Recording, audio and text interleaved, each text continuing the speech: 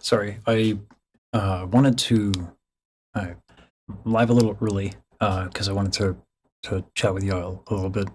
And it's easier to do it this way as opposed to through the browser. Um, yeah, Cyanide. Thanks, man. The uh,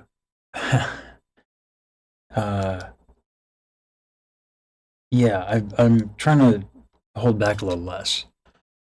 Um, usually I try to like maintain a calm demeanor, which is a bit of a farce. I'm kind of an intense dude. Uh, like so yeah. So I just like kind of trying to let loose. Um,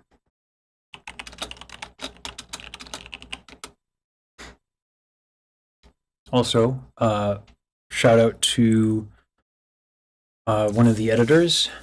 I have a guy who does like kind of research and prepares the live streams, and then I have another guy who spends more time on post production. Doesn't break down that easily because we all do some stuff, but a lot of Easter eggs in this starting soon screen.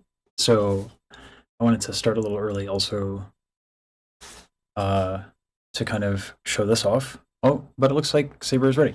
So here we go. I'm actually nervous because I do have quite a lot of respect for this man. Yeah, that was fucking choice. You have no idea how many people fuck up the audio on choirs and stuff. So like this man is a fucking hero to me, like audio hero, because like people get heavy-handed. I shouldn't be too critical, but people get very heavy-handed with audio. So anyway,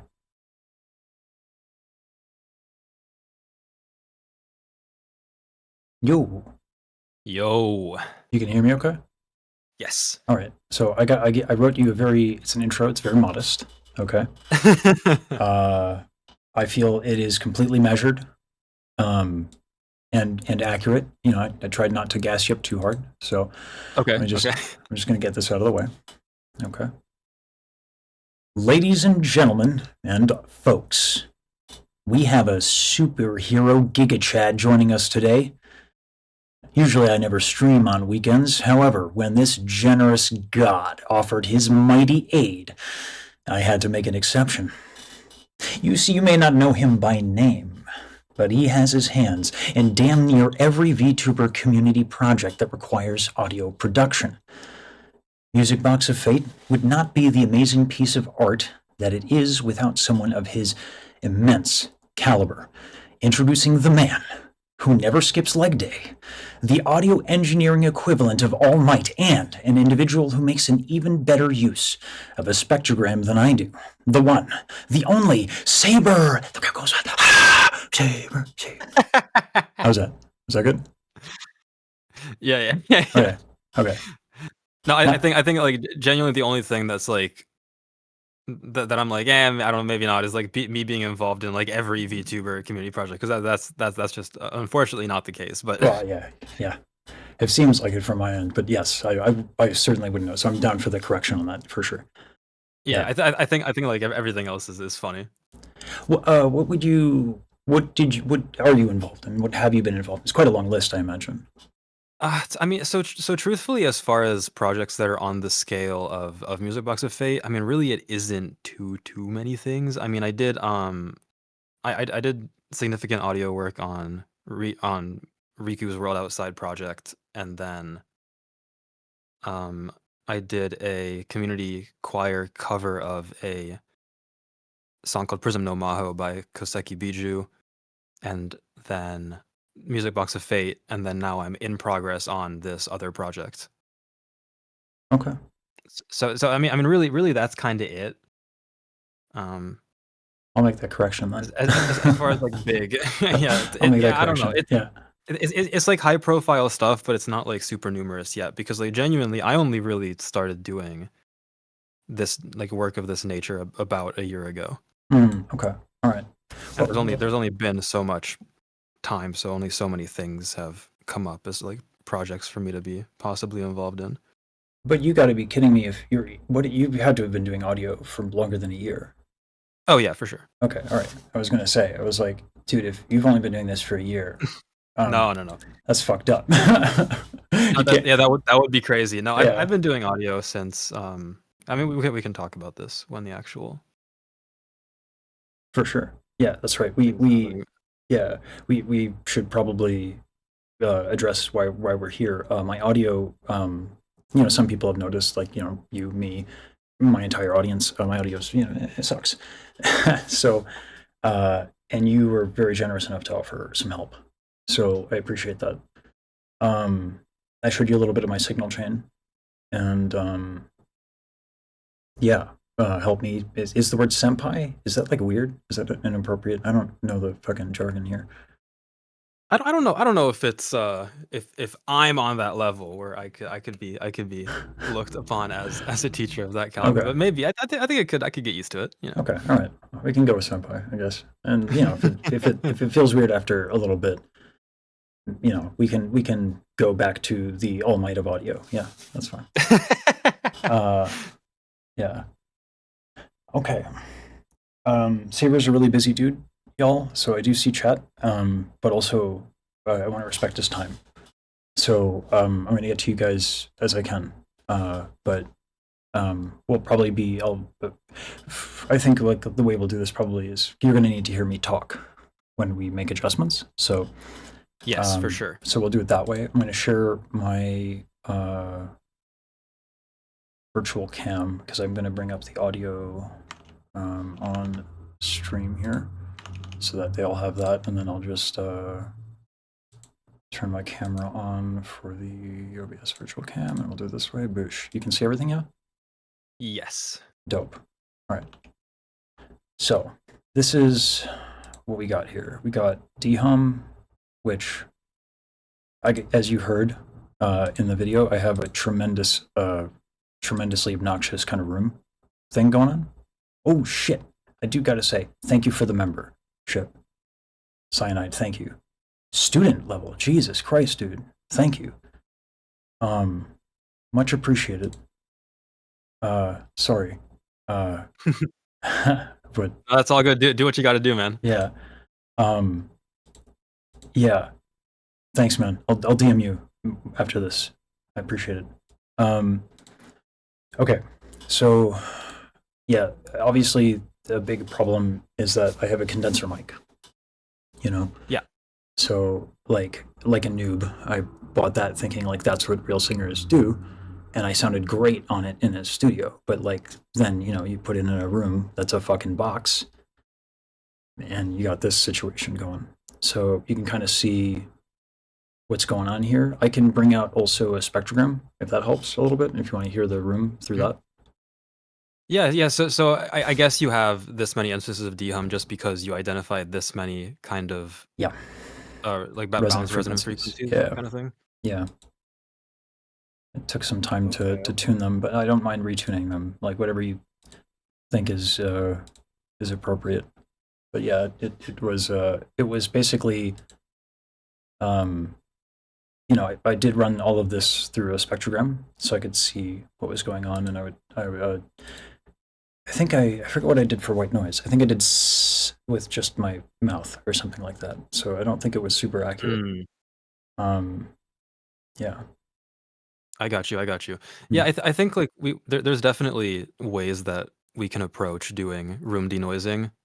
I mean, obviously, at least at this stage, you're mostly focused on getting rid of these particular frequencies. I think honestly, maybe this might be even excessive because a lot of Sure. people don't even go this far. Yeah, I guess. I'm known for being extra, so yeah, that's on brand.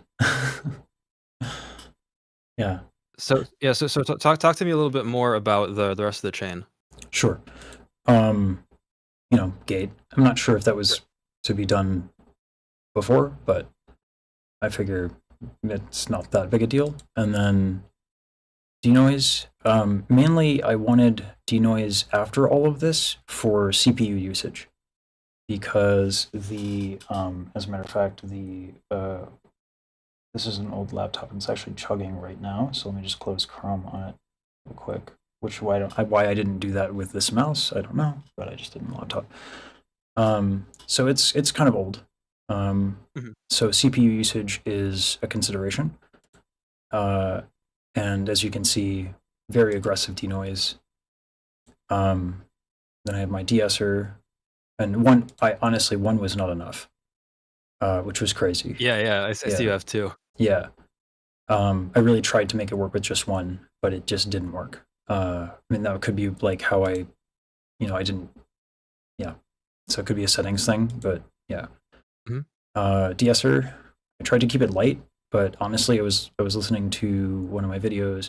One of my problems too is I have, nice headphones. These are like Sennheiser 598s.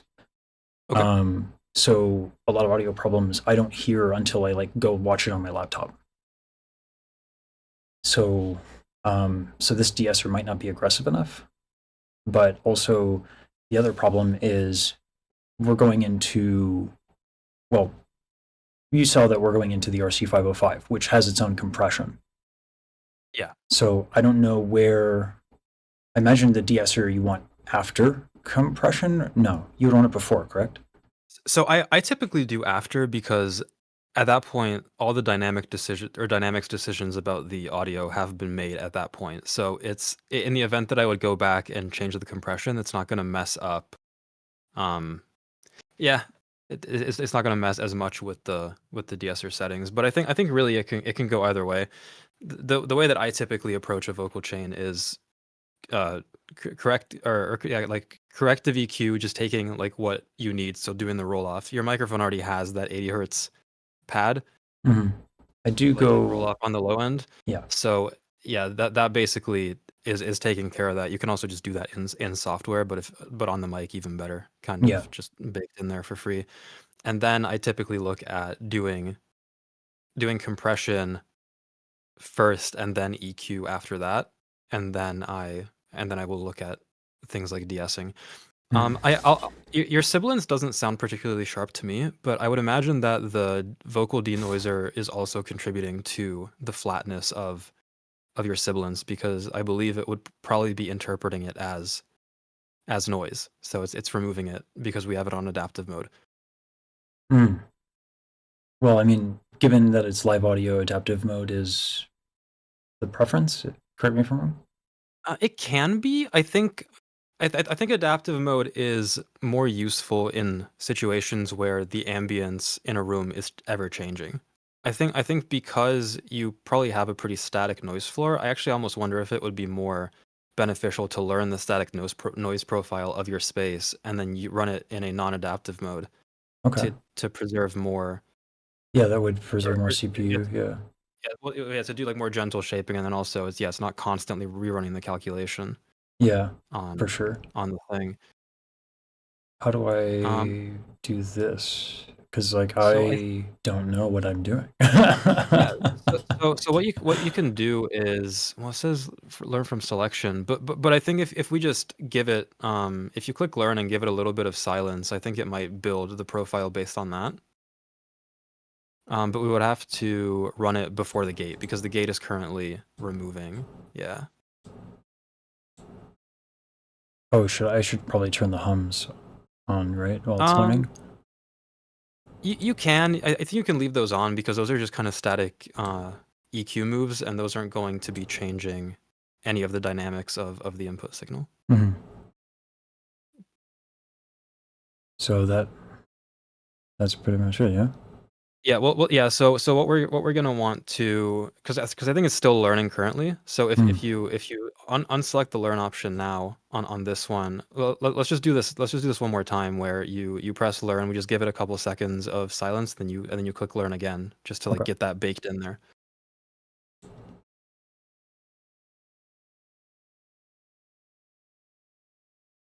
Okay, that should be good. Okay. Yeah, very cool. So I think, and then let's try to turn off the second denoise and just kind of listen to what we have. Okay. Jimmy cracked corn, but I didn't really care. Well, I'll respond to chat. But there's a lot of people here. Damn, it seems like I'm not the only one who thinks of you as interesting. All right, Oh, dope. heck yeah. Everyone's got good taste. It seems that makes me happy. Of course, my audience has good taste. What am I fucking? Why am I fucking surprised? Fucking bunch of fucking legends. Hey, Montasia. Heck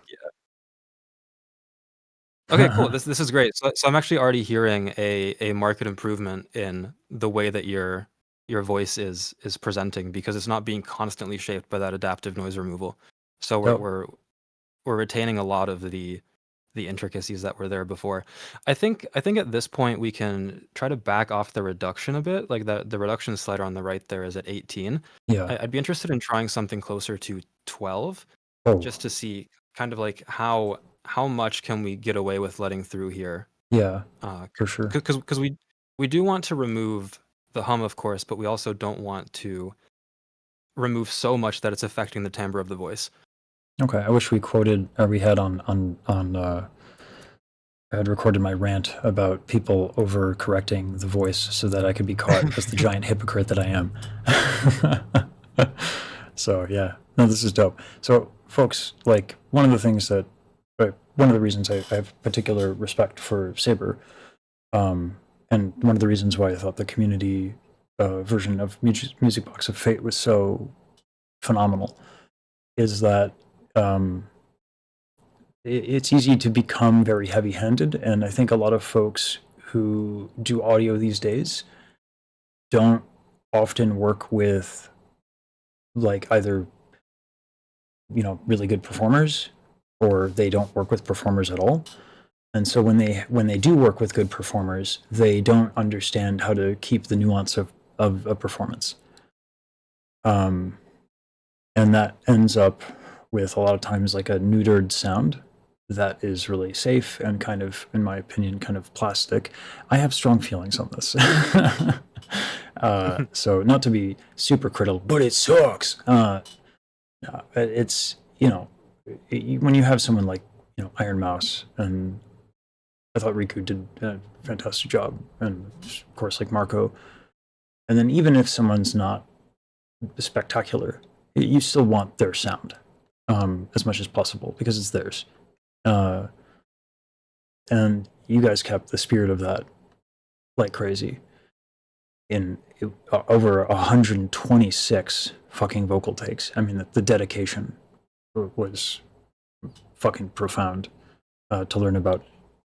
So Oh yeah, I anyway, appreciate that. Yeah, I think that was one of our biggest goals for that project is being as natural with all the processing that we did as possible. So of course, like there was vocal tuning involved in realizing the final product there, but we really tried our best to do it in the gentlest way possible, in the most transparent way possible, where we're really only kind of nudging things in the correct direction if they take away from the experience and trying to maintain as much of the imperfection as possible in those performances. yeah. And it came across, man. Yeah, it's nice to have another recording to go to. Well, there's a few actually. I think Rosa's adopted a lot of your, and she thinks very highly of you as well, and she adopted a lot of your kind of approach. So for me to get the kind of sound that I'm used to hearing as someone who does, or did more really accurately, I did a lot of choir orchestra, and opera. So there's a sound that I'm used to, and that most of the recordings, even from symphonies, that have kind of the sound of what it sounds like when you're actually in the gig, they're like from the 60s and shit. So there's like, and there's not, you don't get a lot of recordings of real choir orchestra gigs because they're fucking hard to pull off, right? It's a lot of fucking people, and it's expensive.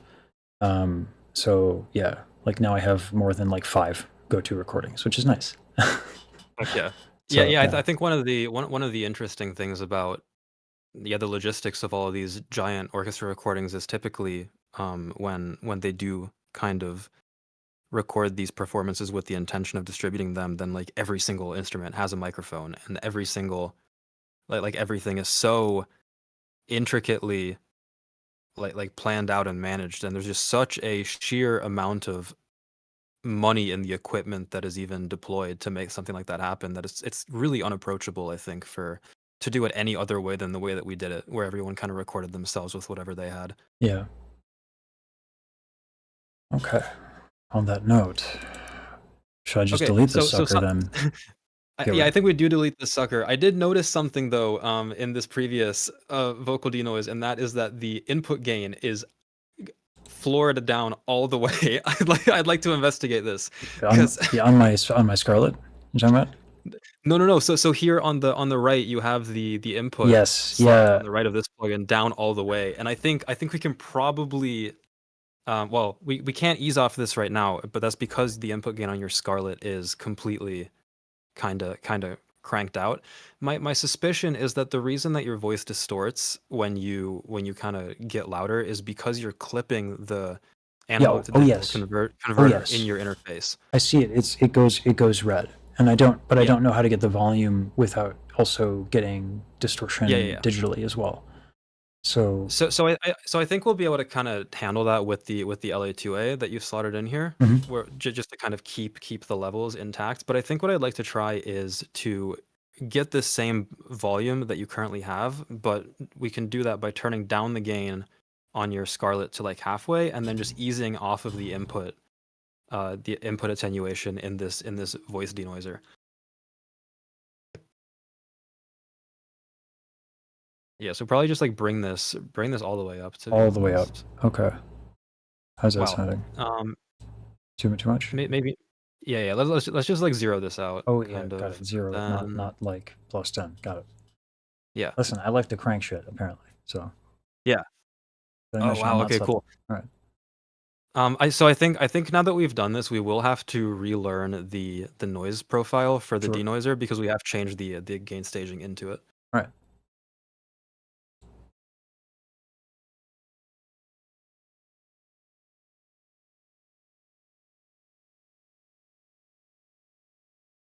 Okay, should be good. Yeah, it looks pretty stable. All right. Oh yeah. Okay. So I'm sounding like a sexy human being. Yeah, this is a remarkable improvement, I think, already from where we started. So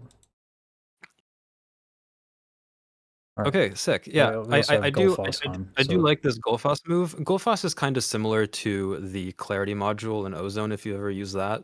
I'm not. It just kind of so the way this works is that it will chop your signal into many different frequency bins, and it will do analysis based on that and kind of shape your audio towards a target curve. So Gullfoss has its own kind of definition of what an optimal audio curve is. So this is Okay. kind of moving things dynamically in that kind of direction. I don't actually own Gullfoss myself. Lightshard does, so he would probably be able to answer questions more like Gullfoss related directly. But Mhm. I think this is fine. I don't think there's a reason to kind of change anything about this. Although maybe what we can do is we can move the LA2A before this Gullfoss and just kind of get our compression dialed in. That would be good. Yeah. Do you want me to turn Gullfoss off? Our point of reference has been with it on so far. Sure, yeah. Let's turn it off and just kind of see. I don't envision it's going to be crazy different. All right. I'm turning the DSR off too, so we can get shit dialed in for realsies. Okay, yeah. It's you definitely have a darker. Your microphone has a darker sound without the Gullfoss. The Gullfoss is definitely brightening it up. You can kind Yeah. of think of it as like a flat tilt, just brighter Okay.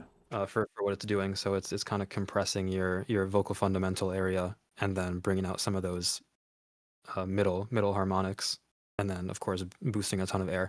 I actually do like what it does to your voice. I think it helps the intelligibility. So Mhm. we'll probably return to keeping that on. My fucking Okay. CPU just stopped. The fan on the Mac just stopped churning. So like Gullfoss, even the Yeah. live version, very heavy on the Yeah, for CPU. sure, for Yeah. sure. I think Gullfoss is definitely probably the heaviest plugin that we have in the chain Yeah. here. Okay, so it doesn't really look like when you're speaking that this LA2A is doing any compression, but we've also drastically kind of changed the gain Yeah. staging Yeah. kind of going into all this. So I guess just like speak a little bit and let me see if I can even see any movement on this needle. Sure. So the DAW we are using is Reaper. Reaper used to be considered kind of like lowbrow because it was cheap. It is not necessarily free, but you don't have to. You just have to kind of go through the nuisance of clicking still evaluating. They don't put a timer on that, but we should support Reaper. It's one of the cheaper DAWs, and it has amazing community support. Also, um, a Lua automation is my primary reason for using it because I can code, so I like to use things that allow me to leverage that skill. And Reaper's also RPP files are really easy to build. And I say that, but like it actually took us a little bit to figure it out. But they're easier to That build is in true. comparison. Yeah. Yeah, So, so actually a fun fact about that is that certain DAWs also kind of have that same ease of build. It's just that they obfuscate that through gzipping their project files. So Ableton's project files are actually just XML under the hood, and they're just gzipped. So if you have gzip on your command line, you can unzip the project file and then just build it as you would like an RPP, like rezip it, and it just works. oh shit. Okay. But like it's not really meant for you to be able to do that, which I think is why they obfuscate it. But Yeah. it is possible. So you can do all kinds of crazy stuff like going into like a saved preset that was made with a newer version of the program and then downgrade the version, like the created by version, and Ha, bypass the restrictions that the DAW puts in place. that'd Like be lets amazing. people, like more people load your stuff. If it's compatible, of course. Sometimes Sure. there's schema changes that make that impossible. Yeah. The Okay, so I wasn't seeing any movement on this needle. yeah, I'm yeah, sorry, yeah. I interrupt. So I can sing too, and you'll see it right quick. Yeah.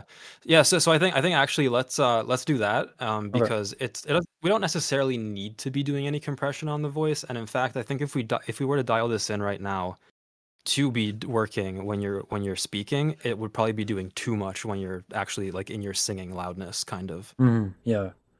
range. So, huh, what do we want to do? It feels incredibly appropriate to sing some lines from Music Box of Fate, but I have not warmed up yet.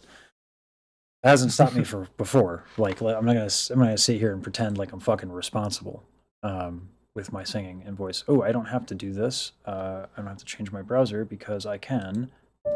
Yeah.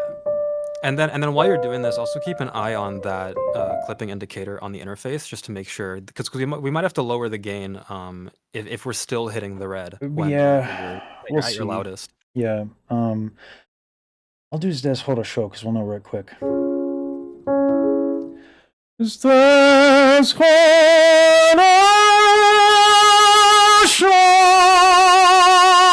Glenny? Yeah. Something is completely eating your voice right now. I wonder if that's the voice denoise doing that. Want to take a look at it? Yeah. It could also, honestly, I have my suspicions that it might actually be Discord or Microsoft. Oh yeah, because you have a lot of additional stuff in the chain. I mean, what other? But so Not, not maybe. in Discord, do you have kind of any of the noise suppression stuff turned on? Like I don't if you think look in so, the but let bottom me double left of the check. interface with the next to the disconnect button, there's a little like audio waveform kind of thing. That's the noise suppression like Uh, settings toggle. If that's turned on, then maybe we could turn that off. Deafen is not on. Let me. It would Uh, be kind of above I have it on custom. the. Oh, and automatic adjust input sensitivity. So let's just. Well, that's okay. Okay. That's not going to Oh, I have change. crisp on. So yeah, Yeah, to turn crisp off just so I can get a more faithful absolutely. representation of Okay, what and we're I turned working the with. echo cancellation off as well. I figured that would Okay, be a good yeah, decision. All right. Um, yeah, I'm gonna try to hit that A flat as loud as I can. So okay. I'm not gonna be that fucking guy at the fucking sound check. Is this what shows me? Yeah, I think I might. Do I have a limiter? No, I don't. I don't have a limiter. But it seems like I'm watching the gain. It seems like I have a limiter somewhere. I'm wondering if it's the RC505. It might be the RC505. That's definitely possible. Yeah. So It does sound like your voice still is distorting at some point in the chain. I don't know at this point whether that's at the input stage, like on the interface, or if it's happening in the looper pedal. it didn't go red. It could honestly like Okay, it didn't go red. Okay, awesome. yeah, it could be the mic, to be frank. I mean, opera's fucking loud. So like Yeah. for reference in person, um I wouldn't say I'm like a full like a Marshall half stack. That I've met people who are that fucking loud and it's insane. But like, you know, like a fucking loud ass guitar amp. Yeah. Like if I go, you know, if I go across the house, for example, and I sing, you'll hear me Mhm. in this mic. So like it's loud. Um, so it might have to be. What if I just like I could honestly just get used to fucking going back when I sing. The mic's decently close up. It's about a foot. Yeah. So I could Yeah, I try think that. I think like distance wise it's fine. Maybe like singing off axis is also potentially beneficial. Something that I would be curious about is um was it for anyone in chat, was his voice when he was doing that, did it like periodically cut off?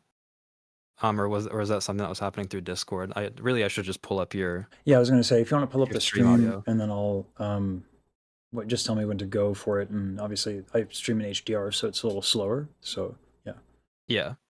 Yeah, I got you. okay, yeah. Go ahead and mute me on Um Discord and yeah, let's try it one more time and I'll just listen to how it manifests on stream just to eliminate Discord from the loop. yeah. Tell me when I'm good. You are good to go. Здесь хорошо, взгляни, вдали огнем горит река, цветным ковром луга легли, белеют облака. Здесь нет людей, здесь тишина, здесь только Бог, да я. Цвети да старая сосна. I'm not in that B. I mean, yeah. All right, I'm catching up. It is quite delayed, as you said. Yeah.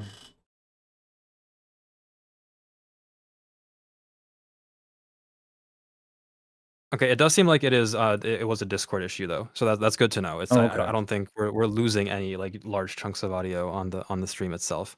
Good. It is still distorting like hell though. Yeah. So Yes.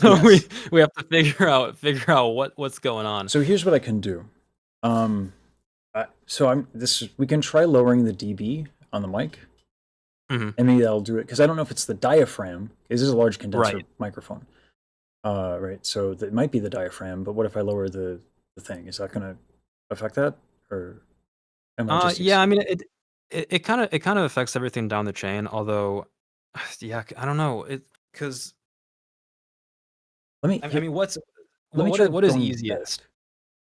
back. I mean, I can like it's a button right here if I just Okay. remember. But I can also, to be honest with you, it's easier for me to remember to just move because that's more like staging.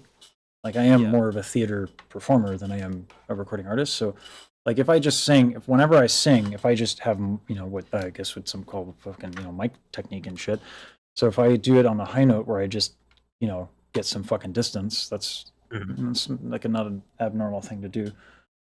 Granted, that's going to be Mhm. have to be a habit that I have to build because of opera singers, and mics. Yeah. Well, let's try a couple other things maybe Sure. in the like before we try that because I am curious to know more about this compressor you said you have on the loop pedal So because it's automatic. I can't turn it off, which you can't turn it sucks. off. I cannot. I wish I could. I have it all the way at the lowest setting at minus 20 dB, or not Yeah. minus 20 dB, but like minus 20, whatever the fucking compressor value is or is supposed to represent. Yeah. Yeah, and then yeah. So what I could do also is lower the input level on into the RC505, and that might help. Yeah. Because the RC505's audio is not that good. It's got a kind of a shitty preamp, and it's 16-bit. Yeah. Yeah. So let me Yeah, try my lowering. yeah, because we could also be maxing out that preamp, Yeah. and that could be the cause of the thing. I would imagine that there's not a super practical way of bypassing the loop pedal, right? Um. No, like because so I don't have another the problem is that I run into is that to get effects on my to be able to use VSTs, I have to go through DAW. Yeah. But ASIO drivers don't work with OBS. So so I have to go through a DAW on another PC or a Mac in this case, and then run it through some interface. How am I sounding now? Because I did lower the input quite significantly. Oh, you know what? It is actually the monitor. How about this? Can you, let me lower this halfway Okay. and let me try that. Because it could be that I'm cranking the output. Because that monitor, if you recall, that monitor output was cranked up all the way. Yeah, So yeah, yeah. that's how I'm running it into the RC. So, back actually, uh, let me try it. Can you hear me okay? Yes. We Um, have now we have now gained a new high frequency friend in the audio. I'm not sure where it's coming from. Let me see if this coming through on the stream as well. oh, I mean, I could turn the hum on again. So what that is probably the CPU sound, which is what I had to, so we can turn the hums on. But I honestly, if there's a high frequency sound, it could be coming from the RC505. It's kind of Yeah, dry. well, because we did change that, right? We did change something about that. I changed the RC505's input signal. Yeah, Oh God. sorry. No, it's okay. It's okay. It's I did this not is also the isolate type of him. thing that like only bothers me. Um, Here, if it's the high frequency, I think this guy, this kind of, um, uh, let me pull up my a monitoring thing here on my end. I can say where I'm experiencing it, but this actually might just be a through Discord thing too. Like that's kind of the okay. Now this is with the monitoring back up. Does it fix the high frequency thing? It does not, Oh, but that's geez. okay. I think it is I think it is only on Discord or on Discord. Okay. Odd. Has been there for quite a while. Okay. Um, odd. Yeah, it's at like 10.6 kilohertz. 10.6. It's like up super high. The problem is we might not even be able to see it here because it might be introduced further in the chain. Like it could be Yeah. some kind of So let me get my artifact spectrogram up from the on loop, or it could be like anything. yeah, let me get my spectrogram up. Um, on my PC. Yeah, I'd be curious to see if we can see it there. Yeah. It could be you're hearing the kid, um, because it's so high. Uh, like as one ages, hearing like higher frequencies kind of diminishes, and so if it's that high, that's kind of crazy. Um, so I'm gonna bring up my spectrogram here.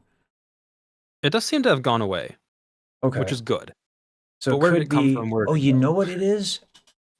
It might have been the laptop chugging, the fan. Oh, Yeah, okay.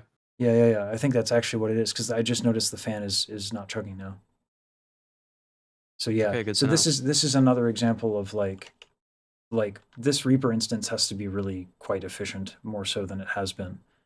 Mhm. Um, so yeah, so we might have to do that or figure that one out. I think Yeah, part of it is I'm remoting in, so it's yeah. running Chrome Remote Desktop,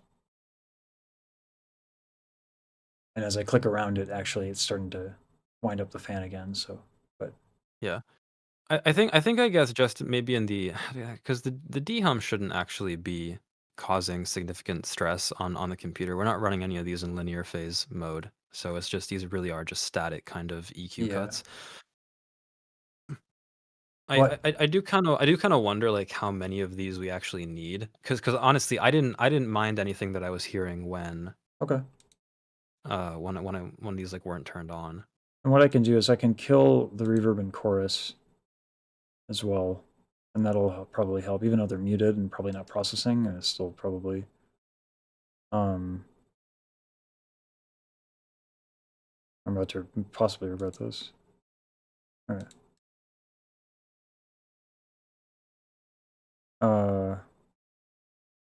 That should get it to chill a little bit.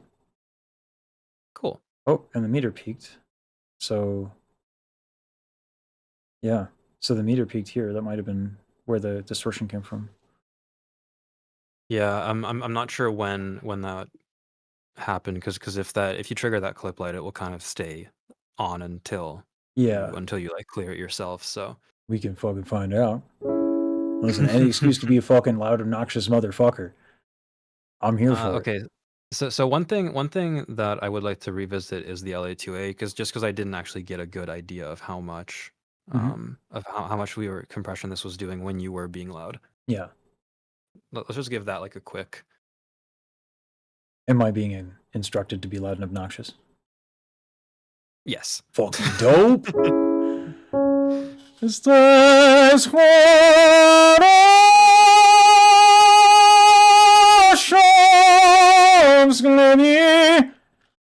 Okay, we are clipping. We are Yeah. clipping the output of the thing. So, hmm. I mean, it was cranked still. I'm trying to think of the best way to kind of combat this because we definitely need to be cognizant of the fact that the output is any clipping of the output is going to affect downstream processing. So we would Yeah. want to employ some kind of there's like two things we can do. We can either like reduce the volume out of this into the loop pedal and then compensate for that on the other side, like in OBS. So I've generally done that. Yeah. The one issue, well, I guess it wouldn't be that bad. Um, um, I think I do have some headroom on the focus right now. Mhm. So now that we've brought that down, I can bring slightly up on that, and that might help a little bit. So like something like here, that's about Okay, as yeah, much. because we are clipping kind of like in the digital domain right now, going out of Reaper. So we would definitely need to reduce the fader Okay, like inside Reaper so that at our loudest points we're not kind of going sure. above that, and then we'll just have to recompensate for that in on the other side in OBS. I do wonder if there's scripting that would allow like fader control scripting in Reaper. Yeah, you definitely can. Okay, But I guess to what end? Because I think like static moves here would be sufficient sure. Okay. potentially. Hey, Let's it's just try more to of an do like indulgent like I love to code moment. There's really no other oh way to for put sure. No, you definitely can. Yeah, You but definitely you're can right get from an at all engineering the track perspective. parameters. As from an engineering perspective, you're correct that let's not introduce a thing that might break 10 months down the line. Um, but yeah, So like I whoa. sorry, I'm yeah. Let me get rid of the noise. There we go. Because like I was disappearing on OBS. Yeah. So let's try to get like a -6 on this fader. I didn't actually catch exactly the amount we were clipping by, but I think we can give ourselves like a good 6 dB of digital headroom on the out here because, and then maybe we can combine that with a safety limiter, Sure. So I can enter that which value. yeah, you can right click on the fader, Okay. Dope. and then that will bring up the input box. Oops, that is not okay. So Control A, we just don't do that because fucking Max. Yeah, All right. yeah. I discriminate against Steve Jobs. All That's right. funny. I'm a funny dude, Okay, right? honestly, this did not Probably. change very much. Uh, I can also Which is decrease. fine. I mean, at least like in the sense that it didn't change the volume of. Oh, but you have automatic gain thing turned on for Discord, so if of course it's not gonna make a Yeah, difference for me. yeah. Here's the other thing I can do. I can try increasing the gain on the RC505 and lowering the monitor output on the Scarlett. Mhm. That might also. I mean, I could literally just because I had the RC505 volume like super fucking Whoa, whoa loud for you. that is crunchy. Okay, I yeah, think when you were messing with the yeah. So the the knob, yeah, the knob has yeah. I think there's like dirt in it, yeah, or something. Yeah, sorry. Uh, my bad. By the way, the You're all RC505 good. is fucking old. Yeah, it's like things like 10 years old. Hmm. Um, but now that I'm not turning the knob, how does it sound? Yeah. It sounds good. Okay. I guess we won't really know if we're taking steps in the right direction until you are loud, just because that is kind of when when we really get to know. So Yeah. All right. So be loud is what you're saying? yeah, be loud a little bit, and then I'll also keep an eye here on the fader inside Reaper, inside the interface, just to see like by how much. All right. I'll switch it up a little bit. Dell'universo me. Whoop, I see that fucking clip right there on Yeah. OBS before I even got to it. Um, yeah. Mm. Um, let me lower the monitor a little bit. That's just way too far. Okay, we are definitely making steps in the right direction though, because I just took a listen to that like even small passage in on stream, and it sounded significantly less distorted than where we were at before. Dope. Um, yeah. I mean, I could also turn on. I mean, we could make a little bit more use of the compressor, maybe. We can. I think the compressor is kind of doing the right thing. Okay. What kinds of limiters do you have? So I have, and we can also put a limiter in OBS as well. We can put like Yes. ozone 11 on the. Uh, yeah, you want to try that? Well, I think we'll probably have to do kind of a two-pronged approach. I definitely want to get a limiter on the end of this chain that we're currently Okay. working on the laptop, because we're Ozone this is still 11 kind of going chugs into like the red. crazy. So like I can Yeah. use ozone 9 and then it's fine. That Um. Well, we might not actually even need to use the maximizer module in here. We might just be able to get away with using their limiter, because I think they or, do have one of those. Let me actually and I pull that think up we on don't my need the end. EQ because we've been Yeah, we probably don't need the EQ. yeah. Ozone 11. Just see, get it up here on my end, and I can guide a little bit more effectively. You have no idea how excited I am because yeah, people who do audio generally find working with opera singers very very obnoxious. Because we'll go from fucking straight up blasting to like super pianissimo where it doesn't sound loud but it still carries over an orchestra and like that needs to be caught still like and Oh yeah yeah, yeah, yeah. like it's a weird thing to record. Do. Okay, they do have.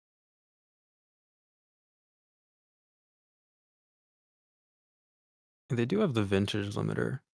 Which ozone flavor do you have? Do you have standard? Okay, I don't know if they give you the. Can you click on the little plus just to give me an idea of the modules that they give you inside the ozone interface? Okay, they do give you vintage limiter. Let's throw on the vintage limiter and just hit that to the modern setting, because we're not looking to color the sound here. This is just purely a safety thing. Yeah. And then we can whack the threshold up all the way to 0, and then let's also turn on the ozone instance on the plugin side on the left there, Okay. just so we kind of get stuff flowing through here. Okay. I don't think that we'll um I don't think we'll need to really make too many adjustments to this. The character should be like the character being on 2 is already going to be pretty gentle, and the idea behind this is to just kind of have it catch the peaks, Okay. so to speak. But we will have to be a little bit, or shift our gain staging a little bit, because right now we're doing that attenuation on the fader after all the effects, whereas we might now be overworking the limiter. So I think what we should do is we should add a volume adjustment instance, like as a plugin, but before the ozone, Okay. and then just shift our gain stage adjustment before the limiter. Okay. Uh, Cuckoos for volume. Yeah. The JSFX volume adjustment is fine. Now for whatever ungodly reason, you have to just type in volume adjustment. Helps if I have the map thing. Yep, shit. JS, you said volume adjustment, yeah? Yes. Yep. Sweet. Yeah. So when you put this in, this will immediately put a +6 on the thing, which is insane. I don't know why they do this. But we can probably get this down by like to -6. -6. Or just Okay. kind of mirror whatever you have on the fader right now. Like whatever number we typed It into was the -6, fader and yeah. okay. And then once we do this, we can now zero out the fader on the speaking thing. So yeah, you Gotcha. can just reset that. So now we've just kind of shifted the where we're doing the attenuation. So if we click back into the Ozone 11, let's be loud again and see kind of what that does for us. My favorite fucking thing to do, man. Stretch a little bit. This one's a little bit harder than the other ones. Already clipping. I'm not even going to the high note yet. Yeah, we may have to. Let's lower the ceiling to be -1 to just give us a 1 dB of headroom. That's this. So in the center of the vintage limiter interface, there is a ceiling control on the right side of that fader. Sure. So we want the threshold to stay at Okay. 0, but then give it that -1 ceiling, and then we can zero out on the right side of the. Yeah, just get that back up to 0 because we don't actually want to be reducing the gain there. We were also boosting into it. Yeah, Interesting. yeah, yeah. Okay. Oh, okay. That is very Yeah. deceptive. So yes. Why would they do that? Like, why? What the fuck, bro? All right. Yeah. I think the reason they do it like this is because the numbers in the center correspond to the two kind of faders on left or right, like the visual indicator, but then there's not really a correlation for the gain knobs that surround those readouts. I don't know. It's very strange. Yeah. Okay. Did it really just? Did I just see it clip there? Oh yeah. Oh jeez. Oh my. Oh my god. Yeah. So it might still but it's not clipping by a lot. So like it might still indicate, but so the thing that's happening there is that like the limiter is preventing the sound from crossing the 0 dB threshold, but because it's not oversampled and because of the way that it's reacting, like there's still like potentially up to a dB of overage that can happen as things kind of. So this is why like in professional audio, a lot of masters are delivered with like 0.1 or 0.2 dBs of headroom just to account for those overages. Mm-hmm. But we should be kind of good with this, and I think with the -1 ceiling and the true peaking gauge, we shouldn't kind of be hitting, we shouldn't be hitting any clipping on the fader itself in Reaper at least. Okay. So be loud is what I'm hearing. Yes. Okay, sweet deal. Dell'universo memore,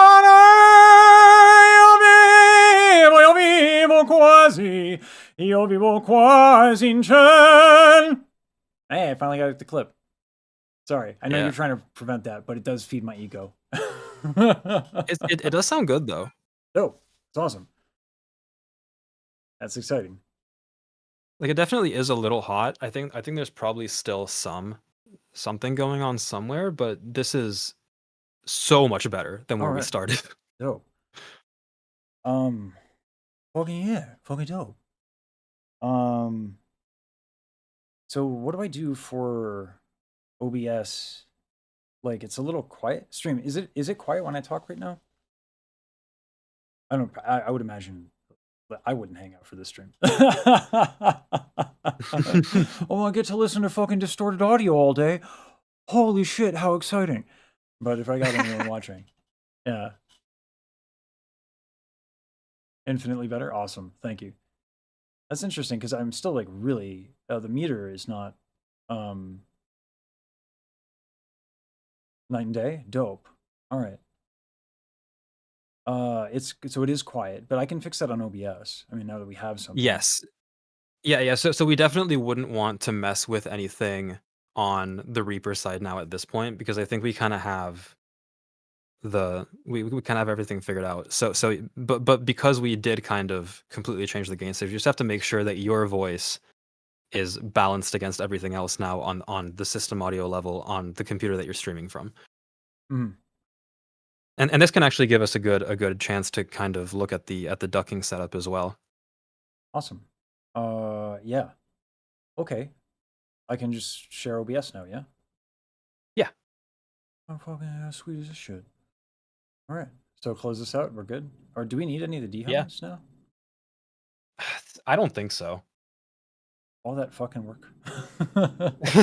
I mean, I think undoubtedly it wasn't harming it. I mean, we can talk about that some other time maybe, but I think at least for the sake of saving as much CPU usage as possible and just kind of um and just kind of getting rid of anything that isn't strictly necessary. I don't really hear anything in your voice that makes me think, oh, there's like a crazy resonance here that needs to be ducked. Sure. Because the vocal denoise is actually removing a lot of this like latent humming that's just Yeah. in And the not noise having to floor. crank up the fucking Yeah. yeah.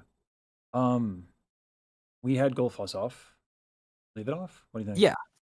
Um, I think it's kind of up to you. Like I've gotten used to your voice now with this tonal slope at this point. I don't Okay. think it sounds bad. I think actually it might be a more faithful representation of your operatic tone. Listen, you put I it think it's that kind of way. up to You have a you. way with words, sir. You've convinced me. Okay. I mean, listen, when you sound this good naturally, you don't need Of to course. Sure. add that sauce. You know what I'm saying? I am the sauce. All right. Yeah, you have to preserve the pure fidelity of the The microphone. purity of my awesome. Yeah. By the way, that's that's the character. I don't know if I talked to you about Terrence, the tenor terror. Uh, but if I go the VTuber route, that's the character. I see. I 'Cause see. Okay, it very. speaks from my soul. Anyway, um, sweet. So I can fucking kill the remote desktop then. Yeah, like I we're think we're so. Yeah. good. Holy shit, we made progress, and that is Stream Ninja, which is not even something we're Mm. doing right now. So okay, and I can kill Ableton because we don't need the spectrogram, presumably. Yep. And then hopefully, because we did kind of lessen the CPU load on that laptop, the fan won't spin up, and then we're not going to have Yep. the 10.3 kilohertz kind of tone. We can talk about like target spot treating that with like with an EQ cut Mhm. at some point, but if I think so long as it doesn't kind of like it isn't a consistent issue, I think it should be fine. Sure. This is fucking exciting, man. Fucking, you're really fucking good at this. You like never miss leg day? But no, I actually miss leg day quite frequently, I fear. I gotta hit the gym for real, but I hate to be a disappointment. It's just the truth. I was just, I offered you the chance to No, glorify as yourself, and you're. I'm honest to a fault, I fear. I mean, like, listen, you can just go be a better person than I am. That's okay. That's fine. If ever offered a layup, I'm fucking taking it. Um, okay, so yeah, we got audio, We sure filters, do. yeah. So that's my noise gate. Um, worst comes to worst, I can just fucking get used to hitting a button, but it's probably if there is on OBS some sort of automation thing, Mhm. that would be dope. Um, Yeah. So I guess let's start with this. I mean, let's just try to figure out, okay, like how hard are you hitting? Because I just haven't seen this yet because we were in the remote desktop. Like how hard are you hitting your fader in OBS when you are being loud? are you asking me how fucking loud I am? Well, let's fucking go. All right.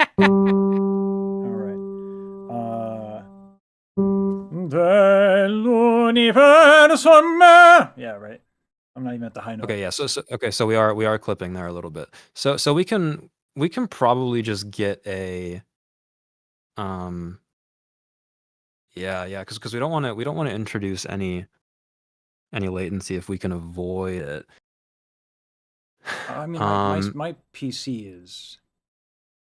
I'm not gonna say it's a fucking monster, but it's Mhm. it's okay. It'll be fine.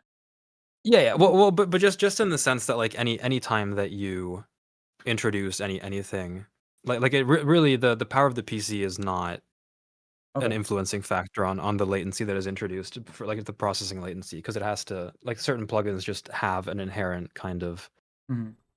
processing latency built into them. I think let's just try to see what we can do with the limiter. I actually can't really speak to the quality of the limiter that's in So let's do this. OBS. I'm imagining it's not going to be great, but we can try it. No, we have another way of doing this. We can use ozone. We can use. We have options here. Sure. I do like the idea of using ozone again, because Okay. we kind of established that does what we need it to do. This is ozone But what? 9. It's a little faster, but Okay, that's fine. Yeah, so we don't need the imager or the equalizer. maximizer. In this case, yeah, the maximizer is good here, and actually IRC1 should be perfectly fine. Okay. Um, so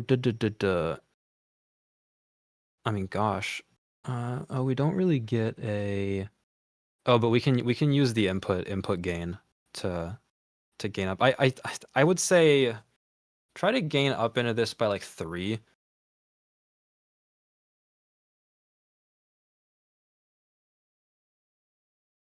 All right. I probably could have just done that. No. Okay. No, yeah. You can't type. You seriously? You can't type into fucking. I don't know. Maybe there is a way. Like, what did they do here? Can you right click on Oh this? Jesus, that would be. Oh yeah, so you can double click the numbers in theory, but you have to click like directly on the number. You can't click on the space in between the two numbers. At least in Ozone 11 you can. I don't know. Maybe they hadn't invented that technology yet for 9. Listen, the double click is really it's some sophisticated shit. You know what I'm saying? It is, yeah. A Yeah. lot of people don't be knowing that you Yeah. can double click. That's right. So a middle click. Whoa. Whoa. Whoa. We're PCs are the way to be. Hey, people don't know that you can middle click on a tab to close it. People don't know this in your browser. That is fair. That's fair. That's big tech. I use Control W because Okay. I'm a lead hacksaw and I use my keyboard. That's not fucking true. All right. Okay. So what else do we do with your sauce here, sir? So we kind of need to figure out ideally from chat, like has like this has obviously brought the balance closer. Do we need to go further? Is he still significantly quieter than I am? Also, chat, thank you for fucking sticking around and helping me with this. Super appreciated, y'all. Because this is like not pleasant. I would imagine. Keeping track of time. Listen, if I can't use like fucking import date time for something, I'm not doing it. Oh, for sure. Yeah, you don't want to be dealing with time zones. That's like the evil. Yeah, you guys with your fucking actual code. I just import a module for that shit. Fucking Python for basic bitches. Let's go. All right. Yeah, still a little bit quieter. Okay. Yeah, I think we might need to do like a 6 dB on the input, but and then we can try to be loud one last time and just see like, okay, how hard are we clamping down in this on the loud parts? Because I think like the speaking voice, I think, is by and large the common kind of state, right? Take a look at this here quick. Oh, it's just noise getting a sidechain. Okay, we're good. Yeah. I mean, those levels are pretty good for speaking, yeah. Yeah, I think so. All right. Based on what I heard, when I just turn on the stream audio briefly, I think it should kind of be. It should pretty much be there. Dope. And then yeah, I think let's just be loud one more time and just see with the ozone open, just so I can kind of see how hard we're clamping down on that, and then that can kind of inform whatever direction we take next. Okay. All right. And this is like the loud. Oh, and the piano is fucking doing this. Yeah. Okay. Well, the piano has always been really loud. Okay. Well, let's fix that. Real quick. I'll just bring that down. Is the piano kind of fed through the laptop as well? Yeah. Also, it's. So. Okay. Oh, that's probably much better. Yeah. Yes. Yeah. Okay. Dope. I'm not gonna pretend I'm a pianist right now. That Scarlett. Or Scarlett. Names. They're hard. Daryl. Easy to remember. Yep. Right. Yep. Mm-hmm. It's on a low note. Jesus. Yeah. Yeah. We may need to hit the LA2A harder on the Reaper side. Okay. I think there is quite a bit of fiddling that can be done here, because we kind of have to go like back and forth. Like, okay, let's like we increase the peak reduction on the LA2A, so it's doing more control for us, and then that will, of course, decrease the output gain of that stage. So then we'll have to compensate for that on this side. So it'll kind of be like a balancing act. All right. Let me bring up. Then again.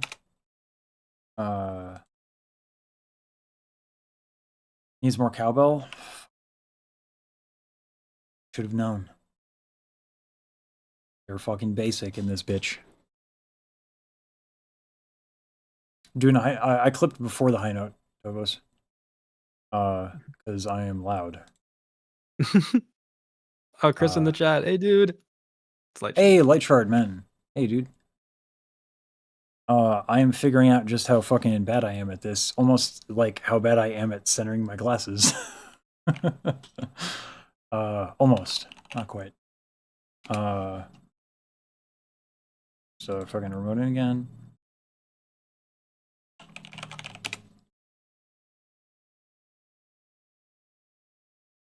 Okay, and then we'll do this back. And I'll probably just split the thing. We'll do something like this.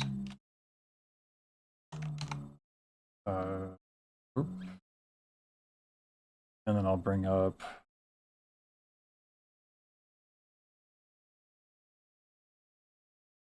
display.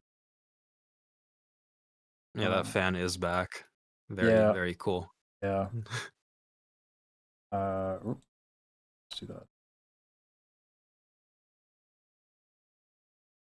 Fuck. There we go. All right. So, can you even see this shit? Yeah. Okay.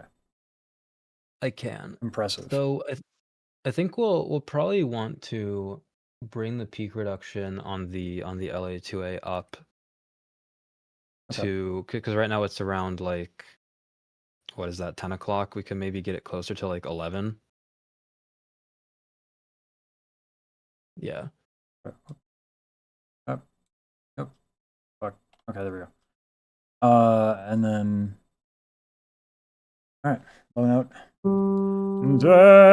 Yeah, this barely survives the low note. Crank that shit up. Well, so is the needle even moving on that low note? Is there a way to reset this? No, it should just kind of be consistently, like constantly moving. Yeah, so it does a little bit.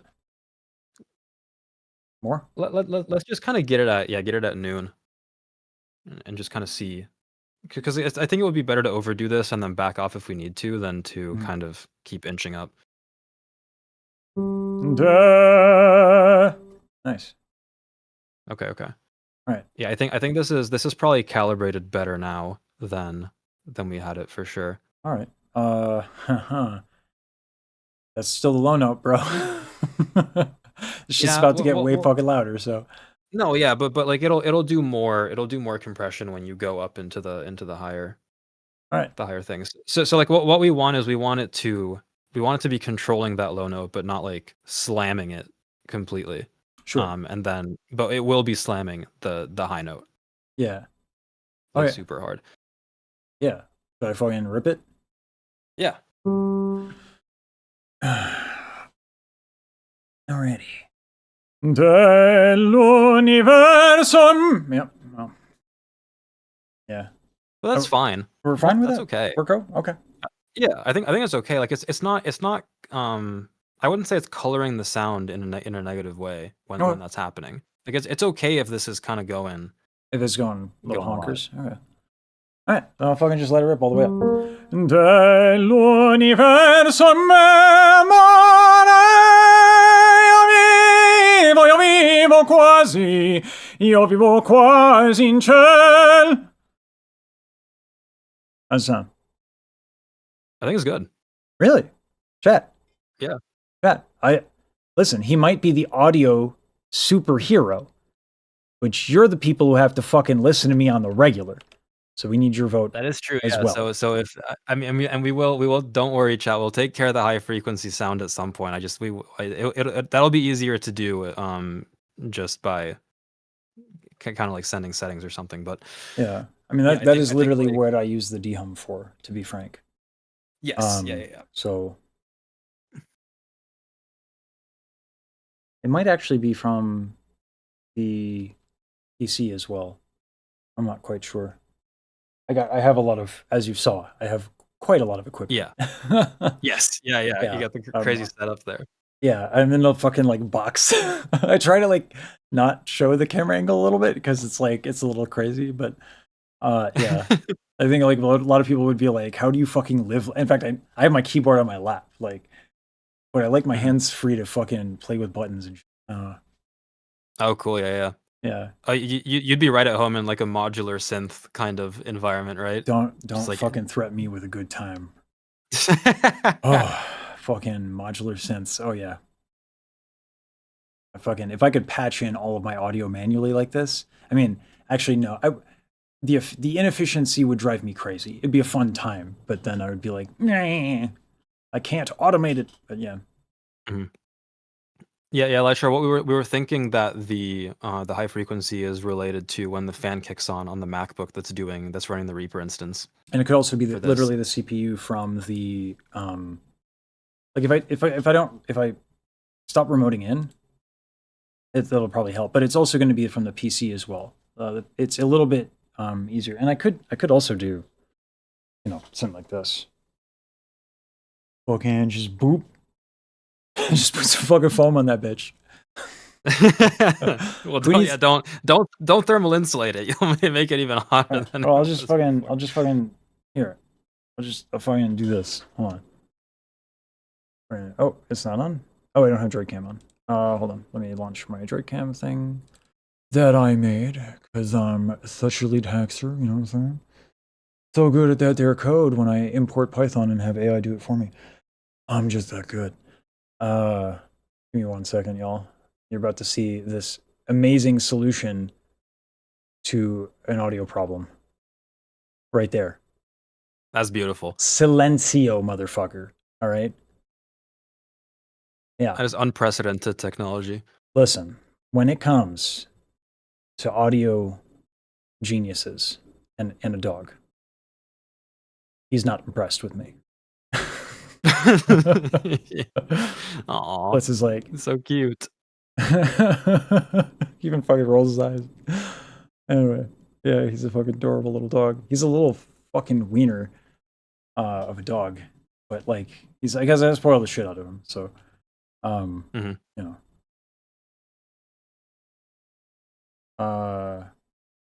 don't give it a reason to be louder. Well, it won't be louder because we have foam on it. That's how that works, right? Yeah. So it's like a one-stop shop fix for all your audio problems. Just That's like right. spam foam everywhere. Yeah, it's my special move. Yeah, fucking dope. All right, so like we're doing okay. Yeah. So I think now we have the compressor dialed in good. I do think this did make your voice a little bit quieter again in the balance compared to the system audio. So we might have to um go a little bit harder into the limiter on the OBS side. But because we've decreased the dynamic range so much, it shouldn't be we shouldn't have to worry about kind of messing anything up here. Okay. Oh, and we can actually raise the threshold on this to like 0. That's also fine. We don't need the threshold on this to be negative too. All right, 0. All right. Yeah, that should be fine. Because we're not really worried about like we want the target of the audio to be at 0 dB, so we don't need to like activate the limiter at a lower than that dB threshold. Okay. I would like to do the ultimate test. A flat is one of my louder notes. It is not my loudest. Okay. I don't often.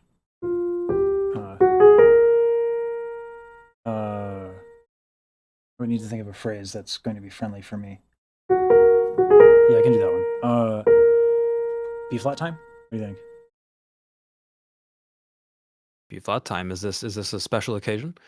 It's something you don't get a lot of high notes a day, and this is like Okay. Yeah, so like As a treat. Yeah, well, it's also going to be louder than that. Than Okay. A flat. Yeah. Right. Let's rip it. I will have to fucking stretch a little bit, real quick. Just give me a second. Oh, jeez. Oh, God, gotta stretch that omohyoid. Ooh. Oh, more like, see what's happening. What's happening is the lats be tight because I'm so swole. That's not true. It's because I don't fucking move. Oh, fucking crackaroonies.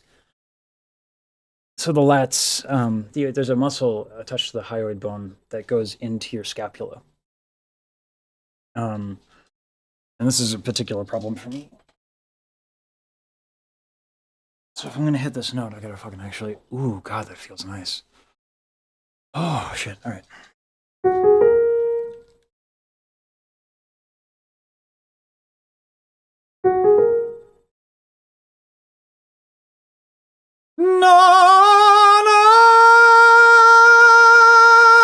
Fioria per me l'amor.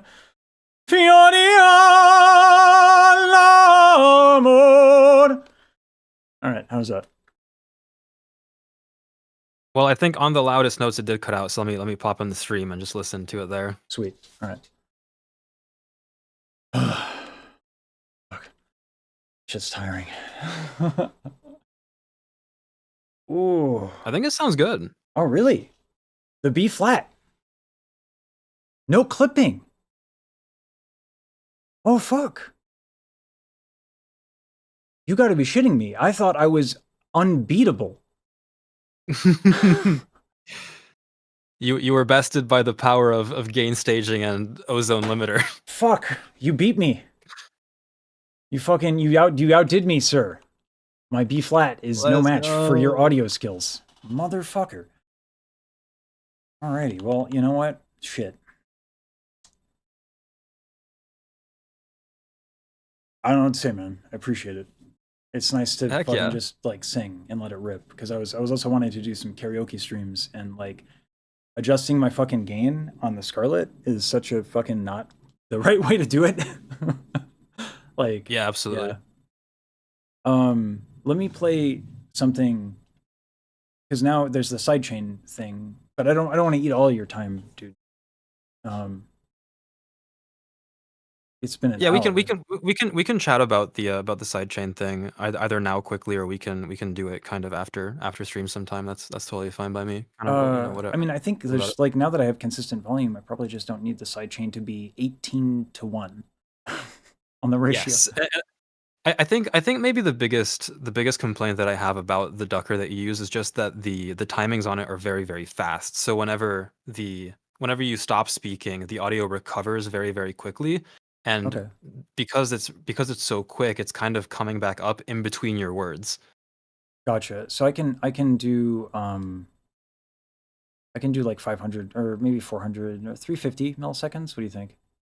I could do like 200 to I think 200 should be fine because Okay. and then yeah, we definitely don't need the well actually it'll be good if I could see the settings, but Sure. Yeah, yeah, yeah, yeah. Let me move that back. Um,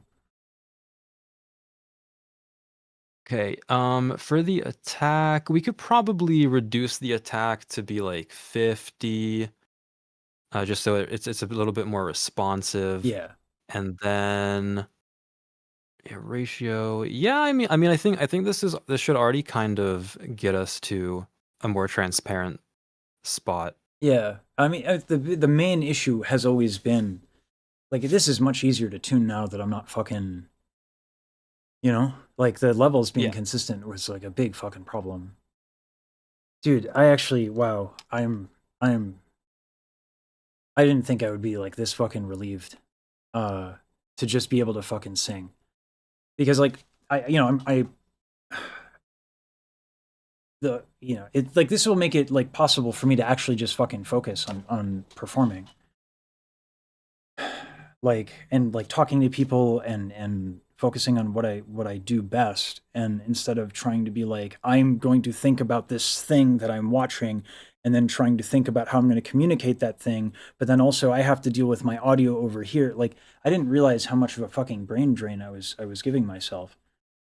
Yeah, dude. This is a I think it's relief. important for our technology to work for us, not against us. Because like if any kind of thing that's taken away your brain power from doing what you do best is, it's diminishing the energy that you can put into that. Yeah. Like particularly like yeah, if I have to demonstrate a thing, it's almost like sometimes I hesitate because I'm Yeah, like, yeah, oh yeah. shit, I'll jack up my audio. So this is fucking. Oh, dude. Maybe shit. Maybe this is why I haven't been sleeping. Fuck anxiety over joining a new community. It's all about the fucking audio, is what it was. It's possible, and hey, I mean, even if it's not perfect now, we're at a much better spot to iterate on from here on out. So Yeah. Oh god, now I want to hear that B flat because like usually my B flats never record well, ever. So I actually don't know what they sound like. Um, I don't. I have no idea because as I sing that, like A natural and up, it's just like, ding, like that's all I hear. I don't hear yeah, anything other than or like I don't know. It's hard to describe. It's like the thinnest sound. Not like I know it's powerful, but it's probably just because it's coming back at me in the room. It's a weird experience to hit a fucking and also the way that high notes kind of resonate in your own skull also influences yeah, that bone significantly, conduction. as I'm sure you Yeah, understand. yeah, Yeah. yeah, yeah. Oh fuck yeah. Yeah, dude. Fuck. I think it would be cool. It'll be cool for you to go back to the beginning of this VOD and listen to the state of the audio then and compare it to kind of Are you telling me to where we're at react now. to myself? Yeah, I think there's an infinite content glitch to the exploit here.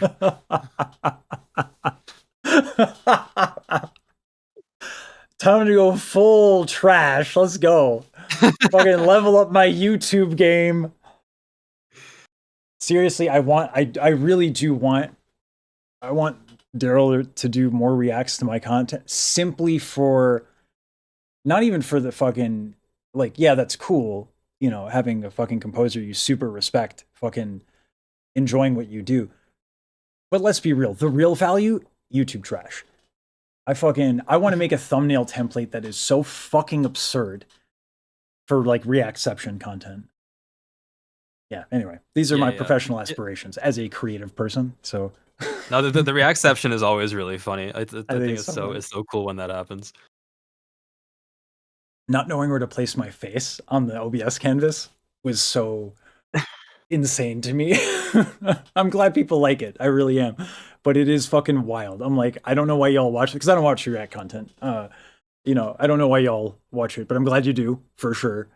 Uh, but I hope you guys don't mind if I just make fun of it because I think it's kind of insane. Uh, but I'm having a good time. So yeah. Heck yeah. All right, well, cool, dude. I think this was super productive. All right. I might make a short where I react to myself. I think it's too funny not to do. Heck All yeah, right. yeah. I think that would be cool for real. Yeah. this is what you have unleashed onto the world. And on that note, man, thanks a ton. I'll let you go because you're a busy dude, and I super appreciate you taking a fucking hour and a half to help me with my fucking audio shit. Yeah. Yeah, dude, this was a lot of fun. Thanks for having me on. Yeah. So, everybody, this is sab3r. He's got a YouTube channel. He also never skips leg day. So, despite what he says. Yeah, from here on out, I promise I'll be consistent. You can count on me. Sweet. Go follow him on YouTube. The dude does a lot for I'm hesitant to say like this community as because it would imply that I am. It's been a fucking week for the VTuber community. I will earn the right to say this community as if I'm in it. But and I will work hard to deserve that praise. Bro, if you're not swole by tomorrow, no mad gains, no respect. I'm sorry. What? Your audio chops can only get you so far. That's not true. They get you everywhere, man. You're the best. I'll see you. Thank you, dude. Yeah. All right, take it easy, man. Take it easy. See ya. What a fucking legend. What a fucking man.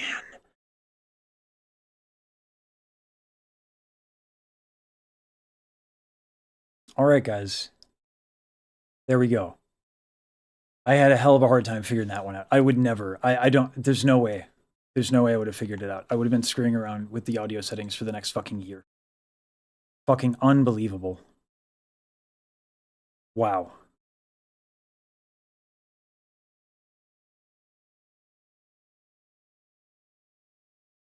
That Shinigami is exactly how I feel.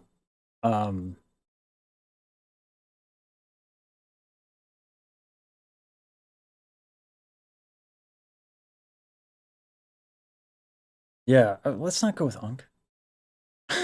All right. I pluck out all my gray hair. It's okay. You don't. Okay. You don't have to do that yet. Don't pluck them all out. They're coming in too fast. Anyway. I'm glad you guys liked it. Thank you for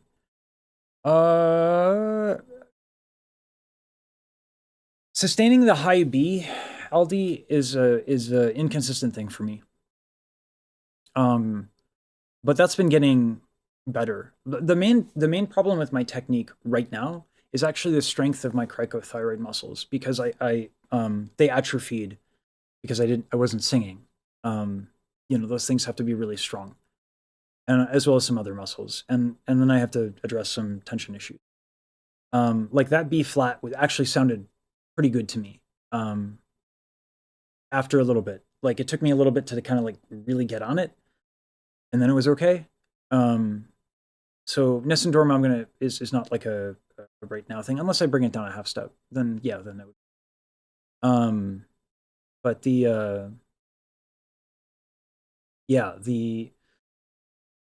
that's a thing I can do soon. You know, it's not necessarily appropriate. It's not like you guys would care. And this is fine that you don't care. One of the wonderful things about audio, and about, you know, singing in my fucking room, in my office, is that I don't need permission from a conductor, or I don't need to project over an orchestra because I have a fucking volume knob. But that said, Nessun Dorma is traditionally done by a much larger voice than I. Possibly I would say I haven't heard. Obviously, I haven't heard Marco in person. But I don't even know if Marco's size would be sufficient. Like that, like Kalaf is a massive fucking. Oh my god! Can I show you who the fuck plays Kalaf? And like it. Granted, it's A432, so it's gonna sound a little different. But like this is who like should be singing Nessun Dorma. And I hope you don't mind. I hope you guys don't mind if I fucking just fucking show this shit. I don't know if it's gonna be copywritten, but we'll just skip to fucking this fucking dope. Hold on, wait, it's fucking dope. We're gonna fucking move this over here, and then we're gonna fucking do that, and then we're gonna fucking react scene. Fucking yeah, buddy. Let us go to React 4. Okay, this is what they call a fucking man.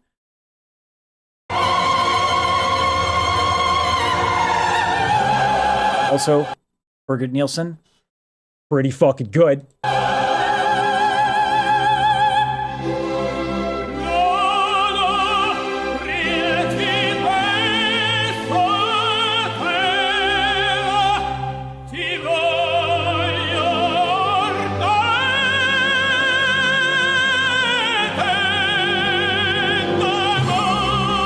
Oh yeah, baby. Woo! Corelli, what a fucking handsome man with your high C, even though you're probably a douchebag, but it's fine because I don't give a fuck his list. Oh yeah! Woo! Oh, that's the fucking voice that sings Nessun Dorma.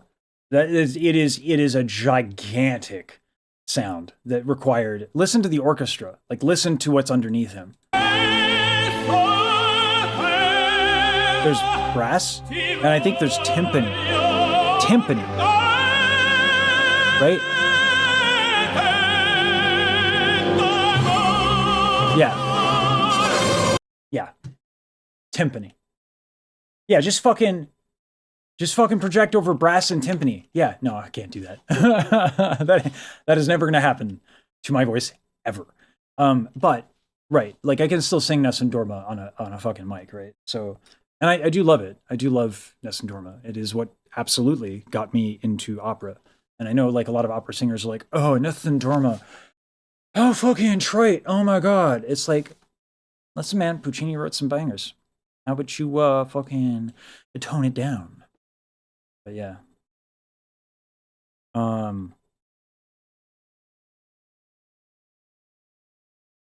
appreciate it, Fantasia. But yeah. The tone on that note. Corelli was built different. It is weird.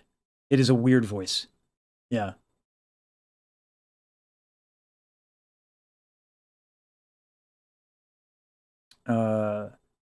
Lesage, 3 months ago, I'm going to react to a VTuber. My channel should grow by the end of mid-year March. Talked about Daryl, checked. I've talked about Rosa. I've talked to Saber. What more do I need? I mean, I'm trying to get to everything that you guys are asking. And what's so fucking great about having, you know, 2 guys to help me, I need to come up with names for them that like don't oust them, because they kind of want to be, I think I've discussed this with them, like they kind of want to be private. So I want to like come up with like characters for them. Maybe fucking VTube characters. Honestly, I owe my editors so much. Yeah, they're fucking great. And they so yesterday was their day off, and they came in, and so they came in yesterday. And so like our work is like I have a Discord server, specifically for like the production elements. You know, so it's not like I try not to merge the two. Again, they want to be private. So, but like they made this. There's so many Easter eggs that he put in, like so many, and this was done via HTML, so we can expand upon it and automate it. Like I don't know if you guys read the text. There's like, it's so good. And yeah, so like being able to do this stuff has allowed me to just like, I can just answer your comments. I can just do your requests. I can talk to people like Saber, and I can talk to people like Daryl, and I can network, and I can do what I do, which is just fucking, you know, like be the more theater performer I am, and just focus on that shit. And they you know, they do the research. They try to find what's like trending, and we have a conversation about trying to, you know, okay, what's trending versus like, what do we want to do for this community? And we're definitely at this point trying to be more for the community than we are trying to seek trending stuff. But there's so much here. And then the Be Right Back. He has a Be Right Back thing. So anyway, like without them, I wouldn't be able to like basically spend all day just responding to comments and streaming. So that's why the channel, I think, is doing well. I owe them a lot. Yeah, his jawline was fucking nuts. Relly's jawline is insane. Tim and Tam? Maybe.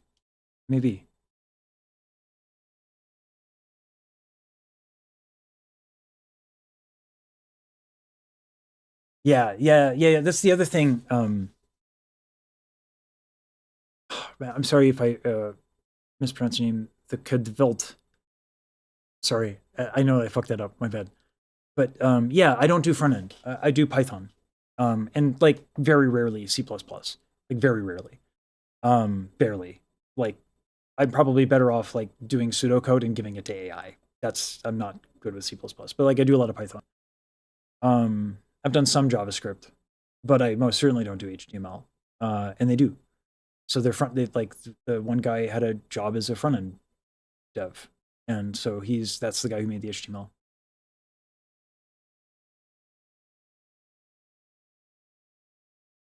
KD, thank you. KD, all right, yeah, dope. Thank you for correcting that. Fuck, man. I feel like I should just fucking sing something for y'all now.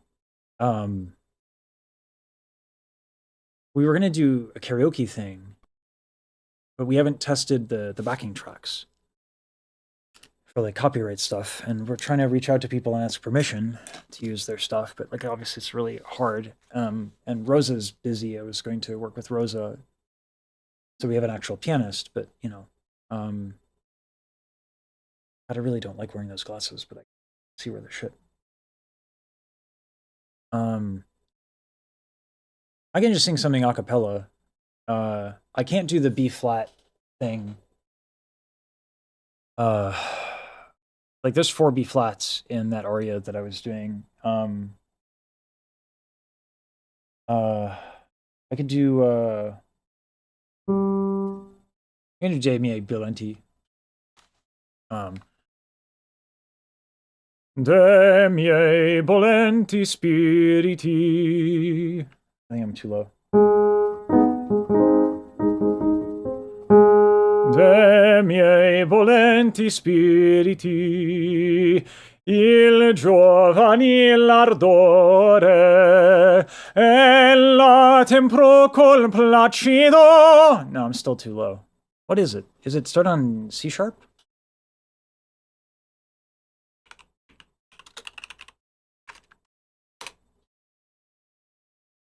Okay, we can listen to the POV.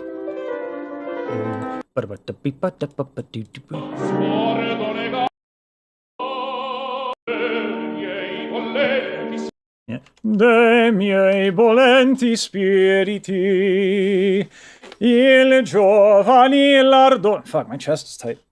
Oh, ooh. Oh my god. Oh my god.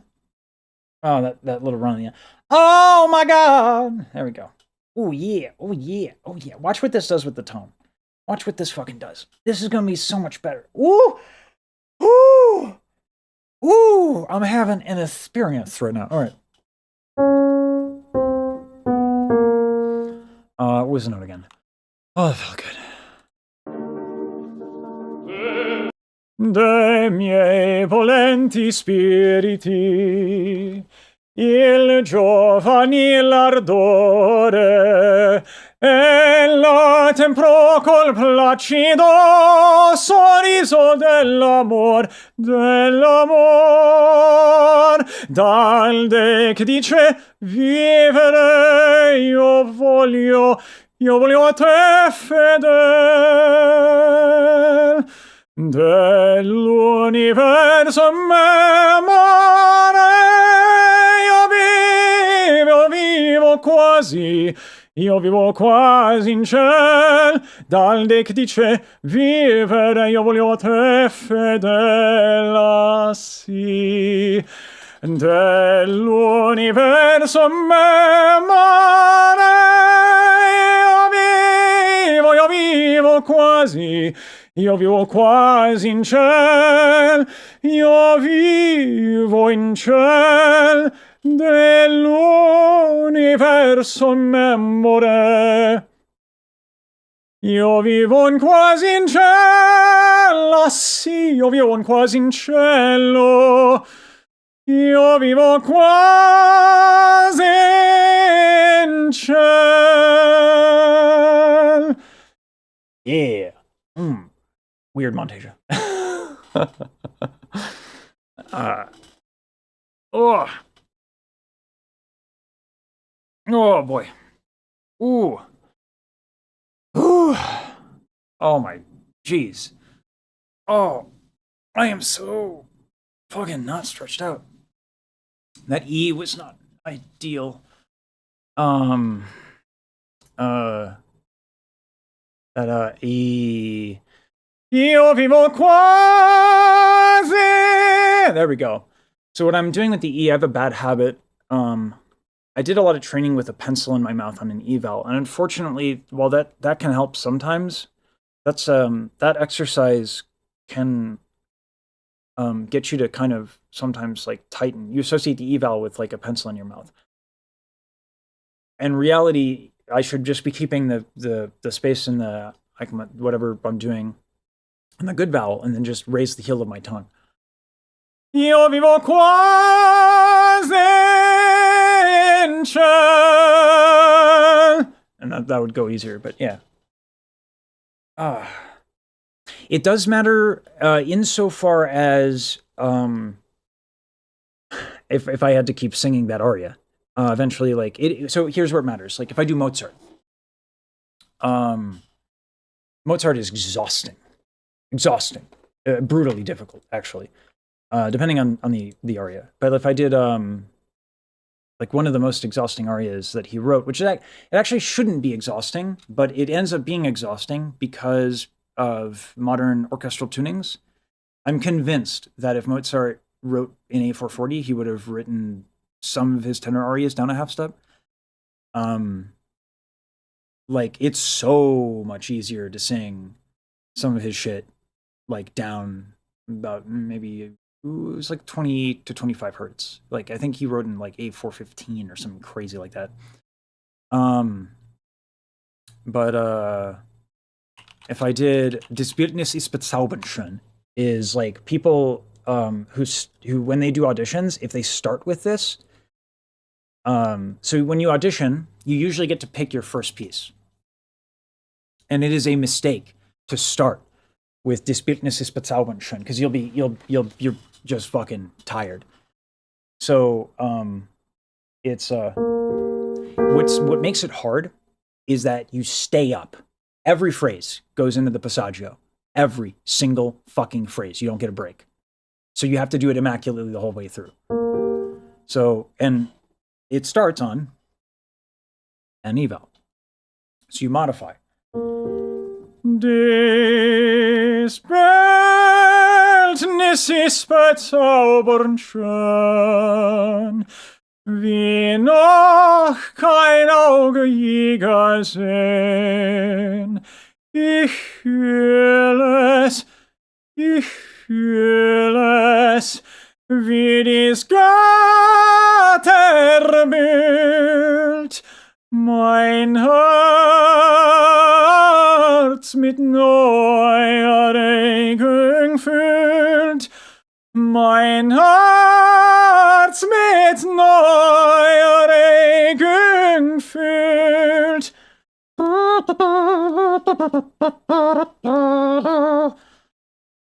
Very tiring. Like I can't make it through that entire aria yet. I still need to, like, I'm not where I was. I am very out of practice after years of not singing. Like I'm, yeah, used to have a lot more endurance. But it's come back.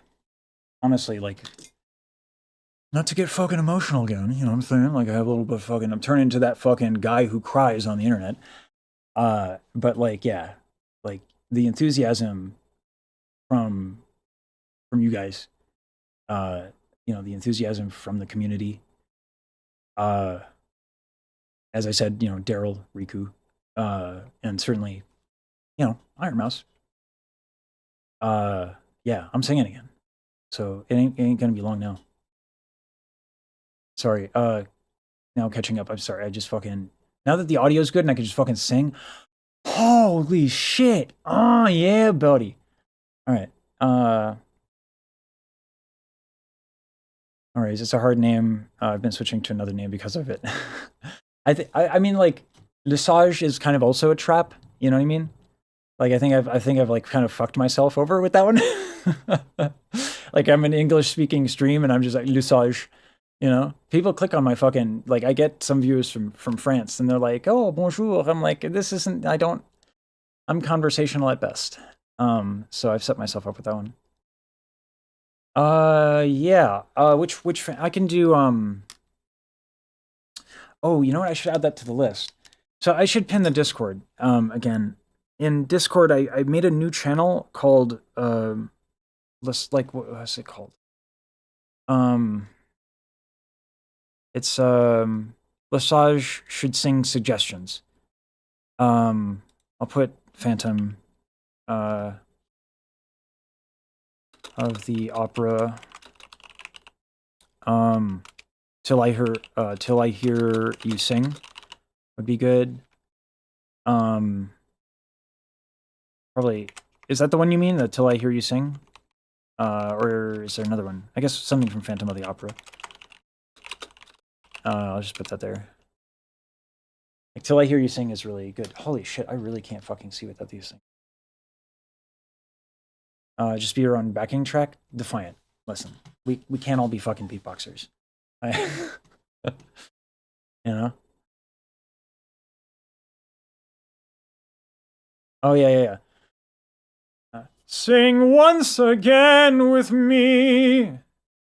Do it until I dream again. Yeah. The Phantom of the Opera is there inside your mind. Something like that. Yeah, I don't know it that well. I'm glad. Yeah, and we took away Golfos too. That was fucking dope. I'm catching up with everybody now. Sorry. I don't know if you saw my comment in your other video, but I would love for you to react to the movie called Repo, the Genetic Opera.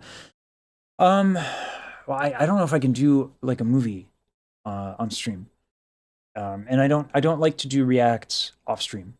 My favorite thing about making content is just being able to talk to folks. And so I tried to do like react content and like off stream content. I really don't enjoy it. I'll do some stuff if I have like I did some special stuff for actually I wonder if I can show you. I'll let my editor cook. We had a thing with Starlight Daryl. I had a joke where I pulled out a calculator, tried to calculate her cool points. And so I made this like little loop and I cracked out my guitar. Numbers and math, numbers and math, numbers and math, numbers and math, numbers and math, numbers and math, numbers and math. A really smart man. Anyway, I don't know if you can even hear that. It's probably a little messy audio-wise. But like, yeah. So like I'll do like little bits, you know, and then I had a bit where I screamed, because like when I heard she could shred. Oh, by the way, I found my 7-string. That's fun. When I heard she could shred, I was like, the fuck? I was like, why is she so fucking cool? So I was like, that could be a bit. So I got up and I was like, why are you so fucking cool? What are you, Smog the Awesome Dragon, sitting on top of all your fucking cool points? And I just had a whole rant. So we're gonna put that in the video and it's gonna be fun. So like that I'll do that shit. Yeah, anyway, sorry, I go off.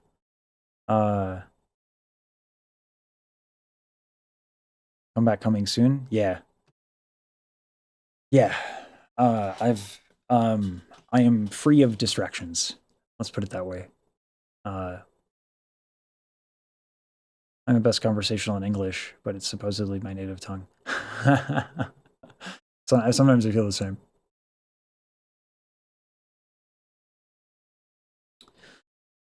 So usually, people sometimes think this is a cop out, but whatever I'm singing at the time, I try to make my favorite. I try to fall in love with whatever I'm working on.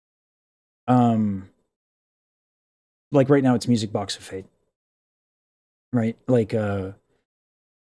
yeah, I tried to make like Alicia my jam, or Lumiere a little harder, because it's fun, but it's not challenging. It's not a challenging sing. Um, and I like to throw myself at difficulty. It's kind of what gets me up in the morning. Um, I my whole life thesis is uh, to be like Goku. Uh, yeah. So you don't get to be Goku by doing shit that's not challenging for you. Um, I think maybe Lumiere musically might be a bit more challenging. Like how do I handle the phrasing of that would be fun. Um, I'm gonna learn both anyway. But like in terms of my favorites, I will say one go-to I have. I mean, there's a lot. I love Salut a lot. I love the lyric French repertoire, or Enlève-toi soleil. Um, Enlève-toi soleil. It's a great one. Uh, yeah, the French like lyric rep is my shit. I love that shit. If I had a specialty, that would be it.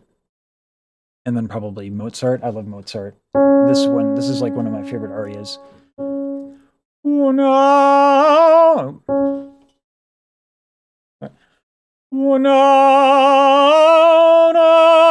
amorosa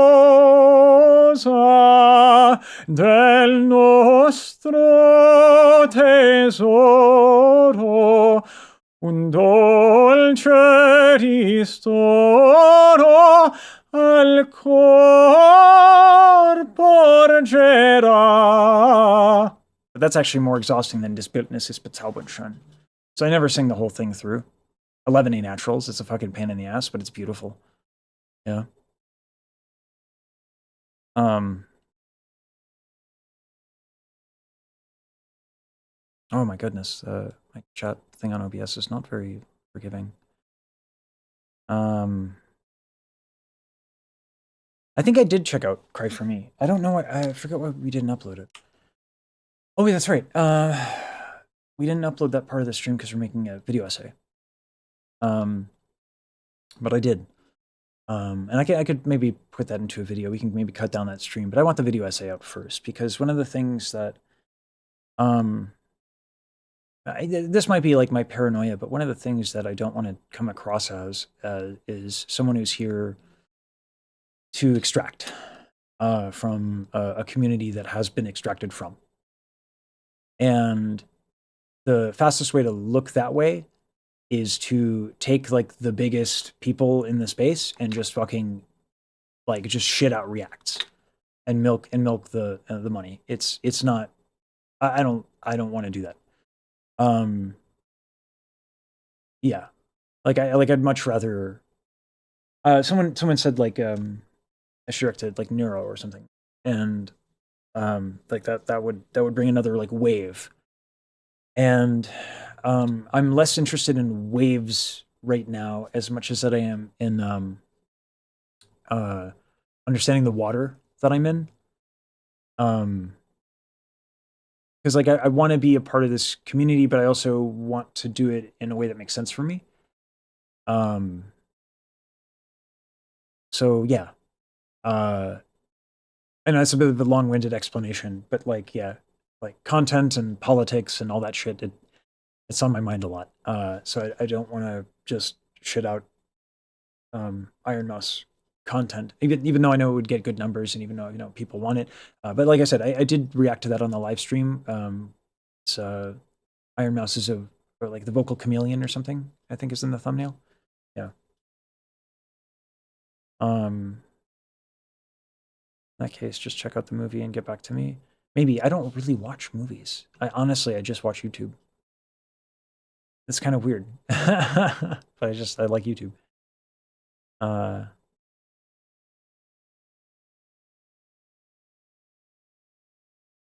Through the VOD for Vocal Chameleon was not in it. Oh, really? Okay. I thought it was. Let me take a look.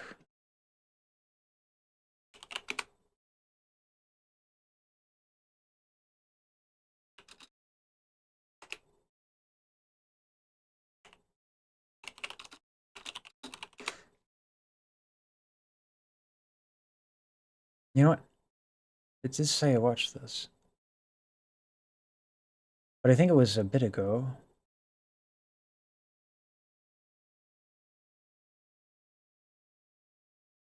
Forget. I feel like I watched this. This literally, this might be one of the rare occasions where I actually watched it on my own.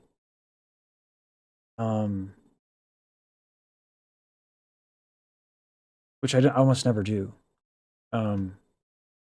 I try to make music like a special occasion for me. Because you know, like it's easy to like turn it on and treat it like it's background stuff. I don't like to do that. So I try to reserve it for live streaming.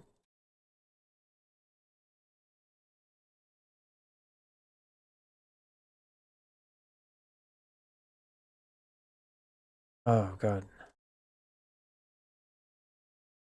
Sorry, I saw some negativity there. That's fucking ugly. Oh, that's a good one. Yeah. So I did I played Javert.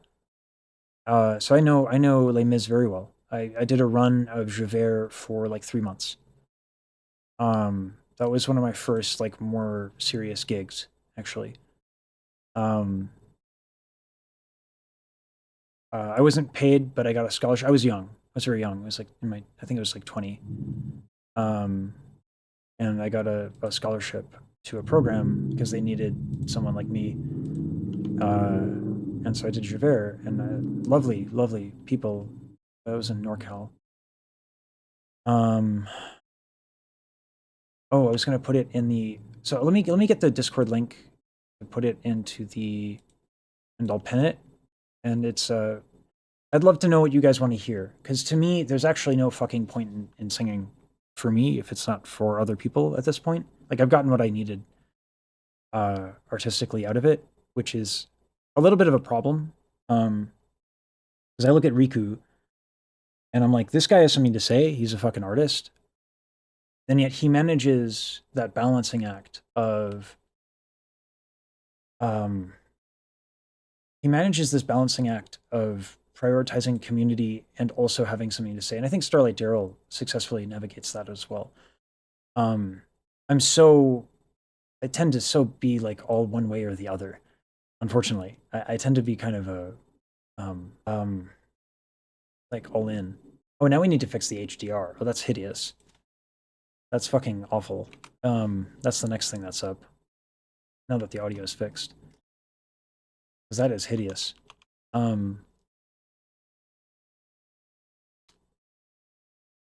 Yeah, I swear, guys, it looks way fucking better on my end. Like we're not stepping away from HDR, so we got to figure it out. Because YouTube can fucking do HDR. So I don't know why it's not. This used to never be a problem. I don't know what went wrong and where this happened, but whatever. It's funny is that it ends up being HDR in the VOD. So I don't know. Wow, I am blind as shit.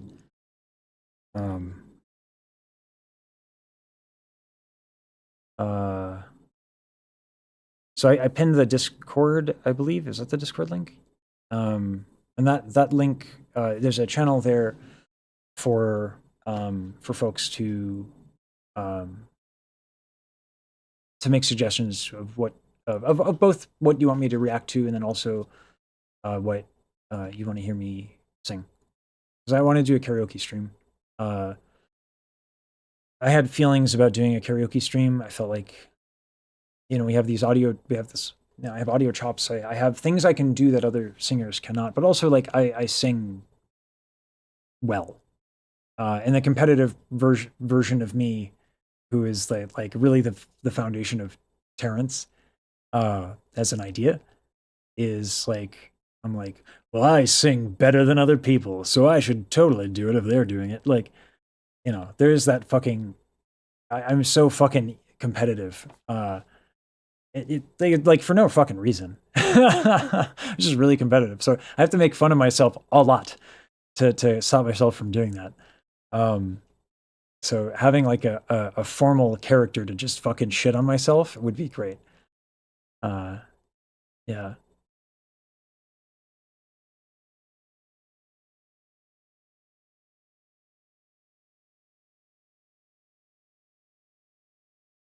Yeah. Get back up and kick ass. I feel like I'm in the getting up phase.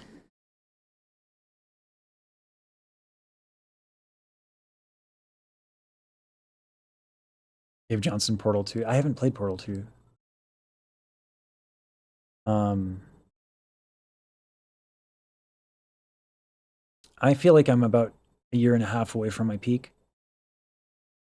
My skills atrophied quite a bit. Um, yeah. Yeah, Carvana. Precisely. Also, wow. I feel like I'm gonna pop this. I gotta pop the chat window out because like this is getting. Um, you guys leave such like thoughtful comments, and I crunch it in OBS a little too much. So, um, no. I don't want it. I want it popped out. Come on. Anyway,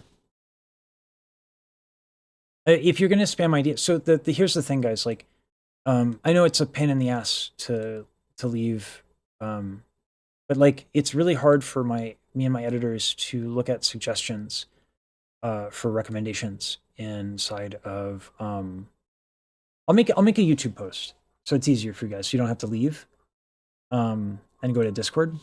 And also, like you shouldn't have to go to Discord if you don't want to. But we just need a place for people for my editors and I to go back later. Because one, I have a super shitty memory, and there's a fucking ice cream truck in the back, bro. You're gonna fucking get me DMCA'd probably. Watch it. Watch fucking YouTube. Anyway, I say that YouTube's actually a phenomenal platform, much better, much better than all of the others. So, um,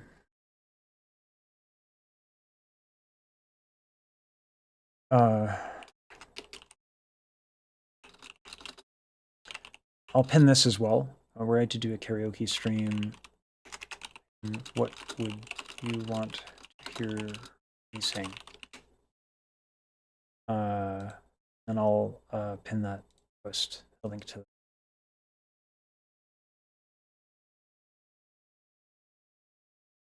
And then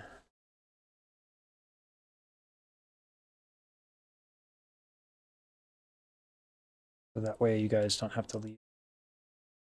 Oh, you can't pin both. That's really silly. Let me check. I thought I could do it in Discord once upon a time.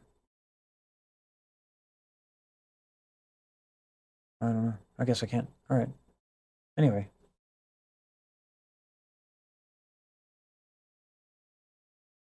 That's totally understandable and that's very respectful. Yeah, I think I got the vibe of so here's well, I'm making inferences, but yeah, it's I've been a part of a community before, one that was more like more exploited, I would say, than the VTuber, like far more exploited, I think, frankly, than the VTuber community. Though I don't know, I can't say that with any semblance of confidence rather, because I don't actually know enough yet to make that statement. But it was a very exploited community, and I wanted to help, and it was very difficult. People were on guard, like even with my best foot forward. Like the second I dropped the ball here and there on certain things. Um, like yeah, so I'm kind of familiar with the vibe. and it's yeah. So I yeah, it could be better. Looks better on the app than desktop. Okay, could be HDR tends to just white out the screen. It depends on what you're watching it on, and then also, like HDR looks so good in the video.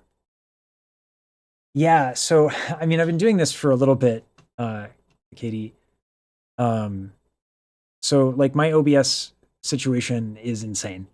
But like I know what every button does and stuff. Yeah, you should see my fucking code for like my FFmpeg wrappers and stuff. It's kind of nuts. It might sound like I can't, but doing important songs to opera would be my request. Seen the movie and one of the recordings of stage version fan, but it's a genre I haven't explored much. I mean, like there are a lot of important songs in opera. Opera's been around for a few centuries. I don't think that's a cop out though. I think if I wanted to do what's important to opera, I would do what I do best. And I would specify if I'm singing something like Nessun Dorma, I would tell people, by the way, it would never be appropriate for my voice to do this aria live with an orchestra. It would just be beyond the pale is a bit extreme, but it would be inappropriate. I would say beyond the pale. Yeah, but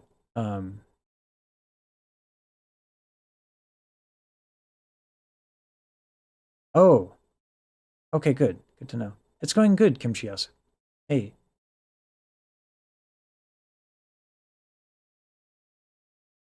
that's good. That's good to hear, the Katie. Yeah, like yeah.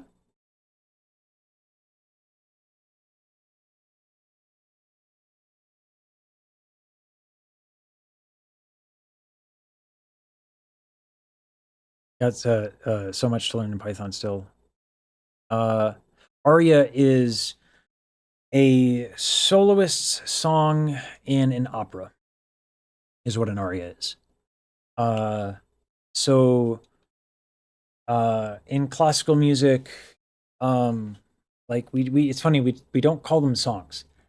Yeah, it's really funny. Like growing up, like of course I fucking used the word song or tune or whatever, and just after all that classical training, it's like, oh, this piece or that aria or this art song, um, because the history of classical music is so extensive. You really need to be specific. I feel it helps because there's so much. So, like, and that's why, like, with Iron Mouse, with the piece we're doing, actually, I spoke to for the video essay that we're working on. I spoke to an opera scholar. I showed him Iron Mouse, and I was worried because like usually, uh, this dude's got very particular taste. Like he wants to remain nameless, uh, but he has very particular taste. He liked Iron Mouse, and he loved the orchestration. But he and I shared a love for like earlier, like 20th century singers and that style. I want to show you guys this actually. The Mado Robin reference was not, in my opinion, ideal. It was okay, like it kind of pointed it out, but it didn't sound like, you don't listen to Mado Robin, you're like, oh my god, that's what Iron Mouse sounds like. So I asked him for some better examples because I couldn't remember some of the ones that I used to listen to with my father. So I asked him for some. Here's a little bit of it. Sorry, let me go to this on YouTube. So this is a mezzo. So this is not. This would not be what would be known as the correct Fach. But this is a person whose technique is very similar to Iron Mouse. You're going to hear it like.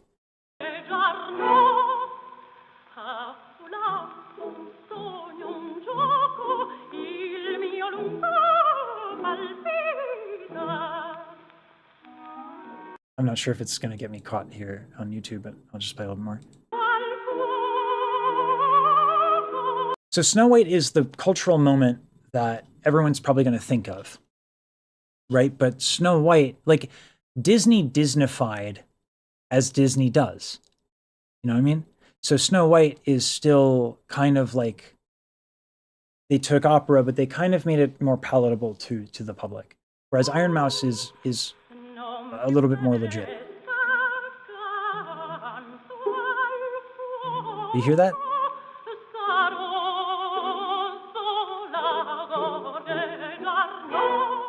Now, obviously that's a mezzo, so it's a darker sound, but the lightness of the approach, yeah, fluttery vibrato. This is very, very, very idiomatic. This is more, this is a soprano who's approaching something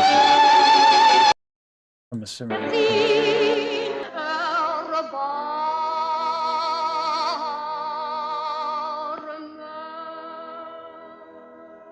I find that.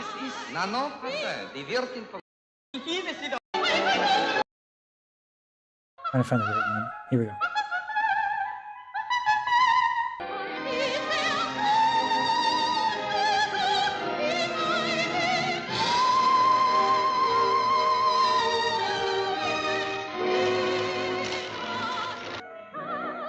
Wie gefällt dir die Kleine?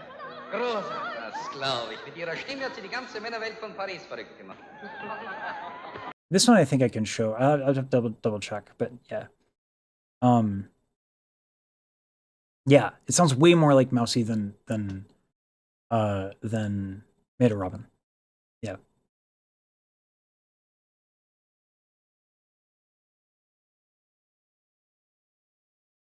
Yeah, he's no longer with us. Yeah.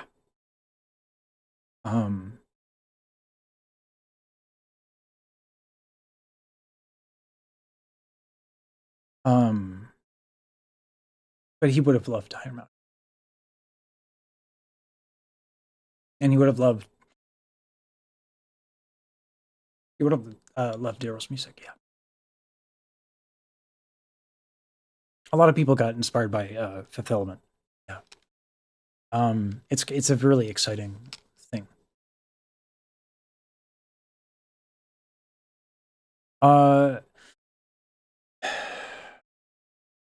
It's a good point. The kitty. That it would probably be public domain, but I can't, because I got a strike on my channel once for live streaming stuff. So I just can't risk it, especially because I got people that are now financially reliant on me. So yeah, I just not taking any chances.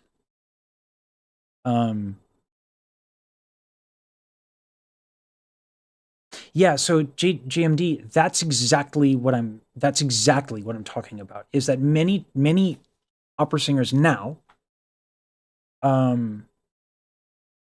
would have that criticism of Iron Mouse, not knowing, because like, listen, there are people who did opera because they just they fell into it or something like that, like, you know, or like maybe, you know, to be a bit more fair, like I had a dad who loved opera all his life and was born in the 1920s. You know, my dad was an old man. So, and he had me at an older age. But like yeah, so like I have a much broader understanding of how performance practice developed than a lot of opera singers. Yeah. Unless maybe some Europeans, I would say, would be an exception. Like European singers are a little bit more, because it's like it is a European art form, and I would say European singers are generally a little bit more aware of how different it has been throughout the decades.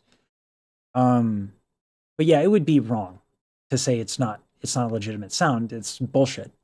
It's straight up wrong. Sorry. But like fucking, you know, that's just ignorant to say that oh no, because chiaroscuro is what they're talking about. And there's an obsession with chiaroscuro that did not exist before. Or the term got perversed, which happens a lot. A lot. For whatever the fuck reason. Like, people read in a treatise that, like, Fauré didn't like rubato, or like the act of like slowing down the tempo. When Fauré was alive, and in and around the time period actually we're talking about, the rubato, the slowing things down. So if I did Ecco ridente in cielo, spunta l'amore, whatever it is. That slow down that I did at the end of the run, that nowadays would be considered fucking tasteless. But it was very common. And certain composers didn't care for that, but not all. And so, like, what tends to happen is someone reads one fucking treatise and, like, forms a fucking opinion, like it's...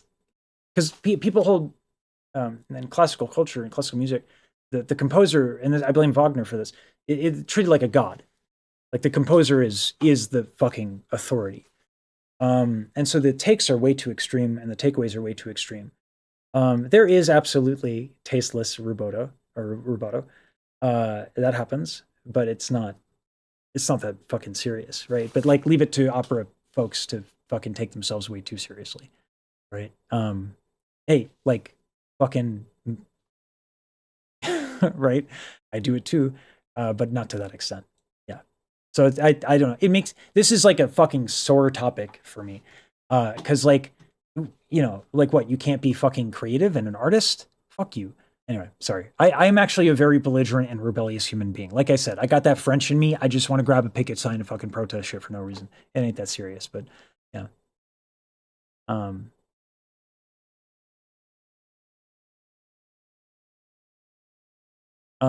I watched someone react to Mousy during one of her karaoke live streams, and they're like, "This is auto-tuned," and then mid-song she just busts out laughing. It's, yeah, people are fucking ridiculous. Talking about the Fifth Element song and going,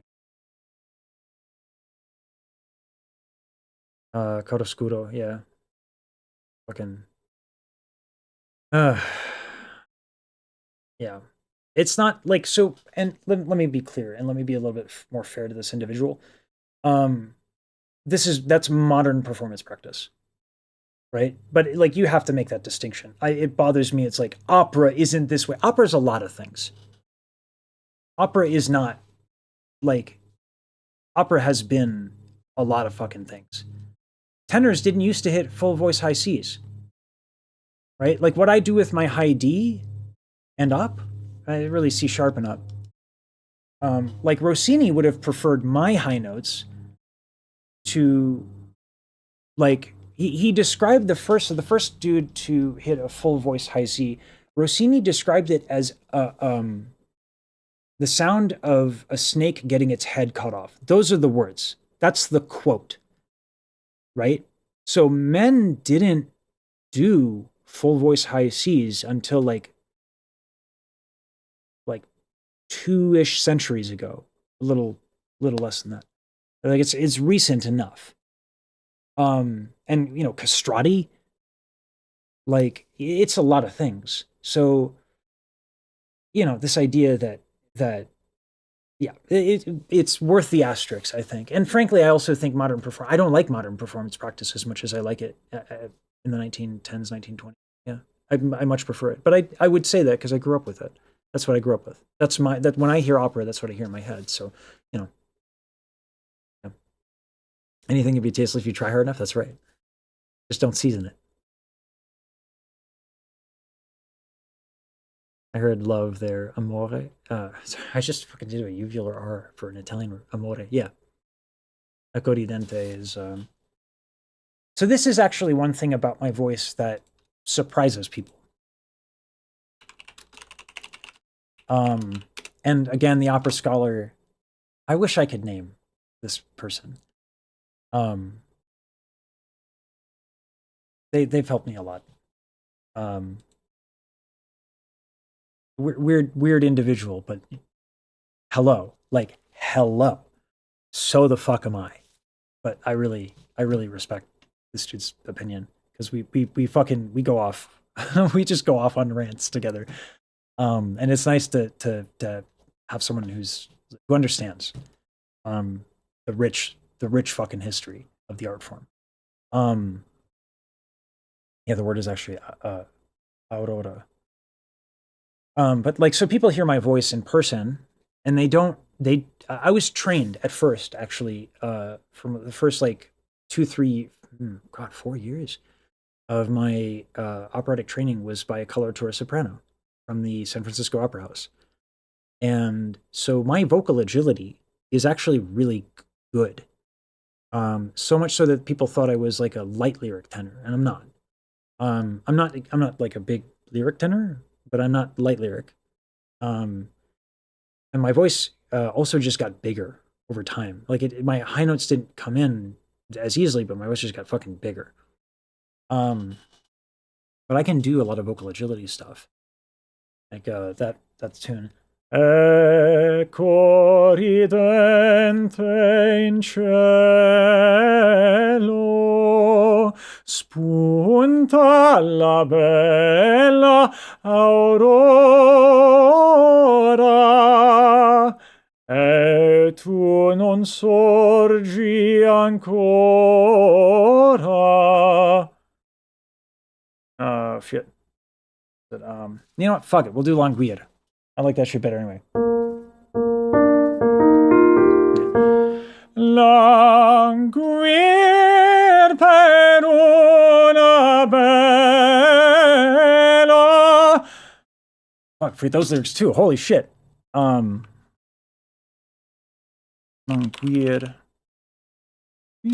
per una bella.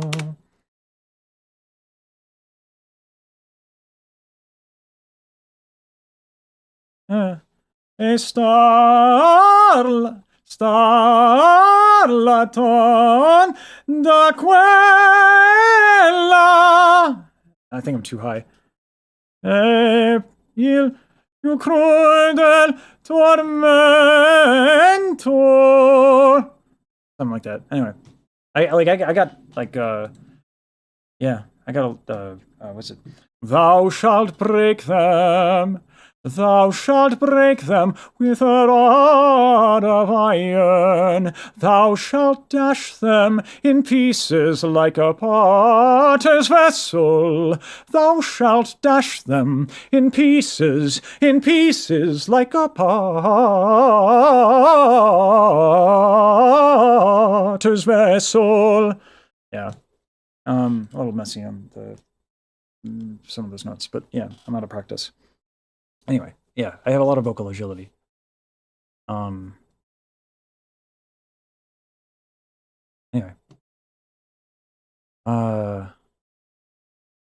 That's one bad part of the internet. Being in the 1% of the top 1% isn't enough anymore. There will always be someone to complain. Yeah, I mean, people still fucking complain about Beyonce, which is ridiculous.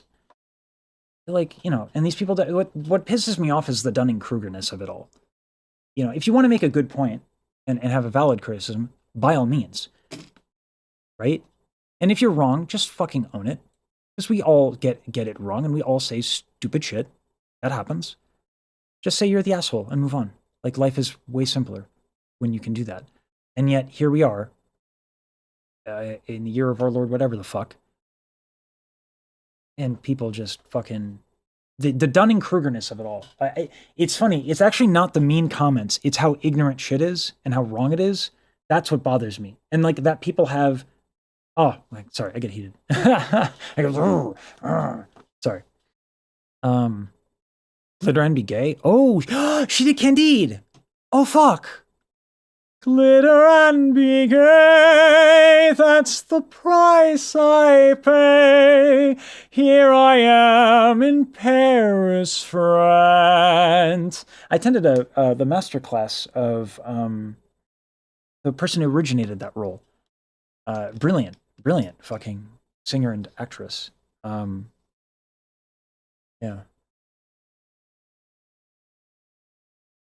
Nobody is normal because that would be boring. Yeah, agreed. collaborative ranting is highly. Yeah. No, this individual is great to talk to, for sure. I'm really glad, yeah, you guys can hear me saying and it doesn't suck. Hey, S'mores. Yeah. Yeah, it's so nice, Nathan.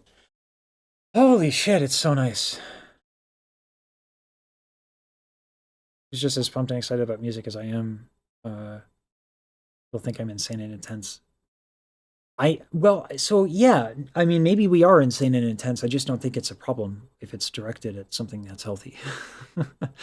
You know, but it's it is lonely. I went to fucking conservatory. I went to music school, and I was like, oh my god, music is it's so fucking cool. And they were like, oh, you're really a nerd, aren't you? And they just walked away. And I was like, why are you here?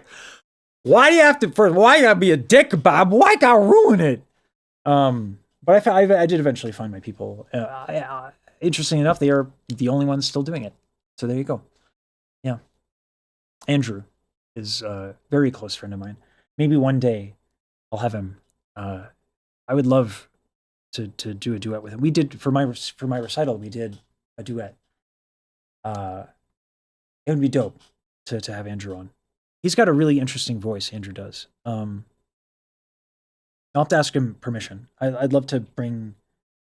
He's like a lyric baritone, but his tone is glorious. And he's a very good musician. And he has a lot of artistry as well. I have a lot of respect for Andrew. Yeah, and he's got a very open mind and very passionate. We would also go on rants. He chewed me out for not appreciating music history enough, and all these years later, he was right. Yeah.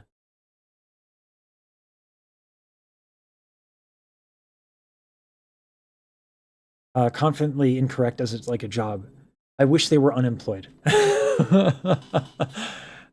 here from the Iron Mouse video. Hey, Zephron. Love your stuff so far. Keep up the good reviews. And thank you. Appreciate that. Yeah, never fucking ashamed, Reinhardt. That's the worst. It's the fucking worst. No, Mouse is good. Mouse is legit as fuck. Like, and the human voice is already a very inconsistent instrument. Like, very inconsistent. So, you know, like, I should keep my mouth shut on singers until I hear a lot of them, like a lot of their stuff, because you never know. Like when I made my statement about Starlight Darrell, only to find out that she had COVID that day, it's like, well, that's why you fucking keep your mouth shut until you actually hear somebody over a certain stretch of time. Which I'm not going to make that mistake again with Riku. I want to listen to more Riku, and actually determine more of what's going on there, because it's an interesting sound. And of course, I would find that to be the point of obsession, and not like his incredible artistry that I've been hearing from the little snippets that I've been hearing, and of course the lyrics. Thank you. They're completely wonky right now. Yeah, usually I wear contacts, but it's Sunday. I wish I wasn't going to stream until Saber. Saber was like I was struggling with my audio a lot. There's no fucking way I would have done anywhere near close to this. This would have been a fucking mess for the next year, at least. Him coming in like a fucking hero. I am so thankful. I didn't know how much it was fucking stressing me out that I had to focus on all this shit. This is gonna make things so much fucking better. I get super emotional and excited about good music, and people think it's too much if I roll a tear. That's just, yeah. Oh, thank you. I'm glad you like it. Oh, a VTuber singing Serious or Dr. Seuss or Serious Seuss? Tongue Twisters as a song? Can you give you the link? Discord, please. The suggestion thing, because like we actually really want to get everybody's requests in, because we're me and the editors, and we have this talk every morning. Like we really want to build community. First and foremost, and that means responding to everybody, That means, you know, doing people's requests. That means helping people with their singing. But it's live streams are unfortunately very difficult to parse. So having it all in a Discord server is really helpful. And so if you could go in the Discord and throw it in the suggestions, that would be really helpful for us. Vocal health issues, that's unfortunate. That would be a cool watch. I haven't watched Tim Welsh. I don't watch other vocal coaches. Mainly because I'm so particular with how I think about things. I think about things almost entirely like anatomically. Like in cause and effect and stuff. So I don't do like metaphors, like a lot of people do. Or like, you know, feel this butterfly in your stomach. Listen, sometimes that shit fucking works. It never worked for me. So when I listen to other vocal coaches, I'm like, ugh. But it's not like it's a good or bad thing. You know, as long as they're helping people, who gives a fuck? It's just like I prescribe to kind of a weird school of thought. It's kind of based in Estel, and then I mix it with my fitness instruction knowledge. But like at the same time, that sort of a thing would make me actually a bad fit for someone like Mouse. Whereas like my teacher Diane would be extraordinary for Mouse. If that were ever the thing she wanted to do. Diane is a fucking magician. She's a wizard. Brilliant. But yeah. You're good, GMD. My English is bad. Often. And it's my only tongue. It's always great to see how quickly experienced people can sort out an issue. Yeah. And we've usually seen it before, or we've gone through it. Good night, Heidson. I feel like, sorry, I'm like almost want to pronounce it in German. Like, Heidson, but I won't do that. Even though I just did it. Ciao, ciao. Does some metaphor, but uses anatomy a lot more than metaphor. Then maybe I'd be interested. Usually I don't benefit much from content stuff because like if I'm gonna watch more, I'm gonna watch. I mean, I might watch it because I'm interested in Rico's artistic journey. I'm also I worry I'm too particular, that I almost would be bothered, which is a weird thing. But usually when I wanna learn something about the voice, I'll go academic paper. Like that's where I get a lot of benefit. That's what I love, like talking to Dr. Blaylock. I might have I wanted to invite Dr. Lawrence Dick and do an interview with him. I spoke to him about it. He said he'd be okay with doing that. He's a tenure professor at Temple. A really kind man. And really, really knowledgeable. The dude had a math degree in Harvard and was like, fuck it, I'm gonna do opera. The dude's brilliant. Yeah, and Indic is just a cool dude. I think he's cool. He's kind of a goofball, unknowingly though, which is like those are my favorite people. They're just like weird and they don't even know it. They can't help but be themselves. I fucking love those people. Science and I mean, my mother's a PhD in philosophy, so I can't say that I would choose one versus the other. I think both are great. It depends on the application. Well, thanks for tuning in, Reinhardt. Appreciate it. Oh, Katie, I didn't feel forced. I'm more like trying to examine my own psychology and be like, why am I hesitant? So it's more like talking through why, because I didn't have an answer without like kind of thinking about it a little bit. That's all. Yeah, I didn't feel pressured.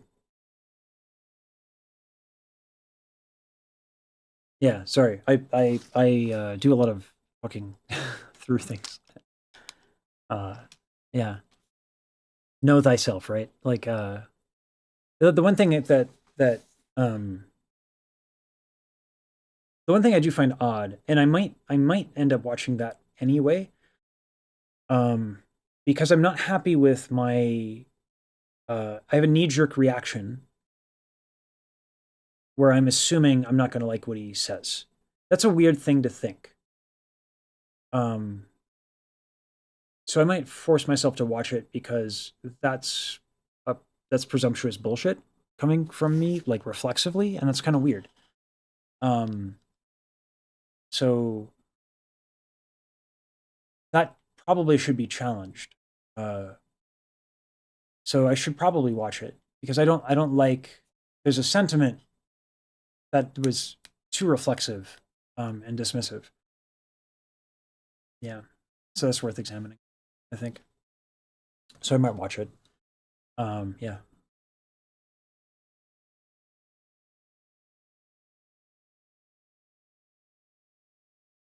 Daryl and Mouse are the whole reason I started singing it. Same. Pulmonologist. I found out I was improperly categorized as an alto for 50. Happens a lot. This is why I don't like the Fox system. I don't like it. It's not a good diagnostic tool at all. It's not meant to be a diagnostic tool at all. So I don't like the Fox system outside of its utility for casting calls. I think it's a fucking really damaging thing. Particularly like, only a few years ago would I say that I'm much older than I look. I'm 37, so I'm much older than I look. But it was only like a few years ago that I was like, oh, I'm like a French lyric tenor. That should be what I focus on, and Mozart. Like I should do those things. And that's not, like I was singing for like 15 years, professionally trained. Like I've been singing my entire life, but I've trained for 15 years, and then I was like, I think I know my Fach. That's what it should be. A Fach is what you get paid to sing. That's it. That's all it is. It has no utility outside of that.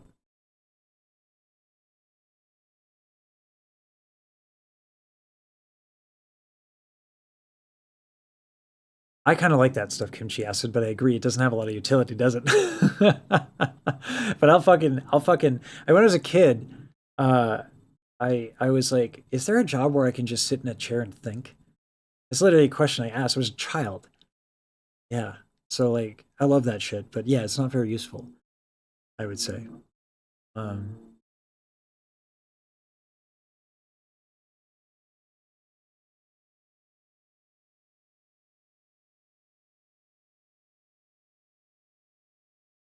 That's interesting that you had breath problems and they said you were an alto.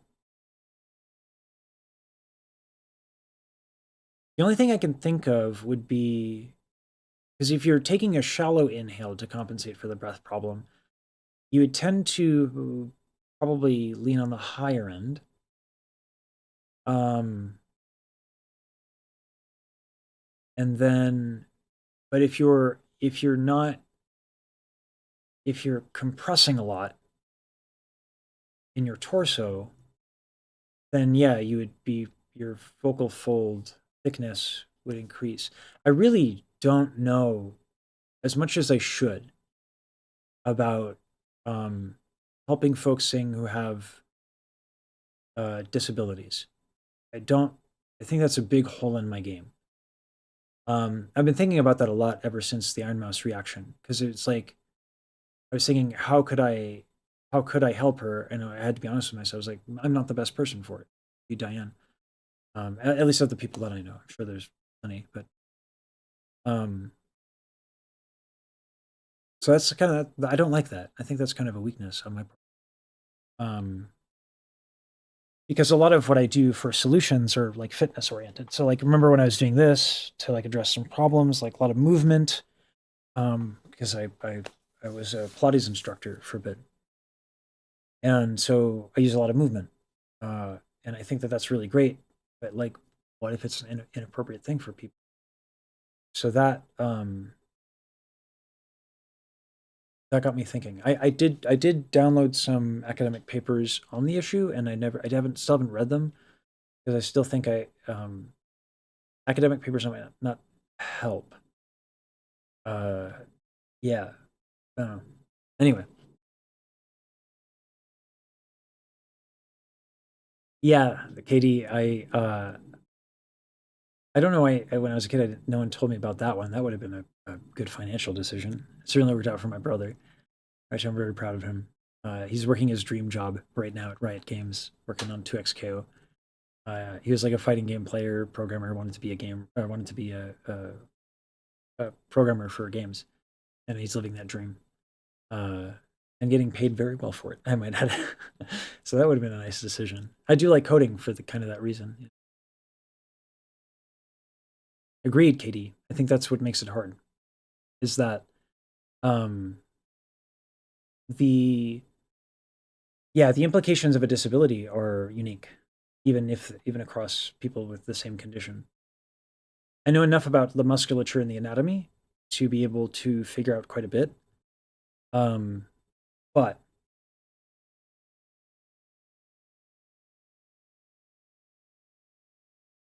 my ears, like the difference. So the difference between my ears and Diane, like Diane is, I tell this story in one of the other streams. Diane is fucking nuts. I was with Diane and another teacher of mine, Harold, who conducted Pavarotti and studied under Nadia Boulanger. Harold is also a badass. Is an amazing pianist. And by the way, I say conduct Pavarotti. That probably is what sticks out in that statement.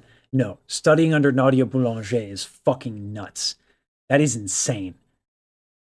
She taught Philip Glass. She taught Saint-Saëns. She taught all these fucking incredible people. And she was a genius. Nadia Boulanger could fucking hang. Incredible, brilliant musical mind. And I was working on Salut. I forgot the starting pitch for that real quick. I was trying to show him something.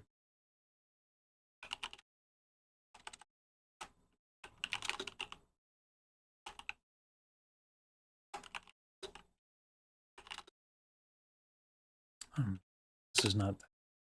Yeah, here we go.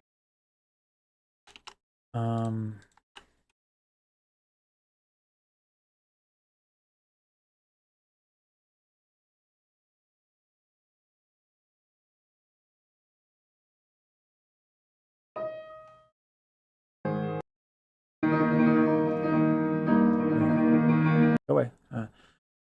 Salut, dame chaste et pure. Salut, dame chaste et pure. I have a lot of bad habits with that tune.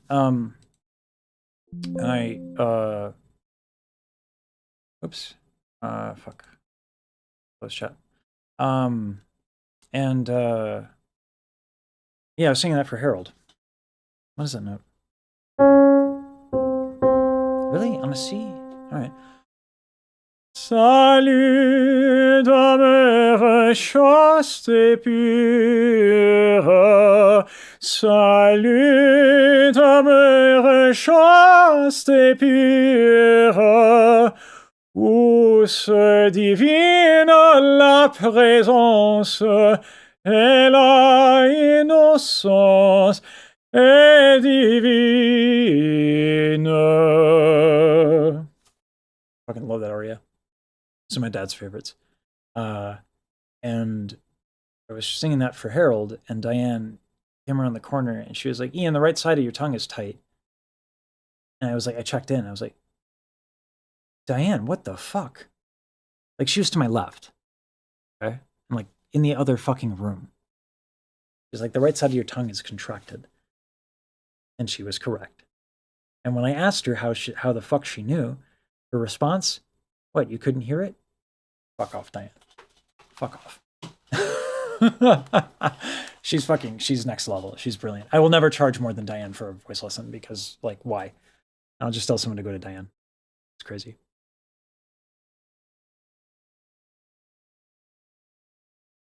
Yeah, protecting your hobbies is very important. 100%. Yeah. Boy, oh boy. Trying to think of. I want to work on that. So here's where I'm having a hard time with the. So it's both the E and the U vowel, and it's this tension in my traps that I'm having right now. That's the problem. It's causing a jaw tension thing, and on top of that, I have the bad habit of closing my jaw on E for no fucking reason. Salut ta mère chaste pure, salut ta mère chaste pure, où se divine la présence et la innocent et divine. You see how there I didn't disappear on my E vowel? Whereas the last take, my E vowel, I kind of lost that resonance when I hit that E vowel. So this is an old bad habit of mine. That's going to take quite a lot of practicing to undo. It's even in the cover for Music Box of Fate that I did. Which I wasn't happy with that either.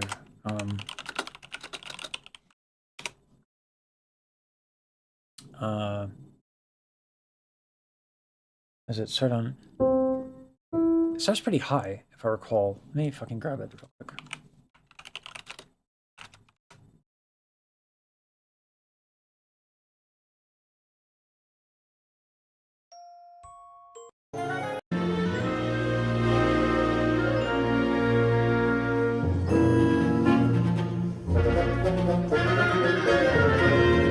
This is still a fucking banger. Turns out, a week later, still fucking goated. Endless night. Yeah, I have to run the vowels there a little bit. Yeah. Ugh. This is another thing that there's something to do bright vowels here for me. Bad idea. So I did endless there. Endless night, through every nightmare, alone and afraid. Round it would play the music box of fate. Then one day, when every melody had been played. Yeah. Yeah, anyway.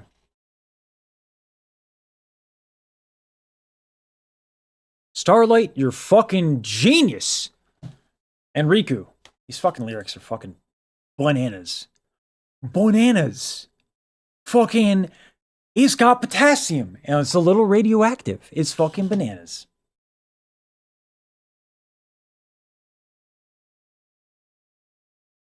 Yes, absolutely, Nathan. But I don't think it was that bad, because I was able to adjust the gain in a DAW. But it would sound much different now.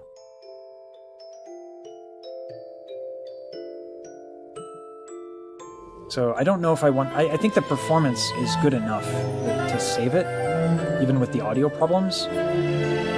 So, like, I worry about redoing it.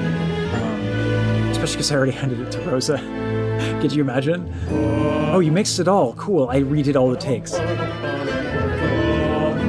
But if I have to redo a take, endless night, through every nightmare, alone and afraid. But the phrasing was... I was in good voice that day. Round it would play the music box of fate.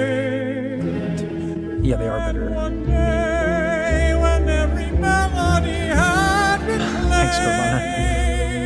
Through your voice, I don't like the high notes. I think Golfos fucks with my high notes too much. They're too strident. So I think redoing it for that reason is fine.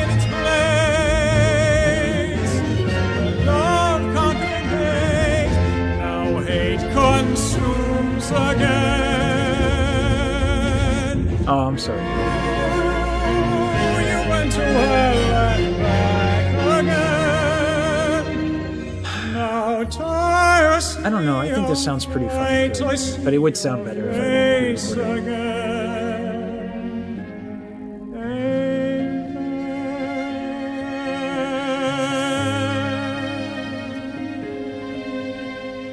Like, the phrasing is really good. It's a good performance, and I was feeling it. I was just feeling it. I think it would be a mistake to redo this. The performance is really solid. Even far apart, nothing else could sway my heart. Like, I was going off. This only took me 2 hours. It was kind of nuts. And I mixed it, too. Starfire and the light, against the wills of God, we'll fight, tracing the sound. Oh, how your song resounds, eternally bound to you.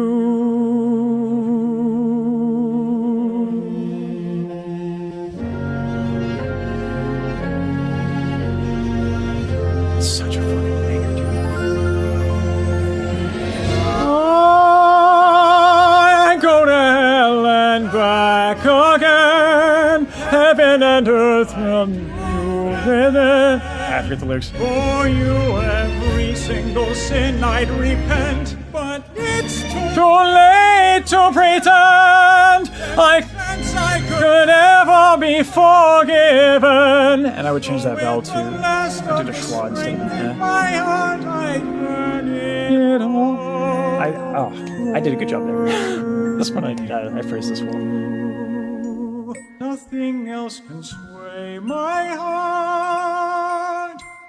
From the start, you shone brighter than heaven's star.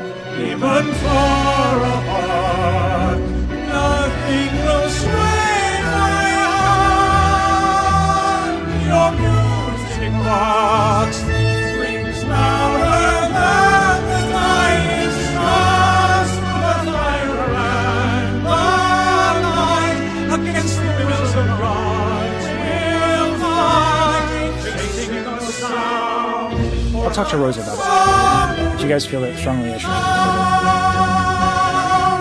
Eternally bound to you, forever I'll burn for you. Shit, I got it. So with the last of the strength in my heart, I wonder how my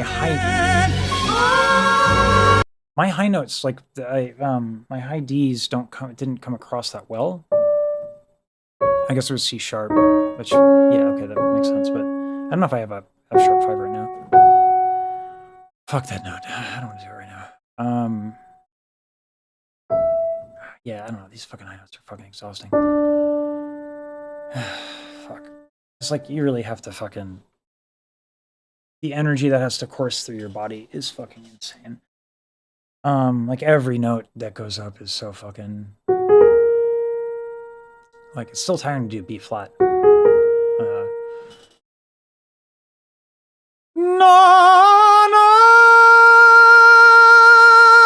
Fioria per me l'amor, Fioria l'amor. Like, yeah, the B flat, that's getting pretty good. All right, I'm kind of on my way back. All right, let's do it. That rang. Anyway. Shit, maybe I want to do that aria.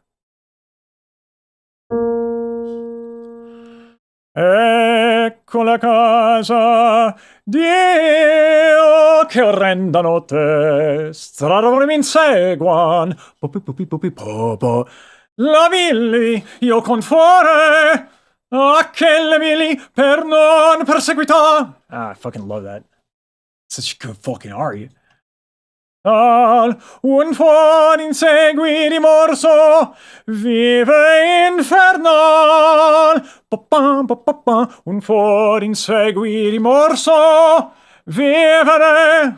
I don't know if I can do the leap.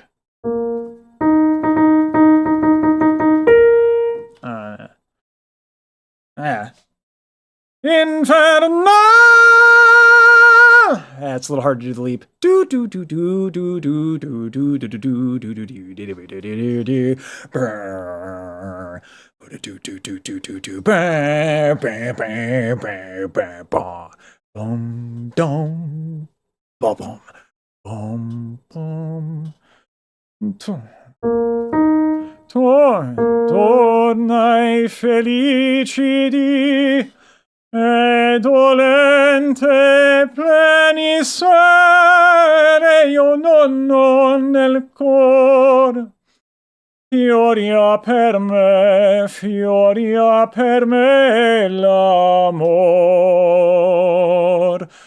Tornai felici di... Oh, sorry. Tornai felici di... I forget the fucking words. I forget the fucking words, alright?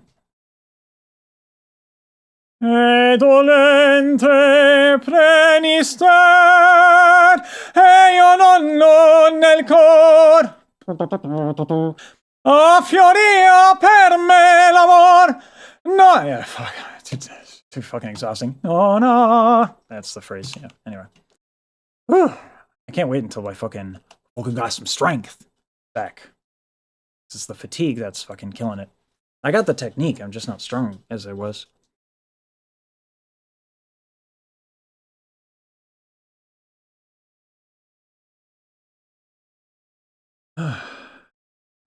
Upping away, I'm stage 2, as always, alto box 2.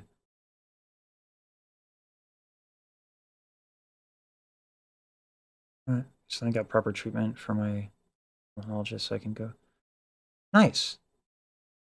That's fucking awesome. Look at this, that's fucking wholesome that you guys are fucking getting back into it. I love that.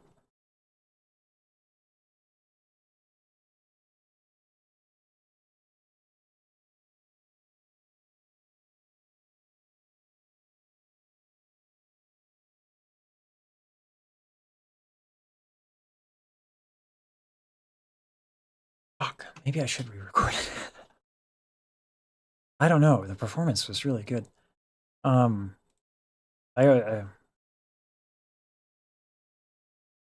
Maybe I'll ask.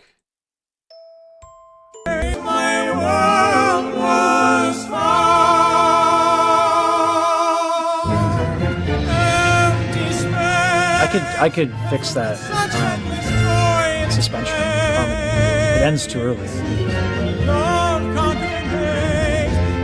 hate consumes again. I wonder what Iron Mouse's vocal tune is. A little flat. Now tirelessly I'll fight till I see your face again.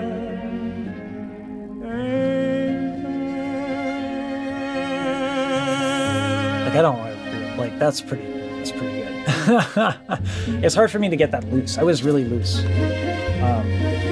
So like some of my phrasing is like I can actually do what I wanted to do. It's not easy for me to get there. Even far apart, nothing else could sway my heart. I think the high notes are from the start. You shone bright. I think Goldfoss made it.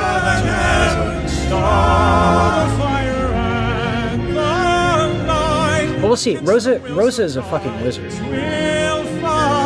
So, like, between Saber, Rosa, and Deadshot, this community is blessed with a lot of fucking talent and audio. So, I'll ask Rosa. She's the one working on the mix. And she loved the performance, and I want her to be passionate about it. I don't know, I'm torn. These are real problems, y'all. Yeah. Rosa's busy, but I'll put some stuff.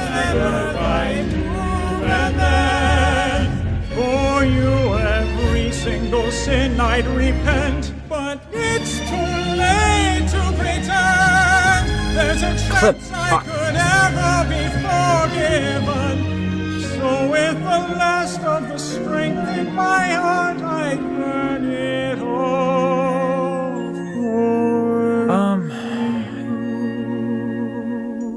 Nothing else can sway my heart from the start. If Rosa wants me to retake it, I'll do it.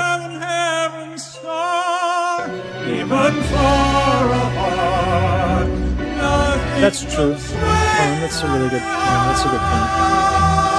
Your music box. Let me message her.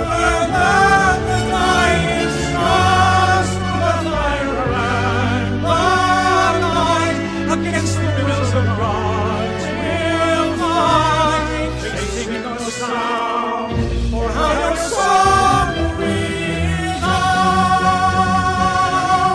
Eternally bound to you, forever I'll burn for you. So with the last of the strength in my heart, I'm burning.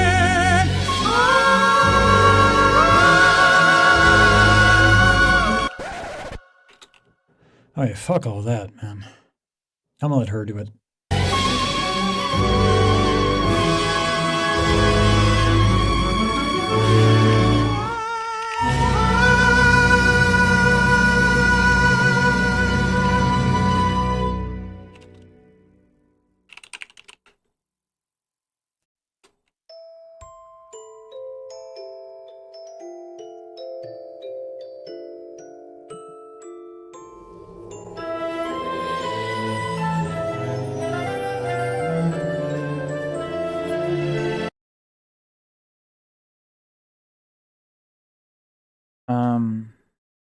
Yeah, so I just messaged Rosa.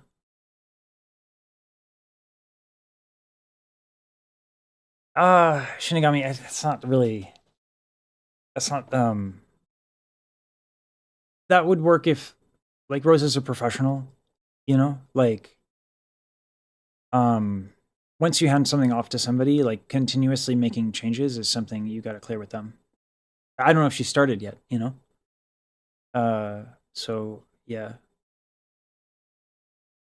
Thanks. Yeah, I thought that would be funny because I can't sustain it, and I don't like the sound of it as much. Like, I actually don't like the sound of my high Ds and that part of my range going up. It feels kind of gimmicky. It's loud. It's loud as shit. But that's not like pleasant. I don't think it sounds pretty.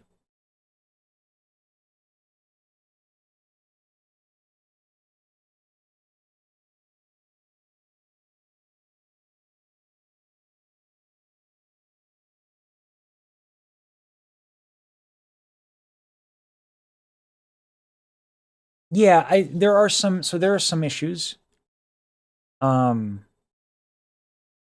Like there's clipping. I think most people wouldn't notice, to be honest with you. I think the performance is what carries this. Because I was thinking about my dad.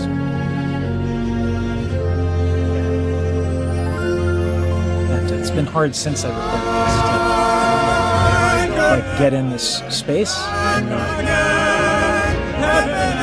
be able to sing through it. So yeah.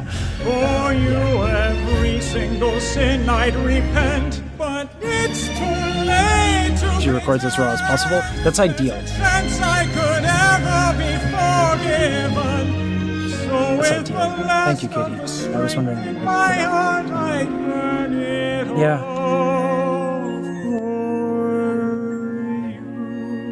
The 4, that dark you. color, Nothing else can sway that's like an my audio effect heart. of that somebody's a wow flashbang. From the start, you That I'd like. shone brighter than heaven's star. Yeah, Even but far apart, nothing will sway my heart. Your music box rings louder than the dying stars. The fire and the light against the wills of God will fight, chasing the sound, for how your song resounds. Eternally bound to you, forever I'll burn for you. So with the last of the strength in my heart, I'm burning.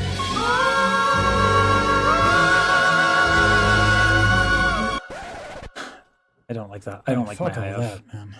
I just figured like it would be funny. Which just how I make way too many of my decisions artistically. Do I like it? No. What is it, funny? Let's do it. The idea for me was like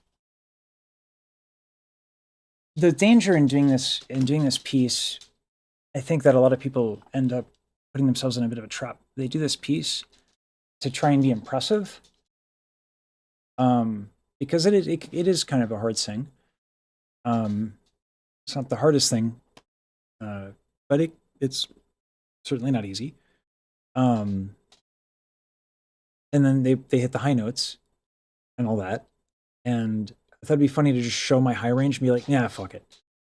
Like, yes, I have high notes, but like, fuck that, you know. I thought that'd be a funny way to be like, kind of, you know, respectful. That's what I think, Elena. Yeah.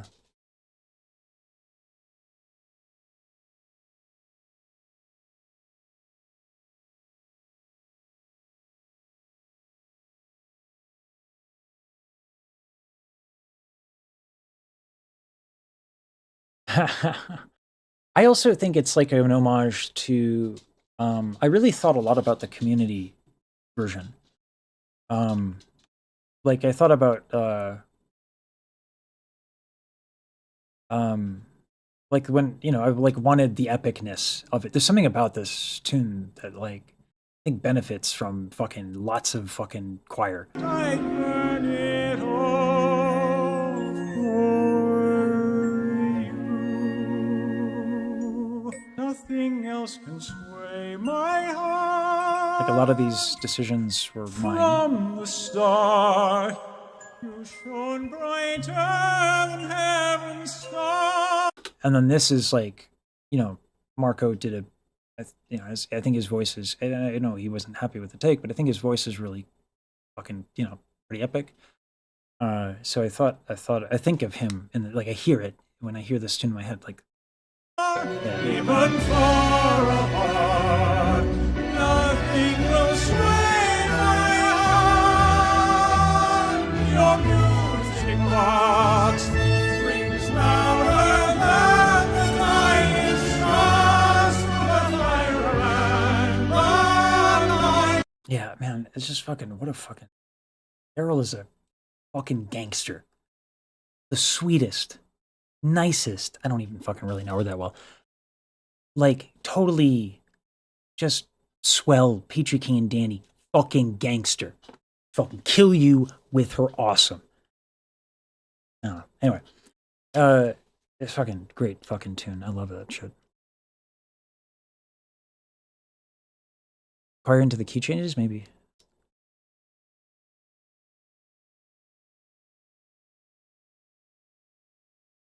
Yes, precisely Shinigami. Yeah. So if in the community version, people are like, that is Mouse's note, then yeah, sure.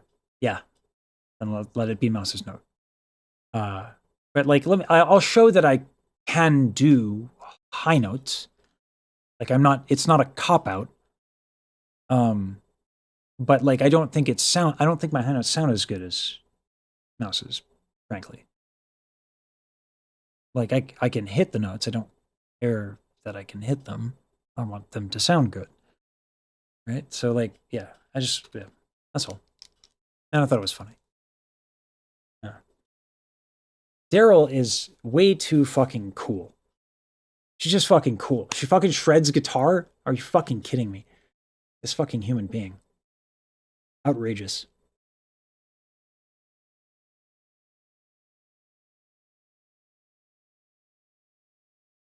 Daryl said the same thing that Marco and my. So what I would do if I did anything with Marco that I would have a say over, I don't know how this would work. Pearl Fisher duet. I don't know how much I can show of this, but this is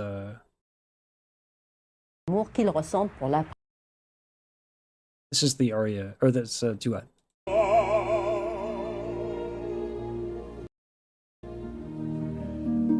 I have to pause to make sure I don't get fucking taken. But the thing is, this is for tenor and baritone. So we could switch off and trade off. But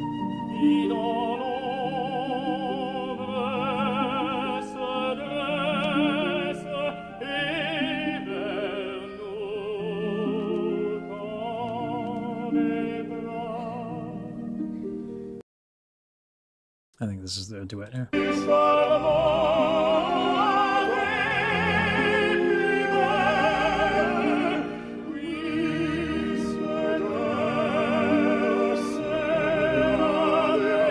Am I the only one who hears this? Like, I think it would be a good pairing for the two of us if we were to do it. And that is one I always wanted to sing with my dad, and I didn't, which I regret. But I would have to hear him live, Katie, because like there's when I did the analysis of when he did Alicia.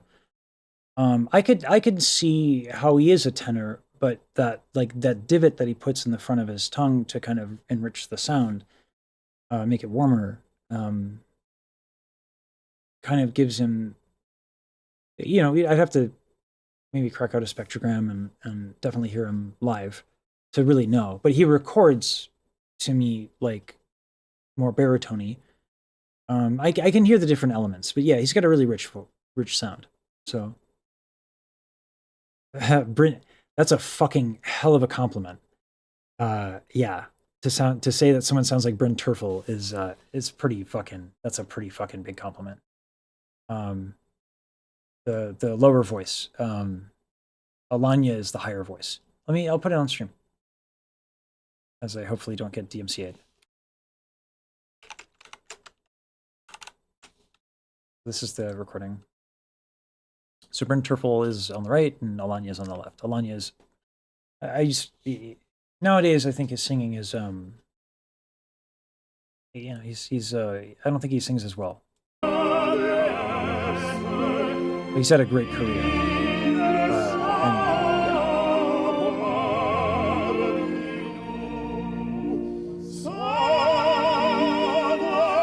I did check it out, Ocean. The other thing too is if I do this with Marco, I'd want him to have the opportunity to show up his highs. I'm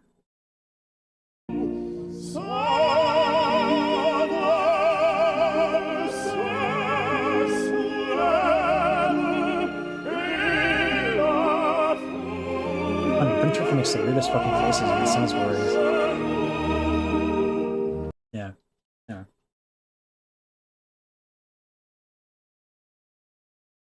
I fucking love this duet a lot. It's a really good one. I did check out the FF6 opera scene. I'm not sure how we would do it. I don't know if I tried to look for sheet music. I couldn't find it. But I don't know if there are any lyrics, but that would be fun too.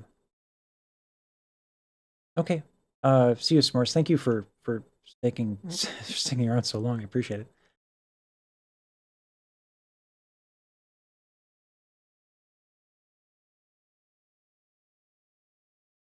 I think if you offer him a video of him and a series of professional reacting to video game music, you can offer him it. So I've thought about this. The thing, so this goes back to like earning people's trust in community. From what I gather, Marco, as well as frankly many singers, have kind of we all have a little bit of bad experiences dealing with colleagues that are singers. In particular, this is true if the person is within the same fach. The amount of backstabbing and cattiness that exists in the arts in general, but definitely in opera, between people of a similar fach is tremendous. Were I in Marco's position, and there is another person who is, we don't really make the same content, and we are very much different kind of voices, but we are definitely both tenors. So that old reflex of like, be guarded, because you don't know if someone's an asshole, that's real, and understandable. So like, I'm not I'm not going to rush things. I'm going to establish, peripherally, in working with people, that I'm not an asshole. And it'll get around. And maybe that'll be interesting. And there could be any number of reasons. And most certainly, no one owes me anything. He doesn't want to do it, or he's busy, or any number of fucking reasons, right? So, yeah. I don't want to. What I would do is and I've thought about doing this for a bit. I've just thought about thinking about how to go about it in a tactful way, join his community, engage with his community, be humble, and feel it out,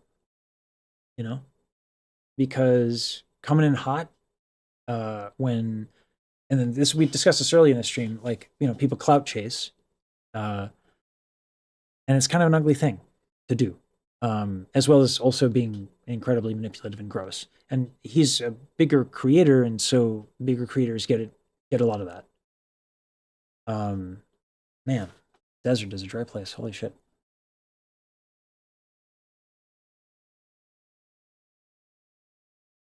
There's no rush.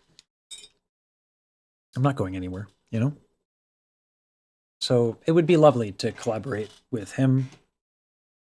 In the meantime, I'm collaborating with Rosa, and that's going to be fucking rad. I want her to do the backing tracks, or perform live, for all of the things that I wanted to do. The karaoke stream, I would love to have an actual backing track. By somebody. I don't want to just yoink shit from YouTube. If other people do that, that's fine. I feel a certain way about that. Yeah. So sorry. I've been doing a lot of thinking about what's tactful and all this stuff. I want to make sure that people are, it's been a week, guys, right? Think about it, right? Crazy as it's been, a 400 concurrent stream, that's nuts, right? The Reddit's threads in the community, 100 upvotes for just being grateful. I've answered hundreds of comments, and the live streams have been popping off, videos have been popping off. I got to meet Starlight. It's been a week, right? So there's no rush. Yeah, we'll be all right. Yeah, that was the biggest stream I've ever done by far, including my time in Mixer. Yeah, it's been a fucking wild ride. Yeah. I'm glad. Yeah, Dobos. I think that's exactly how I feel. Yeah.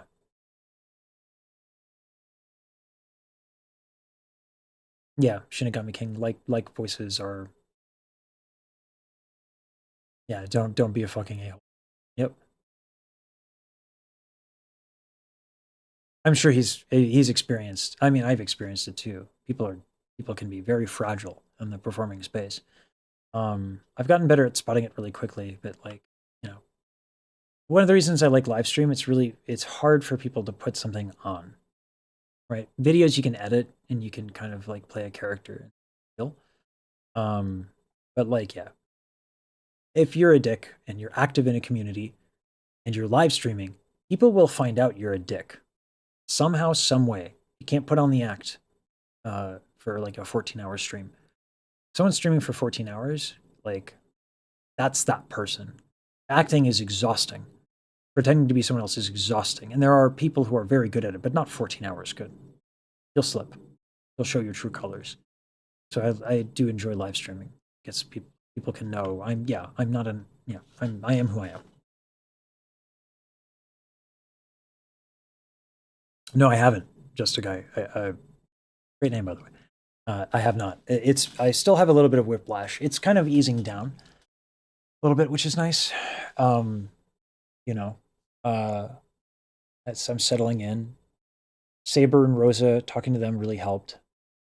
Saber has been so gracious. So has Rosa. Everybody has been fucking super nice and gracious and welcoming. This is a really special community. Like, it's wild, actually. Obviously there's ugly in every community, any community of a certain size. You're gonna have people you don't like, et cetera, et cetera. But like, haven't found them yet. I'm sure I'll find them, but like, when I do, I'll just won't say anything. But like, everyone's been amazing. It's kind of insane. I didn't think I was gonna fit with a community because, like, I love opera. I don't like a lot of the culture around it. In fact, I kind of hate it, frankly. And also, by the way, just to be absolutely clear, when I shit on opera, a lot of opera singers don't like the culture in opera. Placido Domingo should not be allowed around young women. And I won't get into it. James Levine. People knew.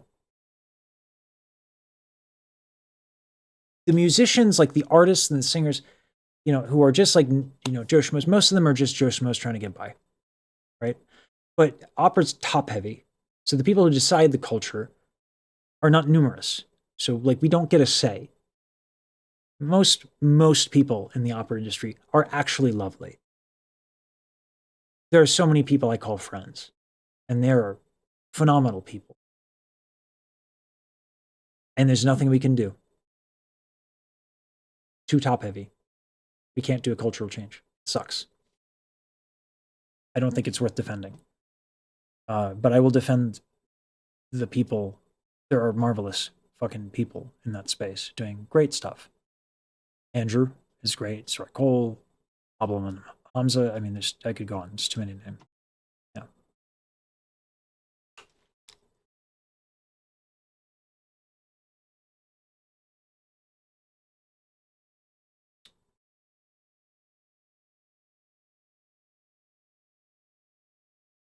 Sorry, catching up now. I had a long rant, so I'm a little behind. Being thoughtful is underrated. I tend to agree.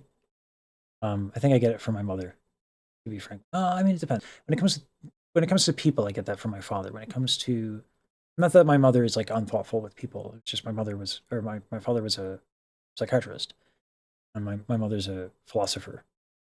So very different perspectives.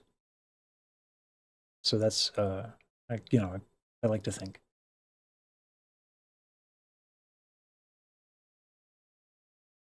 Yeah, the mask will slip at some point.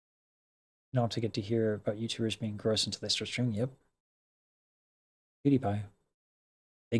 Big fumble there. First day on Twitch. Yeah. Not that I have much of a problem. Well, we don't need to. I don't want to fucking rehash that. Have you ever seen the cartoon Metalocalypse? Don't be a dick, dude. I love Metalocalypse. Yeah. I love Metalocalypse. Super good. And her favorite phrase when she streams is, "You can come in here and try to bully me, but you won't say anything worse than I've ever said to myself, so good luck." That's a good one. I like welcome to my house where I can just fucking ban you, nerd. Thanks for the power trip. I love that I own this fucking place and you're not welcome because you're a dick and fragile and afraid, weak. Bye-bye. I love that. I love that. And you just get to tell them, go fuck yourself. You're so fucking weak. And then they're gone. You know? Hey, they need to hear it. Sorry. Like, you know what I mean? Like, it's great. It's a power trip.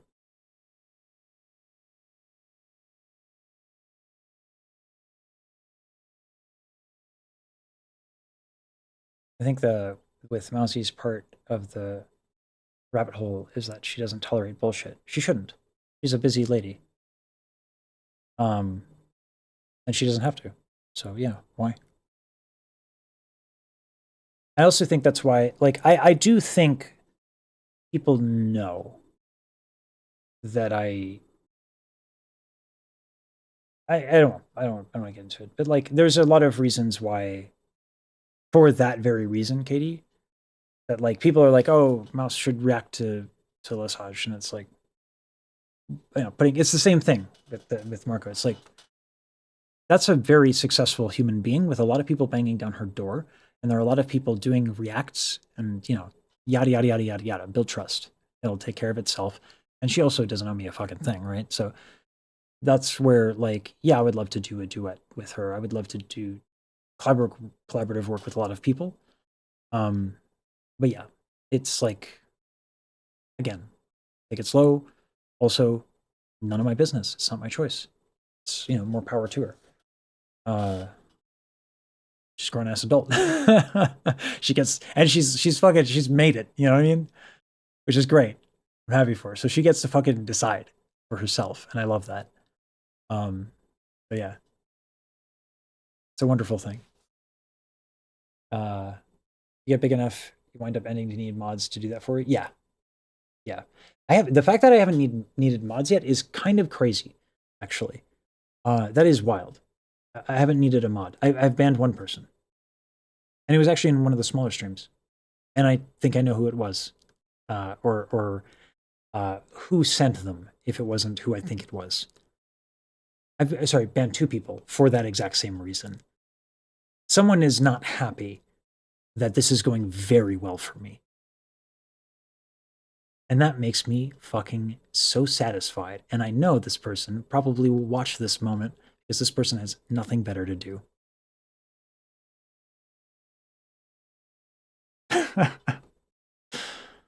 I'm not going to elaborate, but I think you guys can. You're not going to figure it out. I think you can get how satisfying that might feel. Really nice. Hey, Skater, welcome.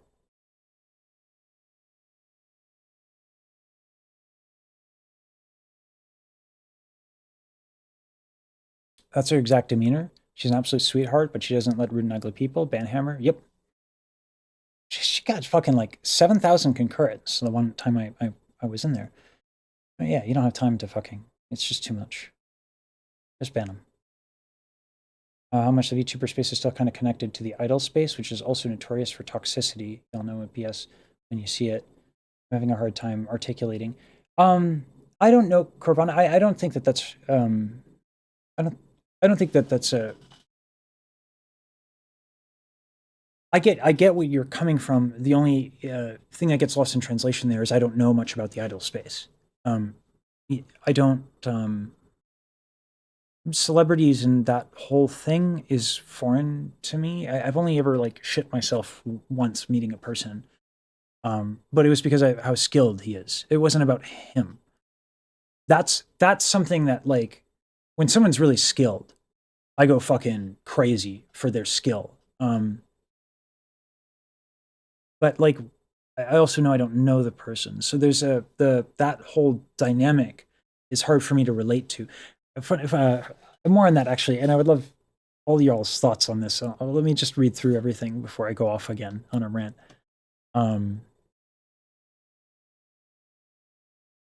Heading over to find her, always looking for new good people. Ex-idols moving into VTubing to release music. Yeah, I love the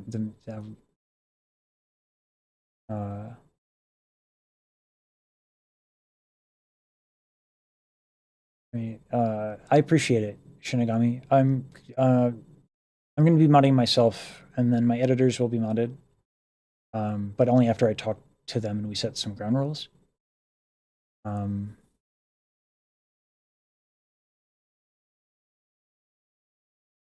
Yeah, there's some drama. There's someone stirring some shit in my life, and it's very, well, we'll leave it at that. Yeah. It's that whole I live in your head, you know? Yeah, exactly.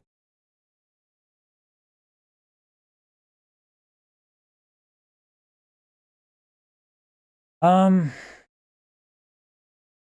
think idol culture, the VTubing community and its history and lore, and the same with idol culture, is going to take a long time for me, I think, to understand. Is that their managers tell them, no, you can't have a boyfriend or girlfriend. Yeah.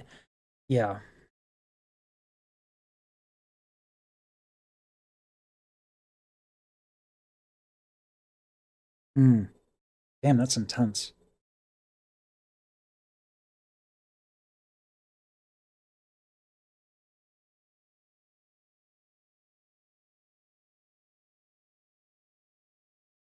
Yeah. Oh, what was I gonna go on about? Oh yeah.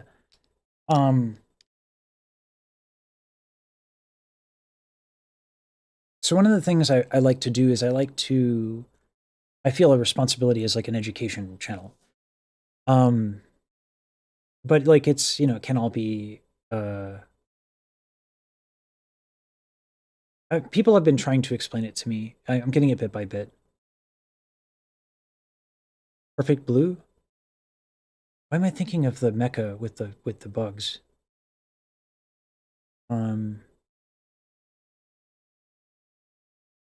Yeah. I don't know. I have enough I have enough to do to understand the VTuber community. I know it derives from the idol community. I think as I do more React stuff, um,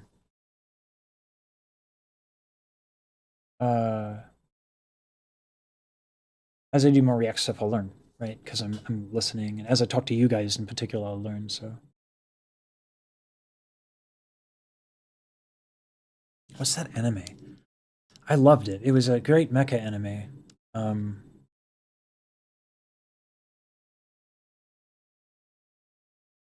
Uh,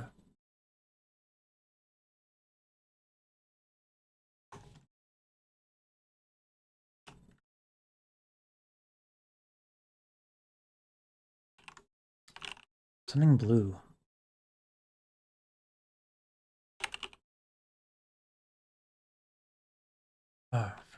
Blue gender. Yes, I think that's it.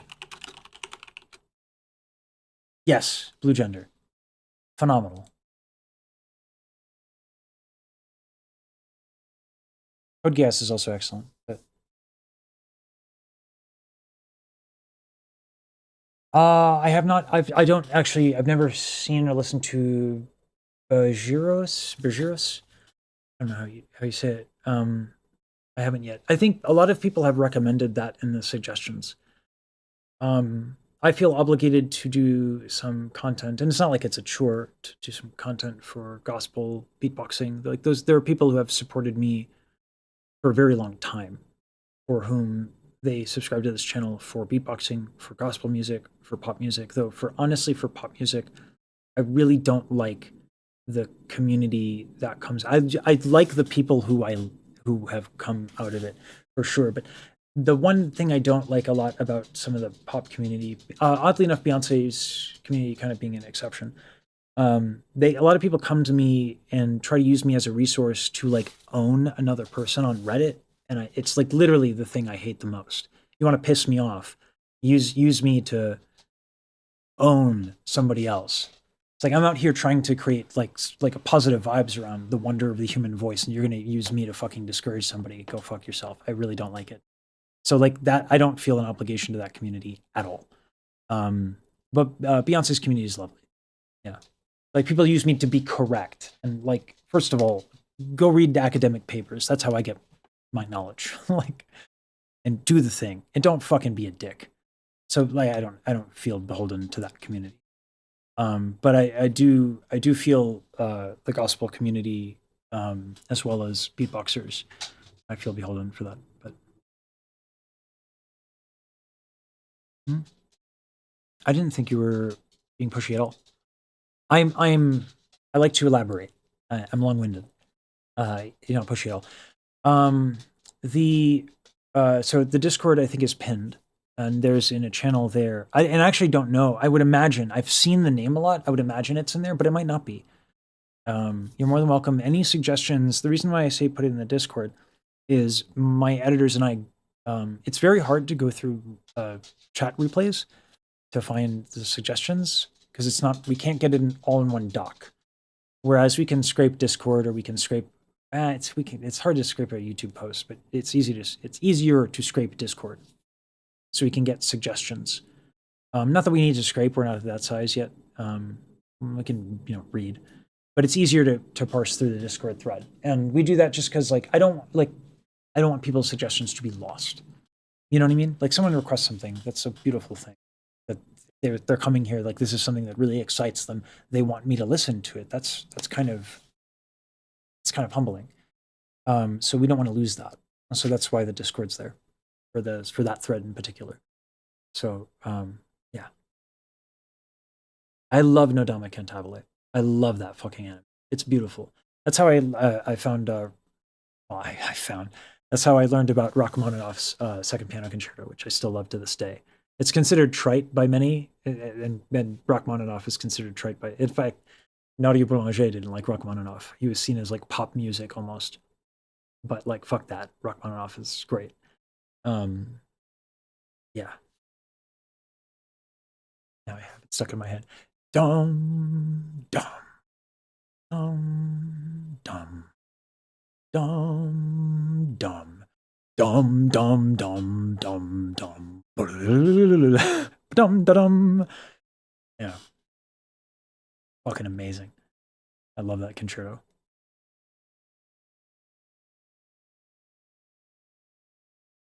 The biggest YouTuber ever, super chat earner, got her career destroyed by drama.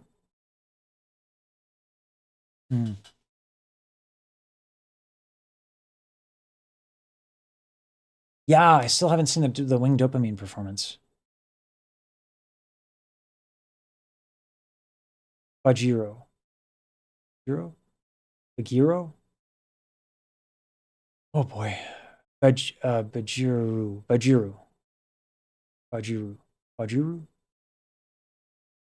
Is the emphasis on the second syllable? Bajiru on the third?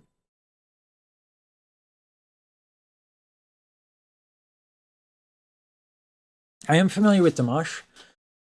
So I find Dimash interesting. I find that Dimash is very versatile. I am afraid to speak honestly on Dimash and make videos on Dimash because the fandom for Dimash holds him on a pedestal. Academic papers are not that hard to read. I guess maybe that's yeah. I mean I guess I am familiar with the subject, but if you're gonna try to be like correct and right and like own somebody, then fucking learn. Like if you're that invested in it, then fucking actually do the work. Sorry, I hate the Dunning-Kruger shit. And I really hate when people are assholes with ignorance, or like. And again, the worst thing is don't use me to do it. That's gonna get shut down anytime I see it. And I know it's happened so often that I actually know when people ask me a question, like I know where it's going to Reddit or something like that. I fucking hate it. But anyway, enough about that. So Dimash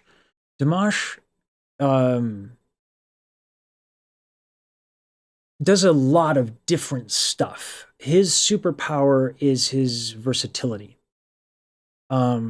But like for example, when he does like opera covering, right? I do that very specific thing better than he. And I could break down why, and it's not like he does it badly, it's that like that's my shit. But what's impressive about Dimash is that he can kind of get pretty close to doing my shit, and he doesn't do my shit. He does a lot of different shit, and he does it really, really well. So he does a lot. He's got this massive toolkit of different techniques.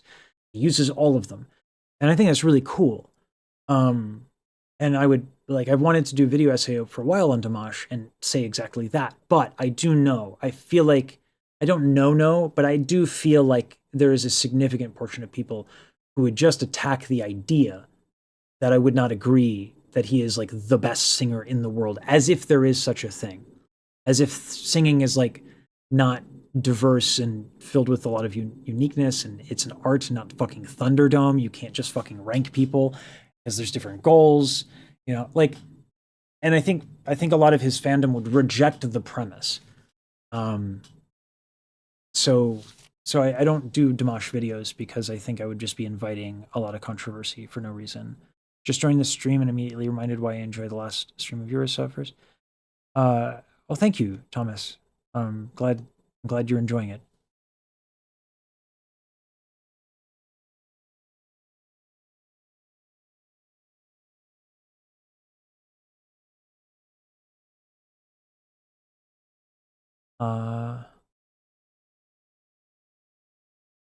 Wajiru, thank you.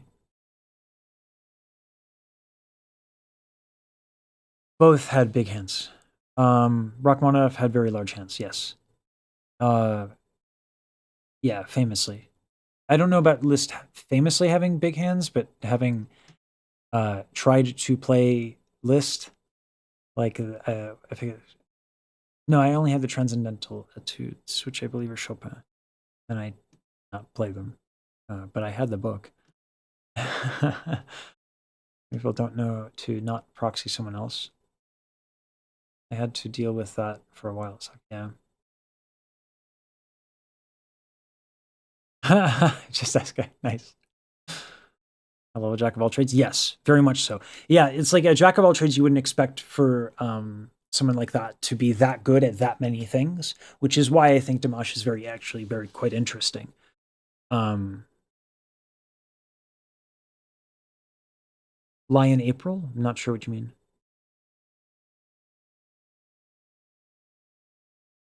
The Peter principle went hand in hand during Dunning-Kruger for my career. Dimash videos have also a problem with strikes and claims. Yeah.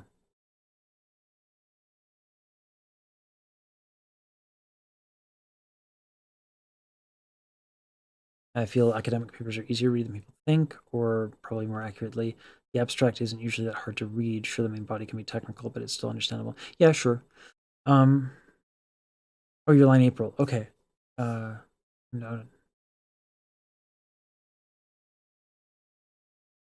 Man, I have to get into anime that isn't just shonen all the time. Madoka Magica was fucking brilliant. No Dime Cantabile was brilliant. I really like Apothecary Girl or whatever the fucking thing is. That was nice. I don't know. Spy X Family was good. I've just stopped everything other than YouTube. I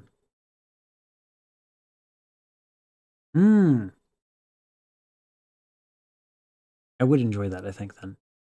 Yeah, because like I'm on a fucking I'm definitely hyper focused. I feel like I cry enough right now. I feel like I've cried a lot. Like, it's been an emotional week. Free Run I love. You know what's incredible about Free Run for me is the animation. I'm not like a connoisseur of animation, right? Like in motions and stuff like that. Like I respect the shit out of it, but I don't know a lot about it. But when I watch Free Run, I'm like, God, this is pretty and expressive, like really beautiful, just stunning.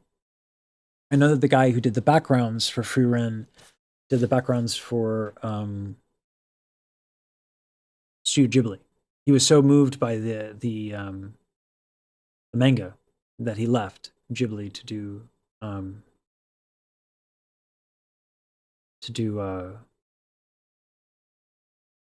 Free Run. Sorry, blanked.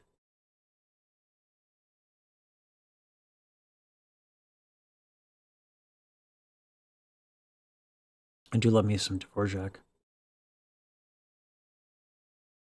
Yeah. The problem is, like, I'm exhausted. I've cried like a lot this week because like the floods of memories from my father. Without getting too much into it, I won't get too into it. Maybe later. But I didn't. There was a situation in my life where I didn't actually have an opportunity to really mourn my father. So it's still a recent passing, but like it just, yeah, I'm still processing it, and so the flood of emotions of that that I never really wrestled with, and then on top of that,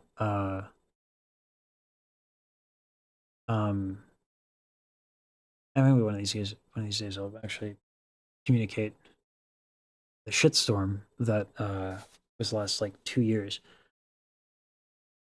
But it's ridiculous. Like ridiculous. Fucking insane. But that and then like meeting a lot of wonderful people, new community, it's like fucking wild. So I'm not in a mood to cry just because like it's been an emotional roller of the best variety, by the way. It's been a wonderful, wonderful, fucking magical week. It's been amazing. But yeah, I'm fucking tired. I haven't slept very well. Yeah. Thank you, Jessica. I appreciate it.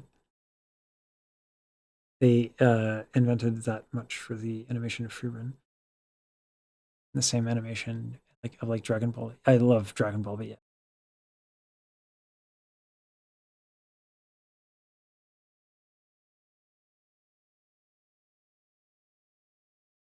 Thank you, Asgard.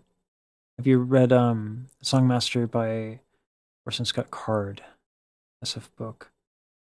I have not. I mean, it's okay. Aviate, like, you know, life is filled with hills and valleys, and like there was a valley, and now I feel like I'm going uphill. You know, and all things considered, like I am extremely lucky. My parents were and are incredibly loving and supportive, and I got to study fucking music. That's privileged as fuck. So like I don't feel bad about it. It's just, you know, turning a corner, which is nice. And you know, this community, I'm trying not to say this community because I've been here a week, but the VTuber community, if I say this community, it's like it feels like it's still a little presumptuous, as if I'm like, you know, a part of it. Though I definitely feel welcomed. I just don't want to be presumptuous. But the VTuber community is extraordinary. And the music and talent and passion is all fucking magical. I mean, I have had 2 conversations with sab3r, and he comes in. This is a professional. What he did for me just now, for no compensation, is insane. That's insane. You know, and Daryl's music is just fucking magical. Hits me in nostalgic lands like a fucking like Vin Diesel movie, just suplexing my nostalgic lands, viscera all over the fucking room. Magical shit. I love it. So it's been amazing.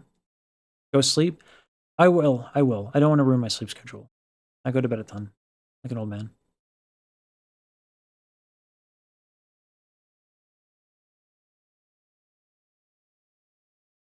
Yeah, Aviate, I don't hesitate. I'm not hesitant to share it with y'all. Yeah, maybe eventually. The circumstances will be made clear in a way that is tactful. Now's not the time, but eventually. And I don't have any intention of like naming names, but the circumstance. I'll outline the circumstances. No matter what I feel about a given individual, putting someone's name out there on the internet, I'm not about that life. I don't want to make anyone like a target. But the circumstance, I'm willing to communicate, not the who. Yeah.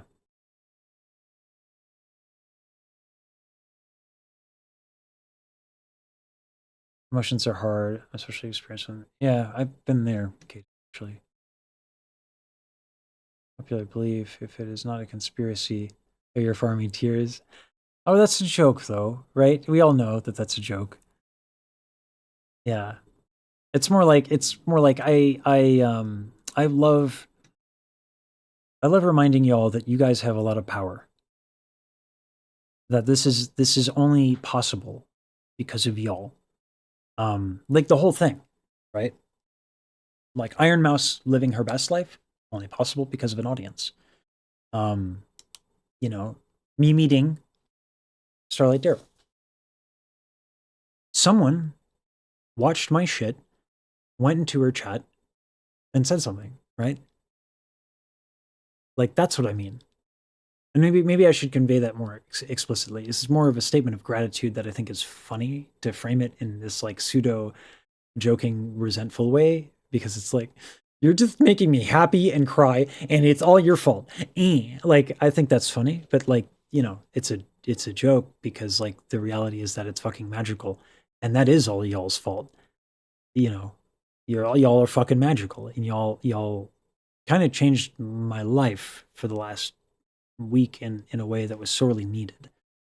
You know, and all I did was make a video and do what I do, which is get really fucking excited about singing and music. And that's all I did. I don't feel like I deserve it.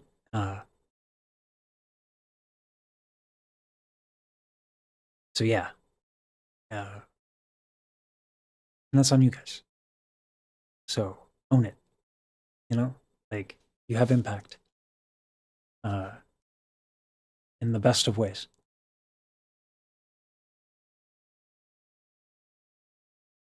So I do blame y'all. You're responsible for a significant quality bump in my life. And I know that's sappy as shit. And it sounds maybe ridiculous, but that is the truth. Yeah. Saying, when I look at you, a reactor catharsis for his late father. There was several moments. She asked it, but yes, that is one of them. Yeah. Thank you, Shinigami King. I still want to. Means a lot, AB. Thank you.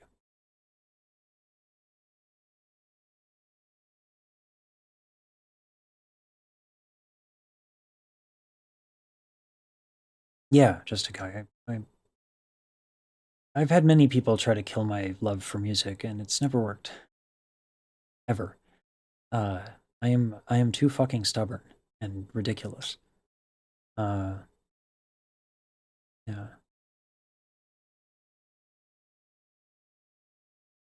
Yeah, sorry. Yeah, Katie, I in this regard, I think I might be being too careful.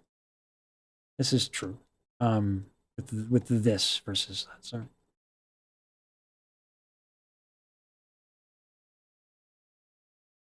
Yeah, Katie, I don't. Doxing is a very dangerous thing to do. Responsible at all. But yeah, as there will come a time when you're a full-blown member of the production YouTuber. I don't think I'll be a full-blown member of production. I'm glad to help, but I'm more. I think like helping people sing. That's probably better because I like production. I enjoy it, but I don't love it. And sab3r and Rosa, like they glow, right, when they talk about it. Like I don't have that. I don't care enough about it. It's nice. It's practical. It's got a lot. I do like live audio, but again, I like it. It's different. So I think where I could be helpful is like helping people with their singing. Yeah. Until I meet Hoshu Marine and Usada Pepora. That means a lot, Kiscart, that you feel I'm you. Thank you. A lot of people in the VTuber community who are there due to personal health trauma and that a higher level of that. Yeah. It's a big place. No. I didn't feel it was convoluted, Aviate. I didn't feel pressured or anything like that. No worries. I'm just saying. That's all. You're good. Fueling the drama by naming people is just giving them. I don't know if it'd give them the win in this particular instance for this individual, but it would fuel drama, and that's exhausting. So I'm not going to do that because just for me. I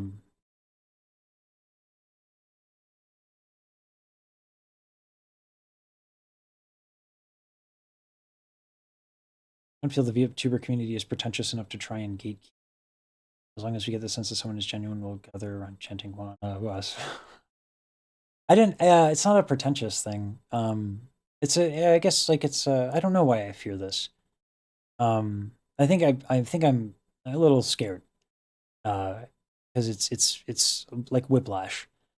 And it's all very fast. And yeah. I don't want to get carried away. So yeah, if I start saying this community, I guess it's going to be something where I'm like, I told sab3r this. He had a great question of me when we first talked. It's funny, he actually knew me from my beatboxing content. He asked me like, what do I want from this community? I was like, I don't know. And that in hindsight, I think I didn't have words at the time, so I couldn't have expressed it. And that's not true. I kind of knew what I wanted. I wanted to grow roots, and I was scared. I still am. But like, you know, also tough shit, right? Things can be scary. You fucking, you know. And the motto that I like is, you know, if you can learn anything from Iron Mouse's story, it's don't be a bitch, you know? So like, yeah, things are scary. Yeah, because it's like, you know, it's like, is this too good to be true? This is fucking magic. This shit.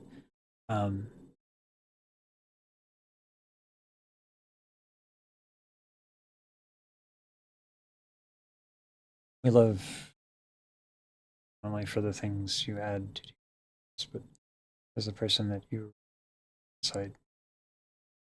Thank you. Get loved on, nerd. Okay. I suggested they talk in Discord, normal humans. Ultra combo.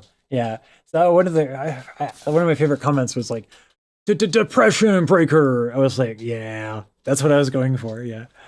The biggest reason people are positive towards you and causing positive things to happen is because you are positive. I try to be. I'm trying to be. Well, the microphone still picks up blitz, so that's good.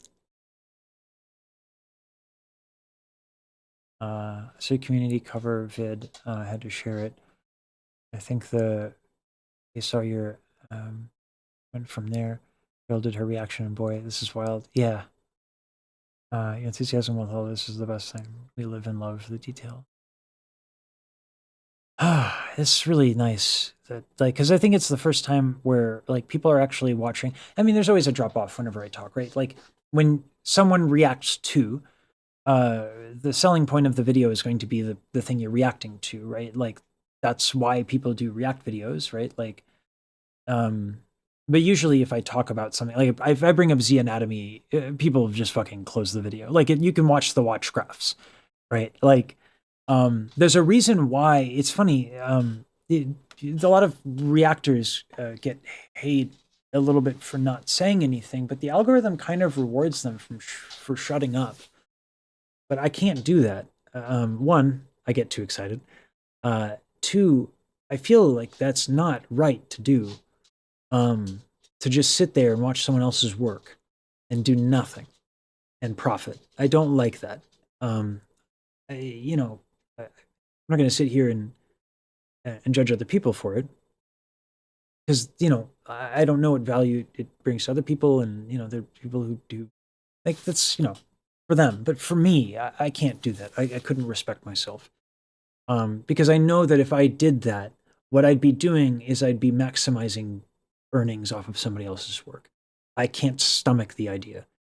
So that's for myself. So like for the last like, oh Jesus, like 4 years, I just don't shut the fuck up. But that's also why I feel slightly uncomfortable with my beatboxing content, because I like doing voice lessons for beatboxers. I like doing interviews. I don't like react videos necessarily for beatboxers because I don't say anything. I don't have anything of value, which is why I did my work with Eclipse and Defiant. But you know, I'm a singer. And I did some fun spectrogram things. I also love talking to Dr. Blaylock. Like that's the beatboxing content I want to make. I'm a big fan of that community and the like what people are doing there. But I don't feel like I personally have a lot to offer.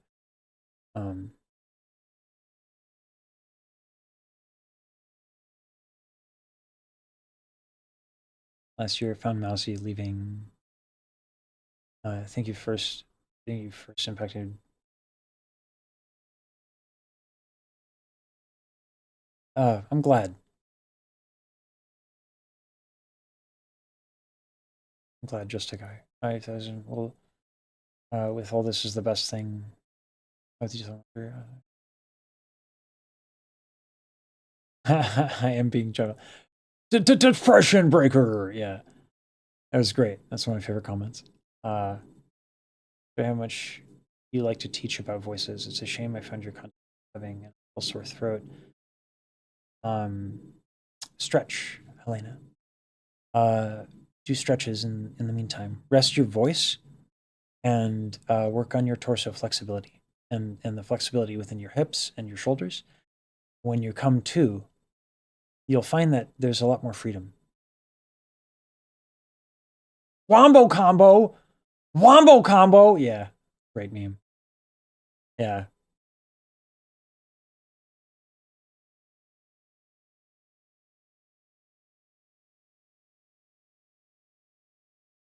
Okay, thank you, Just a Guy. That's actually, I was wondering that, who the black silhouette was. All three of us are ancient internet users. Yeah. I know why you fear this, and it's normal. Imposter syndrome. You feel like you don't belong. Yeah, it's a lovely sentiment. There's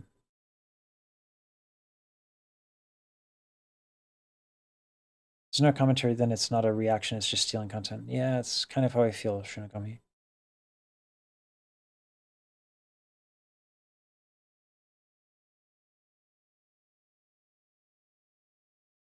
VTubing can be expensive, that's for damn sure. We're working on a solution for that, that I don't know if other folks will be able to use. Like, what's nice about my guys, my editors, is they can code. So we're going to try to do some OBS stuff. So for example, we have this that I made a while ago. So like, we want to do like anime effects. Like if I'm doing, like this would be like a zoom in on the eyes, like, you know, so like we're looking at like anime effects and doing that sort of a thing. And,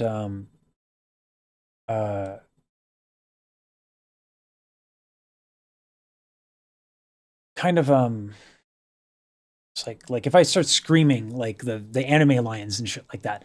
So that way when we get like that rhythm going of like, okay, we're setting up the aesthetic, we're setting up the thing, then we can get a PNG character of Terrence the Tenor Terror and start doing that.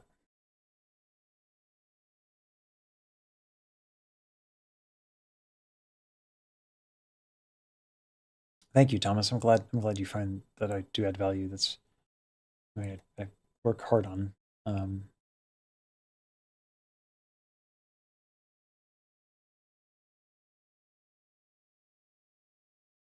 Thank you, JMD, for putting it in Discord.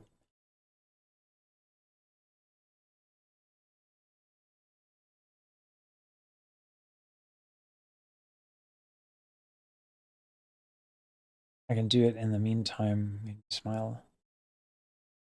Yeah, Elena, the body is the instrument, right? And that's like, there's a kind of a big unlock. And you start realizing like, there was a moment when I was trying to hit, I think, B flat, and I wanted to really test our final test of what sab3r did. I was like, okay, we're good on A flat, and my A flat is loud, but it's, you know, B flat is louder. So let me do a B flat. And I stretched and all that. So one of the things I want to do is I want to do, it's difficult because people are very afraid of putting their singing out there. But I want to do like actual lessons at a steep discount, like steep. I actually took down my booking portal, the interim, because I feel with the economy the way it is and the way it's going, I feel guilty charging as much as I do. I don't think it's the wrong pricing for my skill, but I also think it's not something like the people I want to teach often cannot pay that. So, but if I can make that into content, I can significantly lower the price. But people's privacy matters a lot.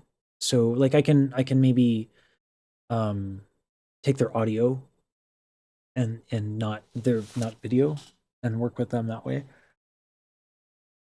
Or what I did today was someone sent me a clip. I did not name them, and I did not show their singing,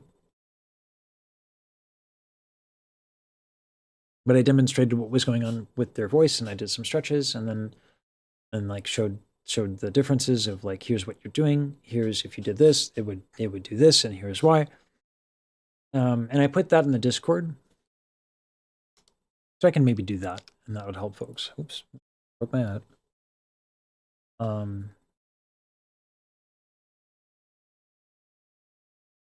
Old otaku, so watching my old hobbies getting mainstream is very fun. It is wild. I left esports just before esports exploded. I could have been a commentator for StarCraft 2 when it came out easily.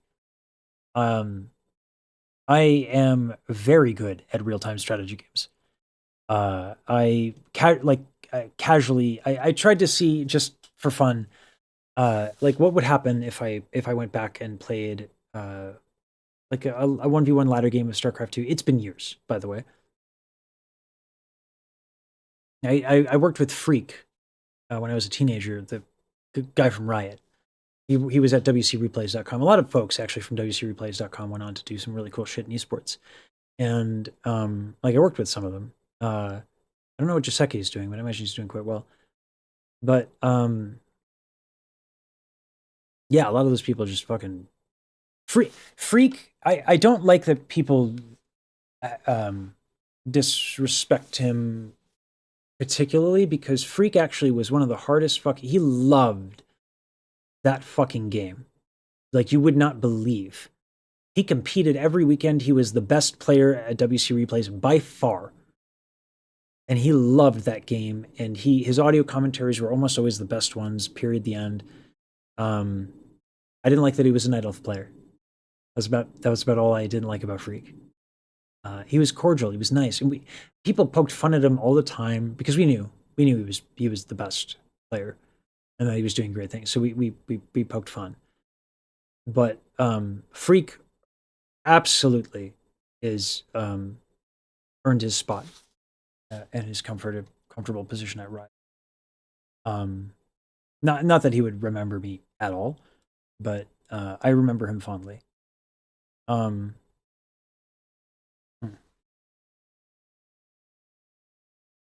OBS socket stuff would be nice. I have we do have a sort of a driver. Actually, I think Tuesday I'll be showing that. So KB, I might not to schedule your time for you.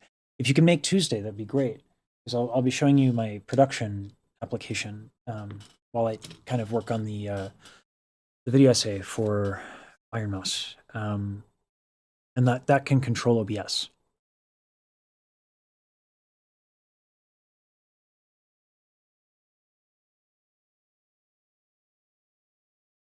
Keep it high pace and to the subject. Keep it at 1 or 2 hours max.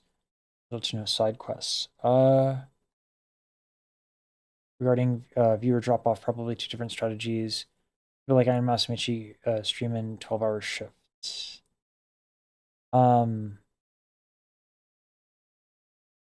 viewer drop off. So this is a YouTube thing. YouTube will promote your live stream for like the first hour, and then bye-bye. Right, like, yeah. So like Twitch actually we need to multi-stream. Me and my guys need to multi-stream, and we're working on that. Right now I'm just on YouTube because I stream in HDR, and it's a massive issue to get that to work on the other platforms. Twitch rewards you after like 2 hours to start kind of like promoting your stream. So yeah, it's fine though. Like, I don't look at viewer numbers. I look at your comments. Like, I don't, you know what I mean? Like, a successful stream is how many comments, and even this is from a business point of view. And it's not even like, it is what I enjoy, certainly. But like a lot of people watching and no one chatting, what the fuck is the point? But from a business perspective, it's also like live streaming is the most important, like it's the most efficient way to engage, right? You leave a comment, I can right here in video talk to you. I don't understand, like, why be on social media if you're not going to be fucking social? That's the appeal.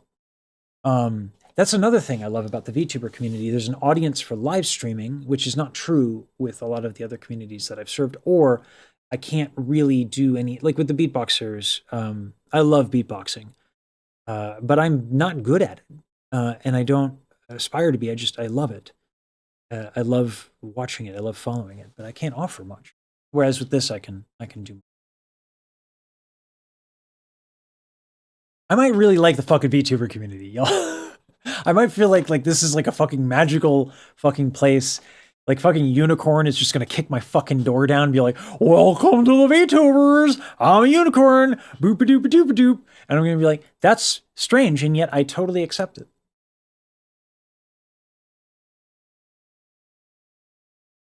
Oh, Shinigami, that's brilliant. I'm writing that down. Yes, that's the objection. Like when someone someone told me the I think I'll remember that. I need to hear that. Yeah.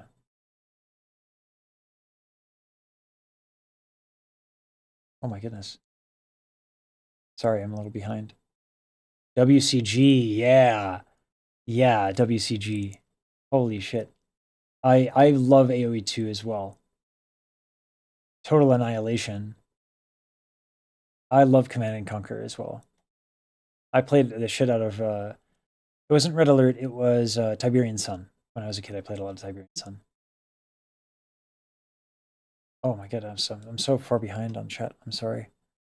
I'm really trying to get to it, y'all. I'm long-winded.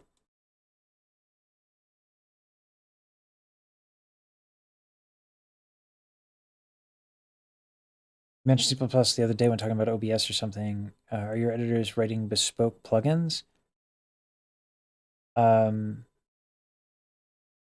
We talked about it, and the answer is no, we don't feel we need to, because they would need to be maintained over versions. Instead, we're going to use Advanced Scene Switcher, which is a plugin we can just do string manipulation with JSON. And then and then obviously with scenes, we can populate scenes with JSON. So like string manipulation is usually how we try. If we can solve something with like a builder class and a builder pattern for JSON, we try to do it that way. It's just easier to maintain.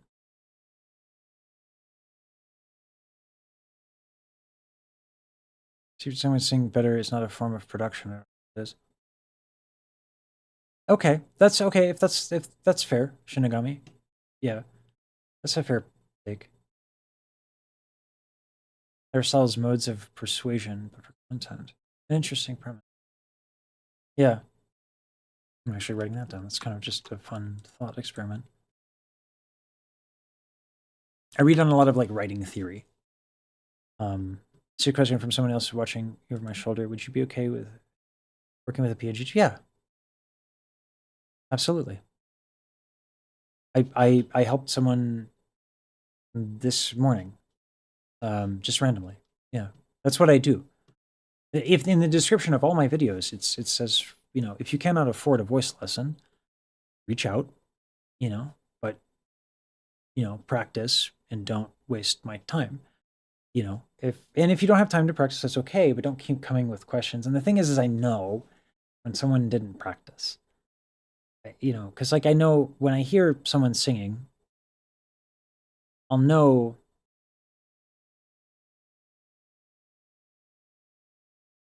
I might not know what thing they want to work on first. I'll give usually people like 1 or 2 exercises or 1 or 2 things to work on. It's actually kind of a little frustrating lot of people don't like to practice. You know, but it is what it is. Life gets busy. People, and I try not to judge. And most people don't waste my time. If they don't practice, they don't like, because they know. I tell them, and I'll say, like, you know, if like do this for a week, come back and show me what happened, and we'll work it out. And you know, most people aren't as super fucking into singing as I am, and I have to be okay with that, because you know, I don't take that as an offense. Like it's just like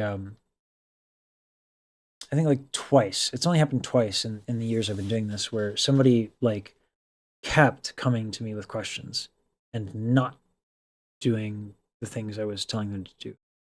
That I don't like. And I'll draw a boundary if that happens. But otherwise, you know, yeah. Send me a DM. I prefer it to be in the Discord, not DM, but like if you know, I'd rather somebody send it in a DM and you know, send me a clip of their singing, no audio production, don't put reverb and all that shit on it. It's just, you know, I'd rather somebody message me and ask for help, and then I can help them, than them not. I prefer it in the Discord, because then when I offer help, but that's what I have forums for that now. I have singing advice forums now.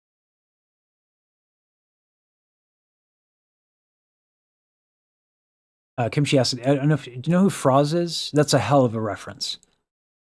I played against Froz's little brother. Now, granted, Shriek kicked my ass, but Shriek placed number 2 in WCG North America. And I think he lost actually to the ultimate. It was the 1 year. It was the 1 year an American won WCG. He beat Sky in the finals. It is crazy. That he beat Sky, who was at the time like the best human player in the world.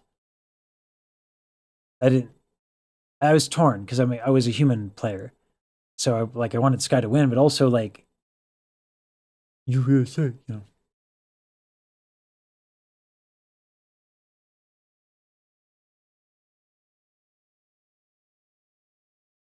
If I had a time machine, I would go buy. Yeah, would that an Nvidia stock, right? Okay, have a good lunch. Just a guy. Or GameStop stock, yeah.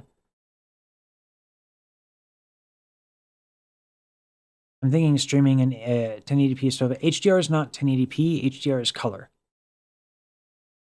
It's 10-bit color versus 8-bit color, and the 10-bit color is significantly larger in file size, but it looks way better. And my camera is not exceptionally good, so SDR on my camera doesn't do justice to skin tones. I am particularly Caucasian. I'm very white, so I look weird outside of HDR or only with SDR. It's tough to bring color into my face. I'm very fucking white.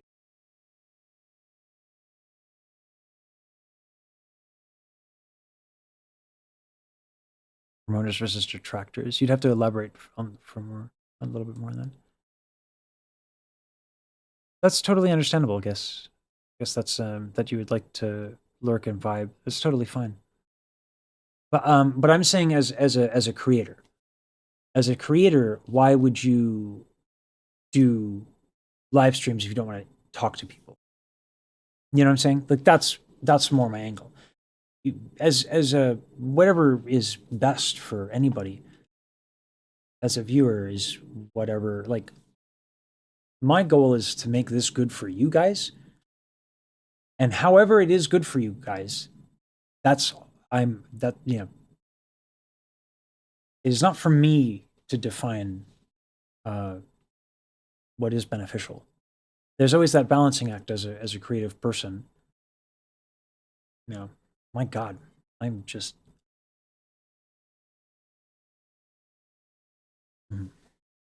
Sorry. There's a balancing act to be had. You know, I have to do what I enjoy, but I have to be doing what you guys enjoy. So finding a community that where there is this balance, and I don't have to work at it, is crazy. I never ever stream this long, ever. But now I don't have to do things that I don't like, that may not be natural for me, because it's a good fit.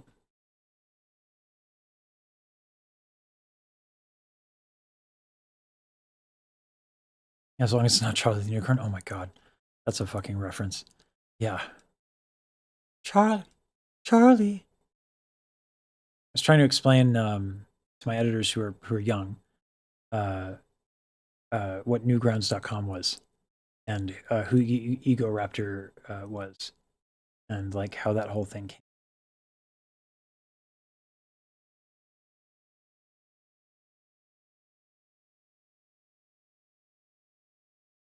Oh, Daryl.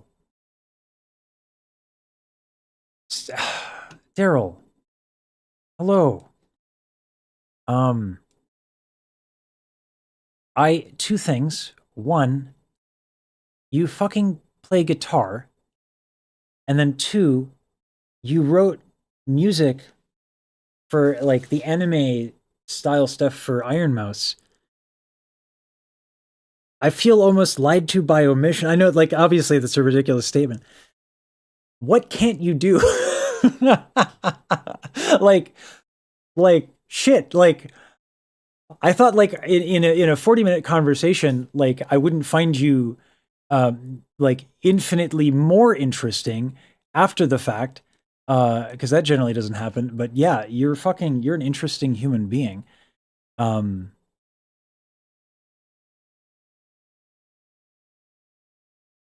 Oh, I missed out.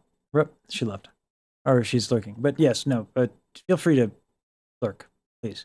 Sorry, I missed that before I responded.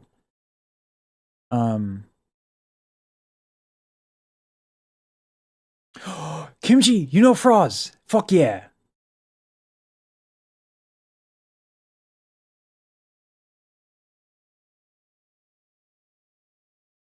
Sorry, hold on. I'm trying to catch up with Starlight. Just passing through. Okay.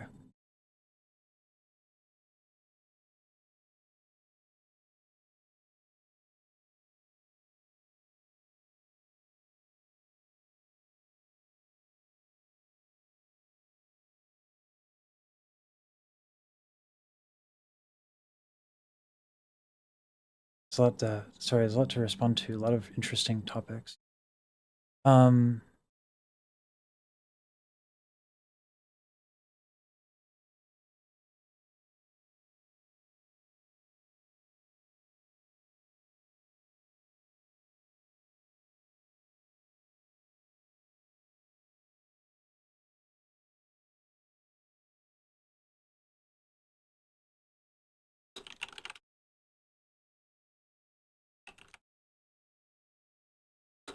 One second, y'all.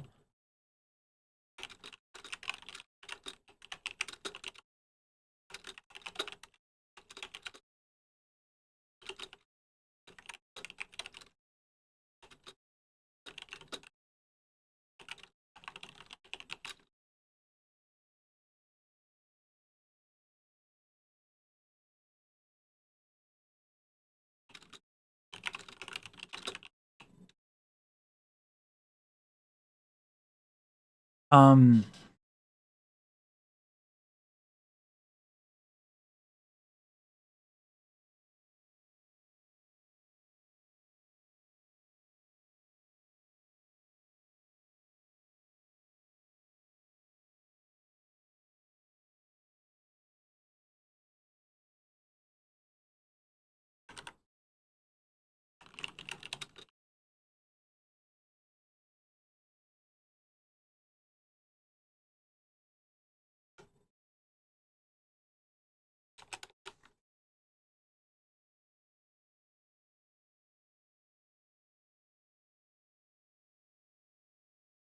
sorry, I'm still processing the kind words, y'all.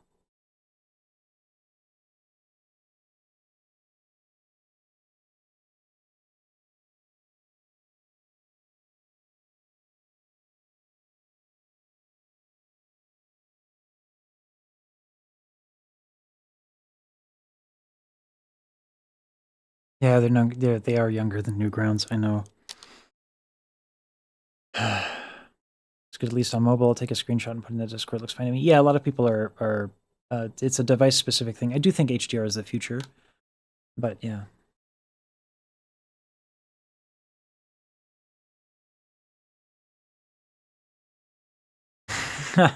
Hard to fix typos, and when the YouTube UI puts itself, yeah.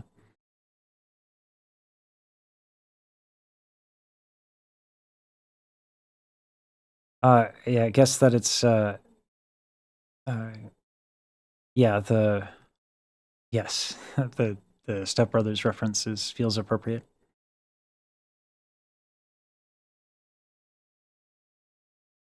A tinted light source would probably help you guys, Mom. You know, I'm hesitant to invest in more equipment. Before I invest in any more equipment, other than like maybe for a self-indulgent reason, I need to cover my guys. You know, I'm usually really risk averse, but you know, I've started and stopped YouTube enough times that I kind of know what to do here. I'm not so great with Twitch. Jordan Lane has been phenomenal. She's a creator friend from back when I was streaming on Mixer. And Jordan is incredible. She's super kind when she doesn't. She's always been really helpful. Even before I had any success, she was really professionally helpful. I have a lot of respect for Jordan, very honest person. And Jordan has given me a lot of advice on Twitch, like what to do. It seems like a platform that necessitates collaboration, which I find exciting. But first things first, we got to solve the HDR problem. Yeah.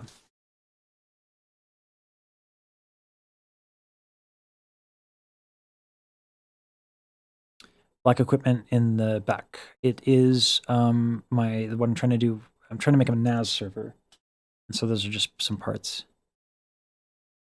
Insert. What else can I do from Encanto? Yeah. You can't feel your skin.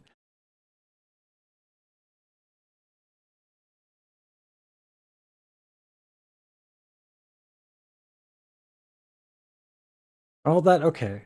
It's you Starlight. You're making it hard to. I'm sorry. I'm trying to let you lurk. Yeah, well. We got an interview coming up. Yeah, I'm honestly. I might just. Well, I'll let you. Yeah, sorry.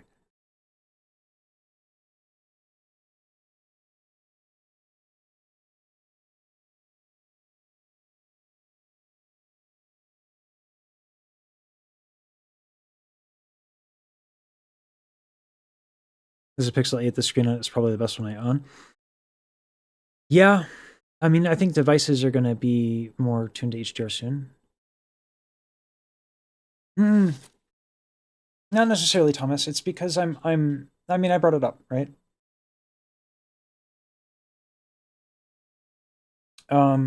It's more of a technical challenge that I find kind of interesting. It's not so what like we might do I like production, I suppose. It's like engineering. So I like it. It's like a cool problem, Thomas. So I appreciate the sentiment, but I do find it interesting. When people used real 10-bit, yeah. The 10-bit for HDR on OBS is like a little janky, but remember when it's called Beam? Their interactive API was fantastic for the time. Basically, it was better than I think it was still kind of. I honestly the Mixer experience, both streaming on it and watching, honestly was probably the best experience that I've had. I dearly miss Mixer. It was a phenomenal community. It was really cool. And again, that's how I met Jordan. That's how I met Schuster. Schuster is my coding mentor. I met him through Mixer. And Schuster has been like a friend for the last like he helped me. He taught me how to code. You know, like I wanted to create I wanted to learn Python and FFmpeg at the behest of my brother. It's just, if this gives you any cue. So, in terms of like when I started doing music videos on Instagram like 8 years ago. They're terrible, by the way. They're fucking awful. They're funny, some of them. Like you can tell they have ambition, but they're bad. Particularly the Skyrim one is, but also like I knew that one was bad, so I did a Tim and Eric show kind of like thing. So I did the Skyrim thing. I was like, I intentionally was like really awkward. I put a fan so that my hair would blow. And I was like, oh, and then at the big oh, I put an explosion in the background. Greatest piece of art and content I have ever made in my life. I love that video. But I used to, you know, do everything in this really inefficient way. It took so long. Like it felt impossible to have a decent output, but also quality. And so my brother, who is a phenomenal engineer, said you should learn FFmpeg, and he was working on his startup at the time. And so he said I should learn FFmpeg. A lot of what I'm trying to do with music videos could be expedited with FFmpeg. So I learned FFmpeg, I learned Python, and it was painful because my brother is fucking brilliant. And so he had a hard time teaching me because he's been doing it since he was fucking 9. But Schuster was able to help. And so we would, once a week, he would sit down with me for 3 hours. I mean, I'm so fucking lucky, man. This guy's a senior engineer who's worked in fintech. And he just fucking sat down with me once a week. Sorry to go down. I love production. That's a fun thing to do. Yeah, there's a Skyrim music video. It's fucking hilarious. I need to find it. Back when Adult Swim was good. Yeah, back when there was Adult Swim. If you don't know engineering, but you think you could, engineering. Yeah.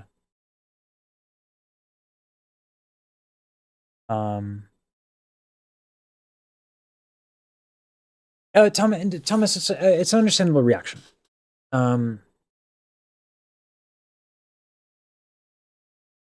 It's an understandable reaction. Yeah, but it's just fun, I think.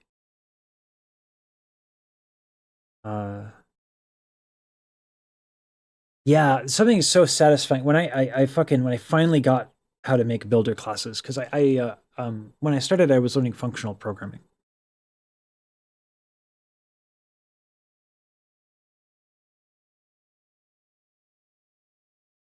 I found Python to be very fun personally.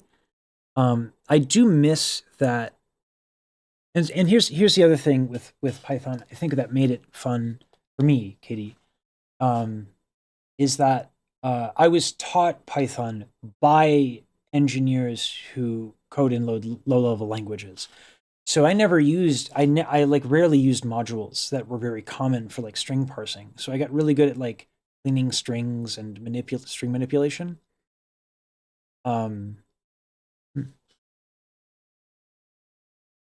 Oh, thank you, AV8. Have a good one.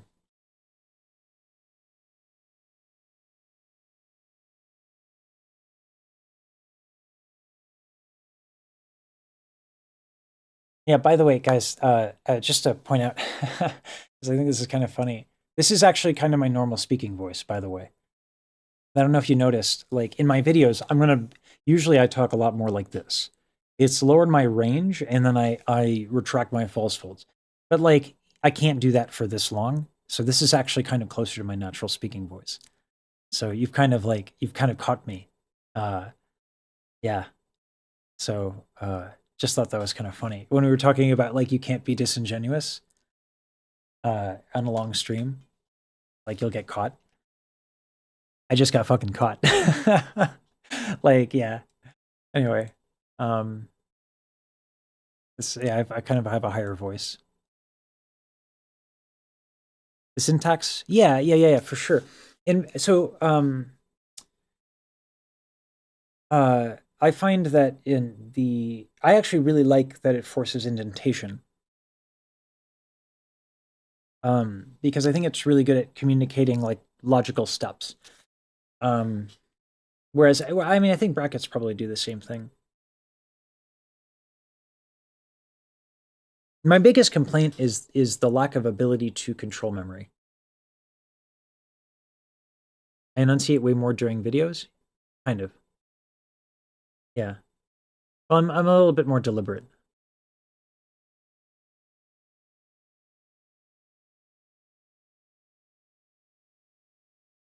Yeah, yeah, Thomas. Yeah, absolutely.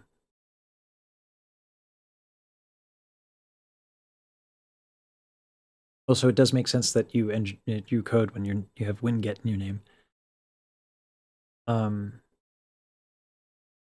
Yeah, it was weird. You know, the guys the video editors that I have are in school for coding.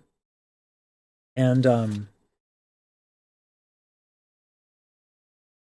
I'll own that there was a mistake made, but they were like interns at the time.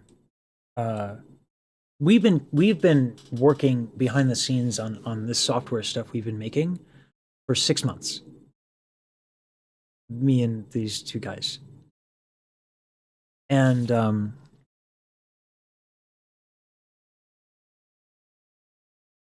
you know, because I'm self-taught for the last 7 years, I made some presumptions of like, if someone's getting a degree, they'll know how to do X, Y, or Z. And so this guy, we'll call him Editor 2, in order in which they kind of came along. Editor 2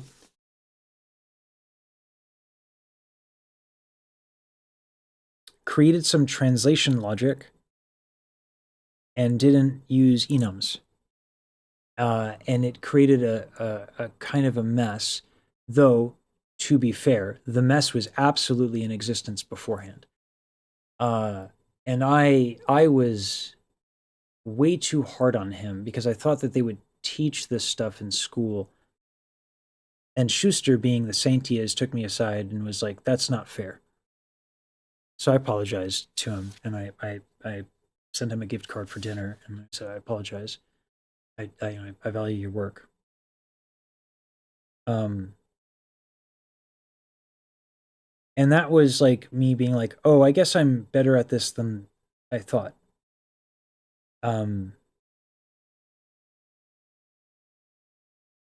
So I've been teaching them for a while now, and fun fact, Editor 2 is catching up on my heels. I gotta gush about my guys real quick, because yeah. I really enjoy working with them. Look at what he made. So I'm not gonna be right back, but like, look at this be right back screen. He made this in HTML. He was a front end guy, before he came working for me.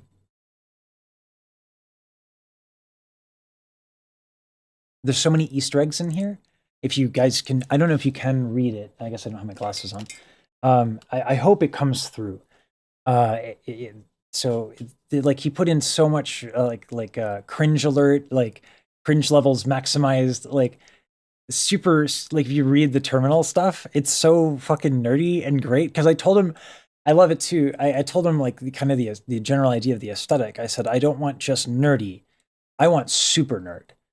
And he did. Yeah, right. It is so well done. These two guys are really, really good at front end.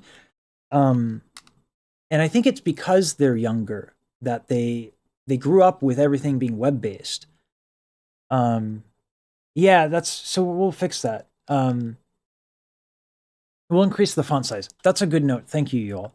Yeah, like, I want people to see the Easter eggs. I don't want it to be subtle. He did such a good job. Let me just put that note in our Discord, our work Discord.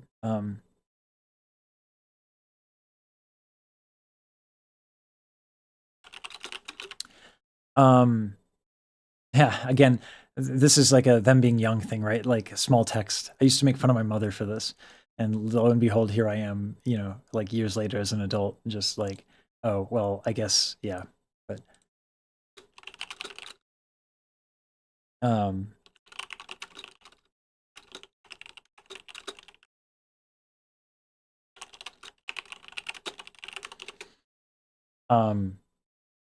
No, like the biggest thing that I'm really thankful for right now is that the channel is getting enough attention and support that like I'm not worried about I'm really confident we can have a sustainable situation for them. You know, if I need to take on a contract or I need to do something else, that's fine. But like, you know, I told them I would. Yeah, it's you know, being employing people is fucking. You don't want to fuck around with that. You know what I mean? Like,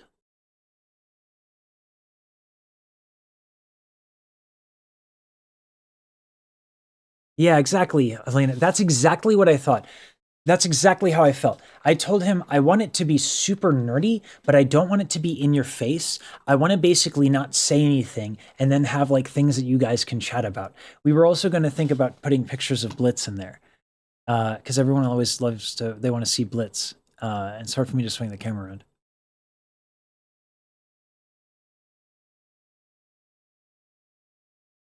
We're going to increase the font.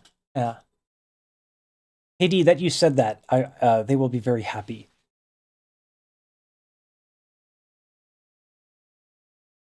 Yeah, I was shocked, KD. I was shocked. Because the other thing is that they knew what enums were. They didn't understand the use case. They were like, why wouldn't you just store it as a variable? And it's like, oh yeah, I remember having this question a while back. You know, but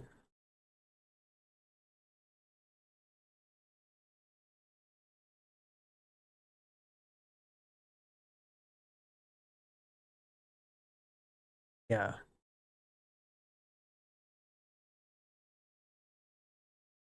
Yeah.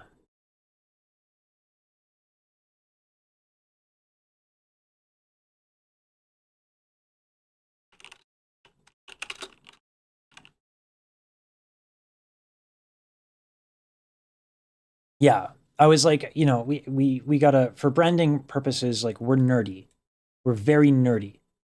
Like, not normal nerdy. We're fucking ultra nerds. So what is the ultra nerdiest thing? He was like, we code. Let's fucking do that. And he didn't tell me. I told him not to do it. I told him to wait until we could discuss the branding. And he just went behind my back and did it. I couldn't even be mad. He came back with this shit. He made like 6 of these. Yeah, Katie. So in that, Schuster was the one who like told me that's the thing, that they don't teach use case. And that kind of blew my mind.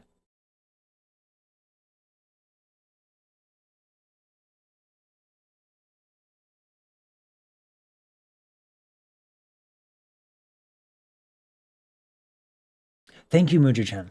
I actually am interested. I'm getting tired myself, but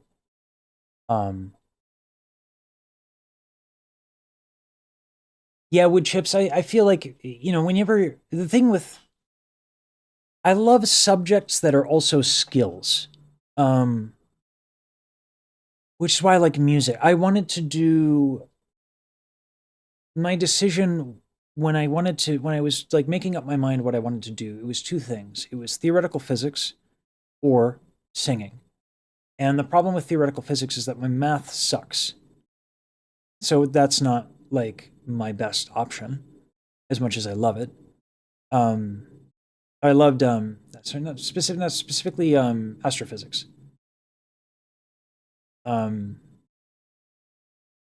I think that shit is fucking fascinating and mind-boggling. But my math is bad. I just didn't have discipline as a teenager. So I went into music. And people in college expected that they were getting a music degree, so they're just going to go out and they're going to find work. And I was like, what fucking world do you live in? Like, why did you, what? But you know, like, let 18-year-olds make decisions, right? That's what happens. I wasn't any better, you know, to be frank. But like, yeah, when you're in college and when you're learning both a skill and a subject, like coding, like singing, like anything music, you better be fucking grinding your ass off and getting good behind the scenes. Obviously, you know, not in a toxic way, because that can easily happen. and all too often does. But you need to be putting in the extra work.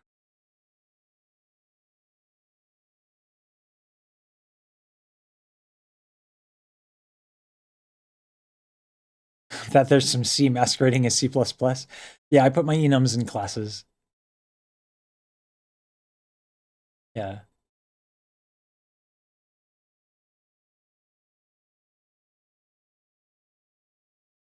Said math is for mechanical physics. Whether it might not have been, hey, Masterful Melon, Masterful Melon. There we go. Oh, Masterful Melon. Okay, that kind of rolls off. I feel like astrophysics requires. I mean, I could be wrong. I actually don't know. That was my presumption. Whether or not it was accurate, I don't know. But that was my logic. Yeah. I had that experience, Shinigami. So the Shinigami King, that this was the decision I made after dropping out of business as a major. I was learning macro. I think it was macroeconomics. Or was it micro? I don't know. Either way, I was in a business class. And I do find economics to be very interesting. In fact, one of my favorite professors was taught the class U.S. History of Economics, which was really quite interesting. But I kind of like business, but I don't like. Again, it's like a lack of context. I didn't like the courses. I like the idea of business as a skill. Because like one of the reasons I always feel like if you're going to do something,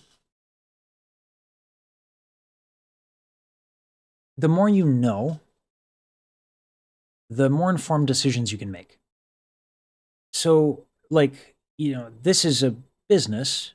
It's a channel. I have intentions to make money, right? Especially because I fucking hired people. I need to. But because I know business and I understand business, I can make decisions about where I feel comfortable, right? And what I want to do, and different ways to monetize. For example, like the way that I approach teaching, in my plans to basically make not any money, I could structure this as a 501c3, and I could do fundraising and yada yada yada. Like I have so many options, so I get to be as principled as I feel is practical, and operate with integrity, and then use business acumen to justify that decision. Could I optimize for things more? Could I bean count? Yeah. But I can't stand CEOs, bringing out a calculator, doing a basic arithmetic and thinking that they're fucking something when they're just fucking bean. Anyway, it's just, I like a lot of things. I find a lot of things very interesting. Yeah.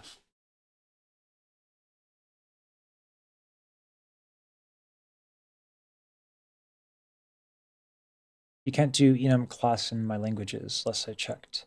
So learning about C# though. That's interesting. I wish I knew more. I wanted to try C because I love functional programming. It was only recently that I found like I understood the value. Schuster had told me for a while I needed to learn object-oriented programming, and I fought it because there's something elegant about functional conceptually. But once he showed me like how a builder class works, it's like, oh, okay. No, I see. You can make objects fit the like when it really fits the problem. Like a builder class is fucking great. And the way Schuster does builder classes is fucking immaculate, clean. I just fucking ripped that shit off of him. I was like, oh, I fucking love it, that like init is a thing. It took me a while, but yeah.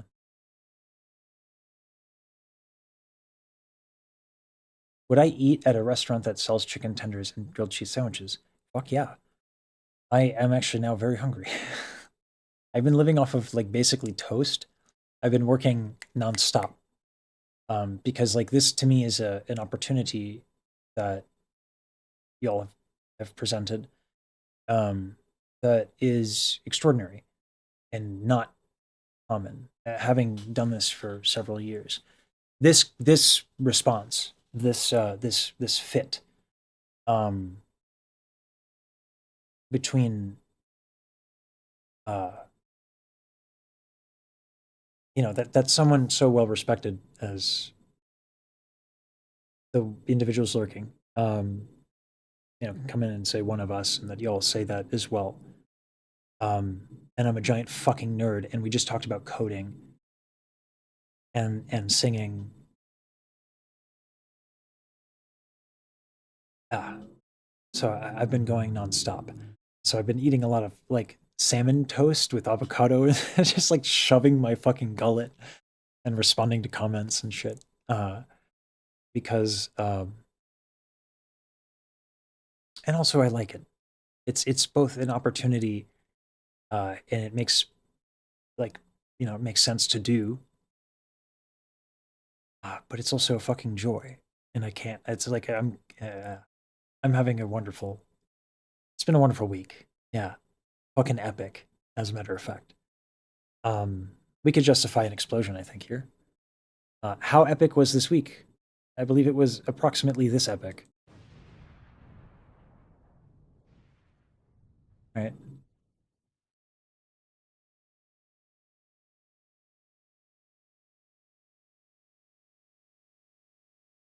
Math pedagogy does seem to be improving with the amount of excellent video teaching, intuitive methods. Yeah, I didn't like, for me, and I think this is partly, I didn't know I had ADHD until recently, actually. When my brother, no, was it me first? I don't know. Either way, our father certainly had, you know, he had ADHD. Looking back, like, it really is some funny things, like, but yeah. So, like, to me, if there wasn't utility, I didn't care. I'm not like my mother and my brother. I'm much more like my father. My mother and my brother can muse over an idea. To me, if it doesn't have application, I don't give a shit. Generally, there are rare exceptions. Sometimes there's a beautiful idea. But yeah, so with algebra, because it's like they teach algebra as a precursor to calculus, right? Like, so you don't get to see the application of algebra. So I just didn't give a shit. And I was a punk, y'all. I was actually not a very nice kid.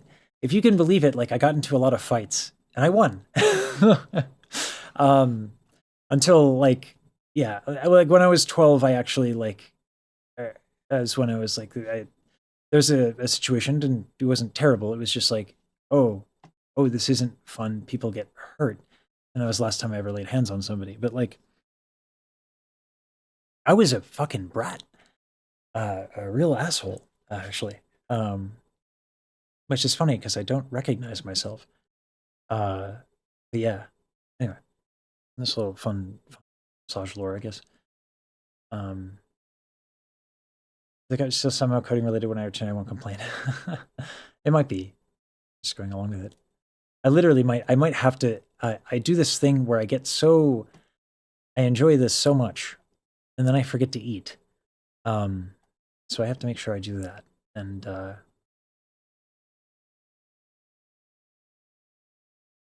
Dovos, that's what Schuster was advocating that I learned, was data-driven design. And so we went with that. And that's how I've been doing since. Like, to me, I think the challenge of when I started was, it was always the process, right? Like, input, process, output. And so it was always the process thing that I found challenging. So that was the focus, naturally. And then what I think about, what I think I like about, in principle, I don't, like, formally adopt a paradigm. It's just like an experience issue. So I can't say if I truly do data-driven design, but, like, focusing on, like, what is your desired output, what are your inputs, and then the process be created. That's, I think, a much more interesting way to have that happen, because it's almost like the process writes itself.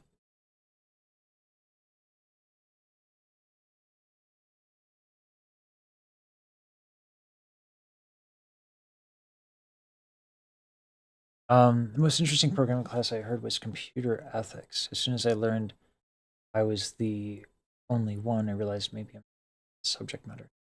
Yeah, I mean, it's its own thing.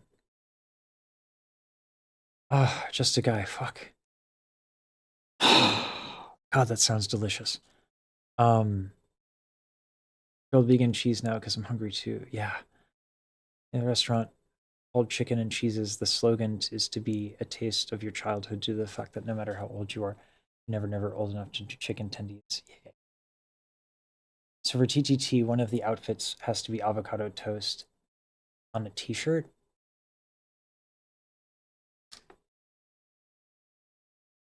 Terrence needs to get his macros in. And also, fiber moves me from the inside. So when I need to hit my macros like the legend I am, I go for avocado toast. Preferably whole grain wheat because I'm not a bitch. I'm sorry. Were you saying something? I was distracted by my pretty. There. I need to do the glasses thing better. Yeah. That's gonna be fun. I'm trying to get y'all don't understand. So it's not just me that's in this rabbit hole. Like when I talk about my guys, they're like fucking like they're watching VTubers now. They're fucking they fucking got all in, man. They're right along for the ride. It's kind of funny. So like I was telling them like, you know, like they should, you know, as mods or something, like come in and or as editors, like control the chat or control the OBS instance or something as like, you know, like VTubers, you know, with PNGs or something like that. I'm sorry, like I'm smiling so hard it actually hurts. Like, cause it's so funny to have like somebody come back with complete glee talking about fucking jiggle physics. Like, I think I can code the C++ we need for jiggle physics. I'm like, dude, this is supposed to be a professional relationship. Like what? Like, fuck, dude. Yeah, I'm actually. Oh wow. You guys have me so happy. It actually fucking hurts. My smile muscles are sore. Ow. That actually hurts. That's funny as shit. I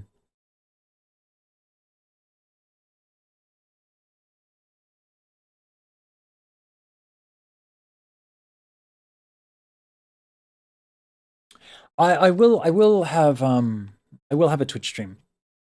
What we're doing is we have to do an HDMI pass through, which actually I do have equipped. The only reason we haven't set it up is because we're still trying to figure out how to get videos going like really smoothly. Because it's been we had a for the Daryl Starlight orchestration breakdown, which I look back, of course, I think I could have done a better job in a lot of areas. I think I could have pointed out a lot more like the motif stuff, and there's some other harmonic interesting moments that I skipped.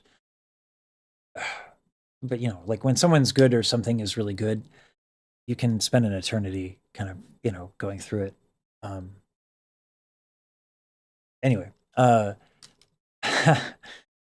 one of the things that, in order to avoid, because I don't want to, I want to be an artist in this space and a creative in this space, but like I don't want to play into, and no shade on anyone who does this, but like I don't want to play into the idol thing. So I was thinking to myself, I don't know how familiar you all are with like Jared Dines. Jared Dines is a creator on YouTube, and he as a creator, his like kind of thing is that he is the proxy for like he's like a kind of a proxy for the audience of like what it is to be a metal fan. And I'm such a fan of a lot of these artists in the VTuber community that I thought it'd be very interesting to kind of like frame a lot of the videos and a lot of the editing and a lot of that stuff as being a fucking like a fanboy and just like fucking fanning or like fangirling or fanboying, like all like, you know, everything. So we filmed I filmed some extra bits because I had that whole thing that I did where I brought the calculator out for that analysis to calculate how many cool points Starlight. I'm sorry, I swear I'm not trying to call you into the chat. To calculate how many cool points Starlight Darrell had. And I was like, this is funny, but this could be more. We could crank this up. And so I watched some Jared Dines, and I was like, here's what we'll do. We'll do like a little music video to make this like, and we'll put in time to the thing. And then after I do the calculation, we're going to cut to me just yelling and freaking out and just be like, why are you so fucking cool? Oh my God. Like, and so we like, yeah. So, and we had fun with that. And so we want to make videos like that, where we can do something a little bit more, and add something. Cause I adore people who are doing brave things in the arts. Like one of the things I don't know much about Riku. I've been in his community and I've been engaging. And one of the things I've seen is the dude is taking risks. I think he's doing some really interesting things. And so as a fan of these people's work, that's one thing. But also like educationally, if I can point something out that is actually quite skilled, that would be something you would miss if you didn't know. That's the opportunity, I think, to add those moments. Like the way that the solo cello line goes from 1/6/4 chord to a 2 chord, which is kind of like borrowing from the half diminished 7 as a supplement for 5 chord. What does that fucking mean? You don't know if you don't know music theory, right? That doesn't fucking mean anything to you, but it is really fucking interesting. So how do you get people to appreciate that? And so that's where like a lot of those like extra like, I don't know how to explain this to you, but it is really fucking rad and I'm going to scream about it. And we're going to do little funny edits. So anyway, sorry, I went off on that tangent, but no, that's the main channel. Okay, Dev. We will do a second channel. We are very well equipped to hit that production thing, but we want the video quality to hit a certain creative thing. We're not trying to make like works of art, but well, it depends. For the music video for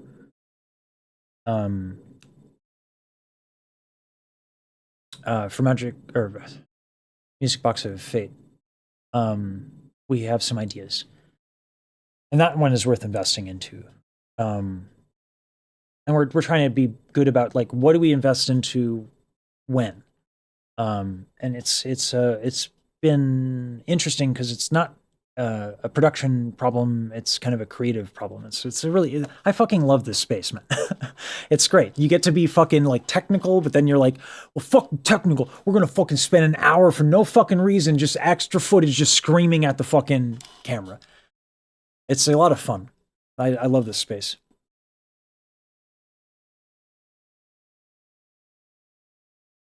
Yeah.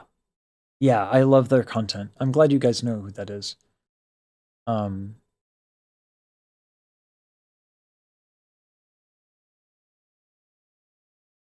Yeah, Agent. Yeah. Also, hi, Agent. It's just you. How's the quilt going, or the blanket? ACM Digital Library? I'll check that out. Thank you.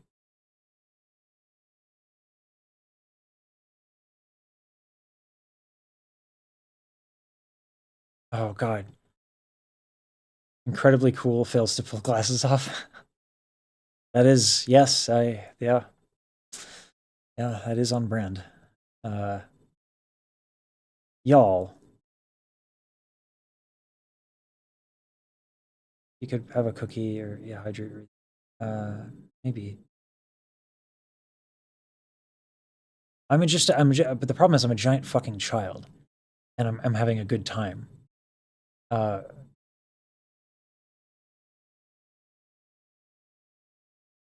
I haven't finished K-pop Demon Hunters, but I've been enjoying it. I didn't think it's one of those things that I feel like K-pop Demon Hunters like transcends genres. It's not a genre I would, or a subject matter I would generally care about. But fuck me if it's not excellently well done. It's really fucking well done. I mean, and they took 7 years to make it. That's crazy. And they almost killed the project. It's wild. So yeah, no, K-pop Demon Hunters I have a tremendous respect for.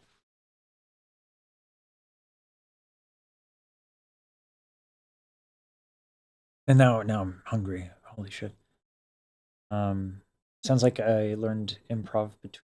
Oh, I learned improv between chords. Yeah, like voice leading and counterpoint. Kimji asked, like, people talk chords. This is not enough. To discuss chords as in blocks. One of the things that I really liked about again, listen, I am going to talk about, I'm going to gush about a certain somebody's fucking music, as it is what I would do anyway.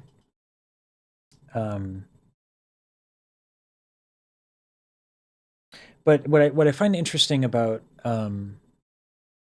the Fantasia music, sorry, names are, I think it's Fantasia, Fantasy, or whatever. Starlight's EP. And this is also true of Magic Box or Music Box of Fate. The counterpoint is like minimalistic, very clean. There's a lot done with very little, and it's elegant. I have no such self-restraint. I throw fucking as much as I can into a harmony and say fuck it YOLO. And then I go ham. And then I end up with a fucking mess, which is why I'm not a composer. To be clear, I'm not good at that shit. But like, to me, composition is interesting because for like the counterpoint is interesting for a puzzle element of it. But like, people want to know chords. This is like, if you're not, music is melody, harmony, rhythm, timbre. If you're separating them and you're not interplaying between them, you're not using everything. So moving in between chords should be a journey. It's not like we're here now and then we're here now. It's a journey that you have to weave and move. I mean, I literally went to France on scholarship to study counterpoint and to study Nadia Boulanger's method for teaching counterpoint because I love it that much. I think counterpoint is fucking beautiful. And and it would make sense that this is my bias as a singer because what is counterpoint? Counterpoint is turning melodies into harmony. That's what counterpoint is in its essence. And Daryl does a really good job of not kind of like flooding the zone. And it's actually really, I'm hesitant to say minimalist because it's reductive. It depends on what she's trying to accomplish. Yeah.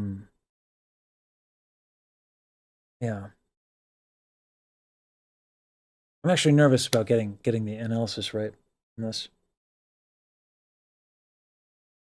My oral skills are also not that fantastic. So like, I can try to plunk it out on piano, like what I'm hearing, and try to communicate it that way. But again, I think there's something to be said about expressing the raw enthusiasm for certain specific things because I needn't do like an entire breakdown, like people do for Bach, where they have like the whole fucking thing and there's papers on Bach and shit like that. I don't have to do that. I can point out other things. It is intimate. Yes, I would say that's. Yes, I would say that absolutely. She lets your ears breathe.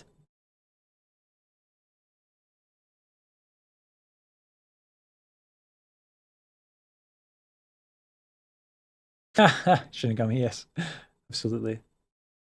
Yeah, fair enough. Enjoy your lunch, wood chips.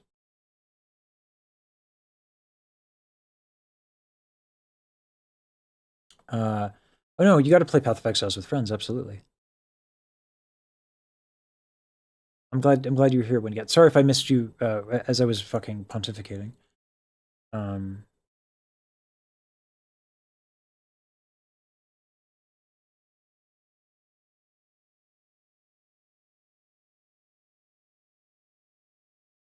Maximizing minimalism.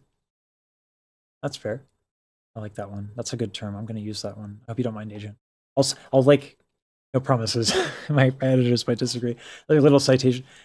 She maximizes minimalism. Citation, Agent.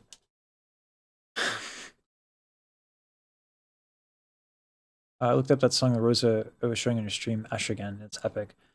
Did you listen to the rest of it? I should listen to the rest of it.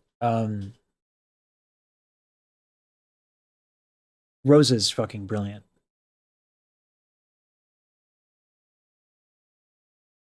I'm excited to work with Rosa.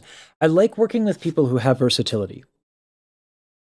Obviously, like Super being, or oh my Jesus. Why do I always? It's the 3 in the name gets me. Because I see, like, when I think of names, like I have to see it, and then if the shape of the name, maybe I do have synesthesia. If the shape of the name is wrong, it's really hard for me to remember. Literally, the fucking stream is named after. I'm forgetting. It's crazy. Saber. Fuck me. It's the 3. In the name, I look at it and it's like all the letters disappear. I don't know what that is. That's a weird little quip there.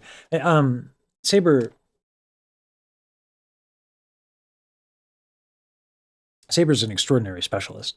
What I find with a lot of potential with Rosa is the culmination of skills. Like when you only have 2 people, you kind of need that versatility. It's like a startup environment, you know? So like my guys are versatile and I enjoy working. I like to keep teams small because I find managing many people to be overwhelming. I made that mistake with my nonprofit. But I'm excited to work with Rosa for the fact that she's a pianist and has audio chops and is also a video content creator. I think that can lead to some interesting things. If we utilize all those skills, we can do some unique things.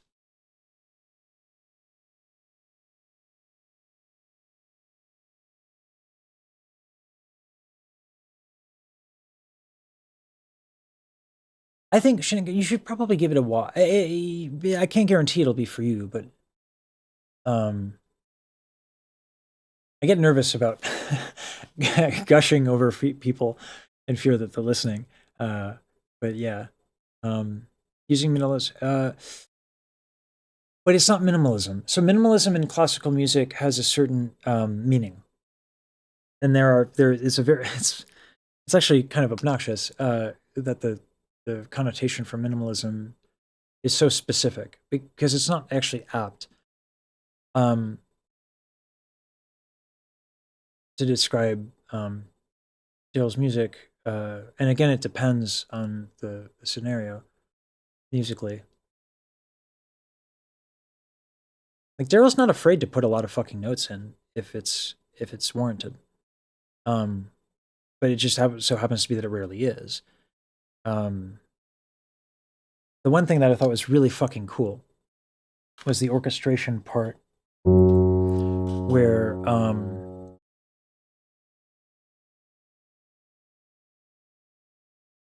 forget where it is in the lyric in the song, but the chord sounds incredibly thick, but it's actually just an octave F minor, or sorry, F sharp in an octave. But she used like some crazy horn thing, and it like created this like distortion effect that made it sound super fucking gigantic. So even though it's just an octave, which an octave is usually very hollow, right? You can hear that. That's 2 notes playing at once, right? Versus, right? Big difference. Very hollow. No such hollowness in the orchestration at that point. So that's been something I've been trying to highlight and think about. Because this is what I fucking do in my spare time, as I think about this shit. Anyway.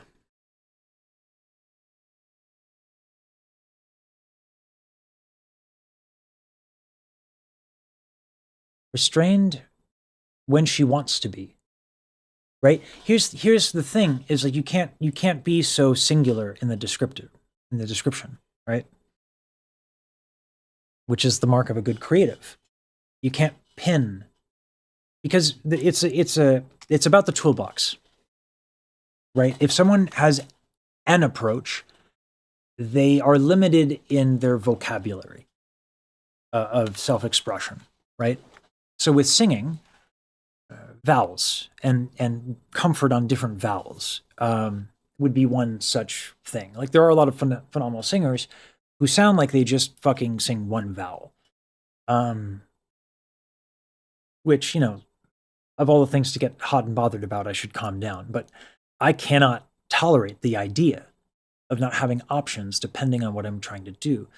And so, like, the thing that's intimidating about doing an analysis here is that I don't want to be so singular in the description, more as I want to point out things that I want to point out the decisions that are made as they're I realize that they're being made. Unfortunately, I'll never do justice because there's so many fucking decisions. And again, I'm not a composer, and my aural chops are not good.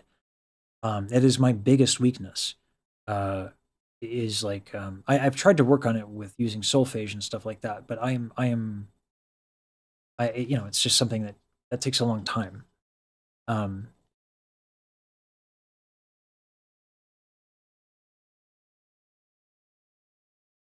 Yeah, Shinigami King, but also, like, if you want to be a chef, you better know how to make a damn good grilled cheese, unlike Gordon Ramsay, which, you know, yes, of course he's good, but that was a really funny video where the cheese pull was like super unsatisfying.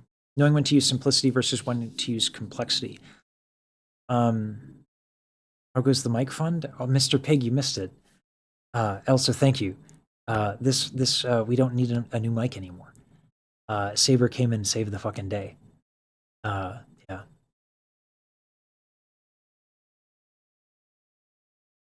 But I appreciate you guys helping me think about it. It is challenging. It is challenging to also, yeah, just I really do appreciate it, Mr. Pig. Yeah. It'll help to go towards the plugin that I had to get at Rose's behest. You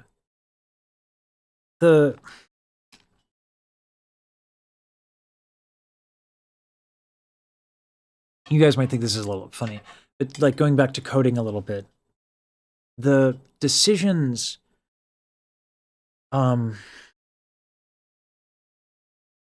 we were thinking about like what makes a good video essay.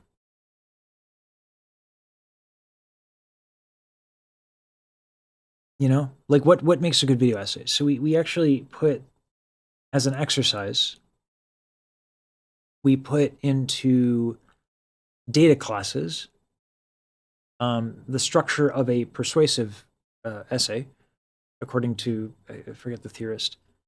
And then also, so like, you know, we have like intro, body, conclusion, right? And then each sentence has its own entry in the data class. And then we also have the structure of sentences, you know, so like adjectives, subject, etc. Not that we were going to use that, but as an exercise.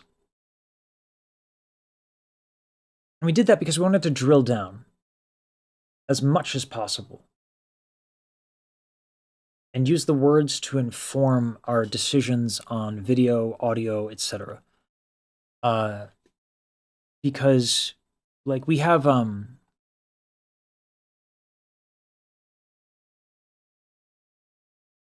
I swear, AI is so unreliable. It's maddening.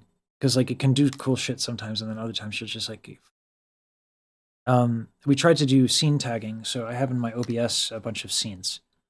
depending on what I'm trying to say in a given sentence. And so we have an LLM tag each parenthetical in sentence and associate it to a certain scene. And that scene is a file name, and that file name will dictate like a B-roll selection process.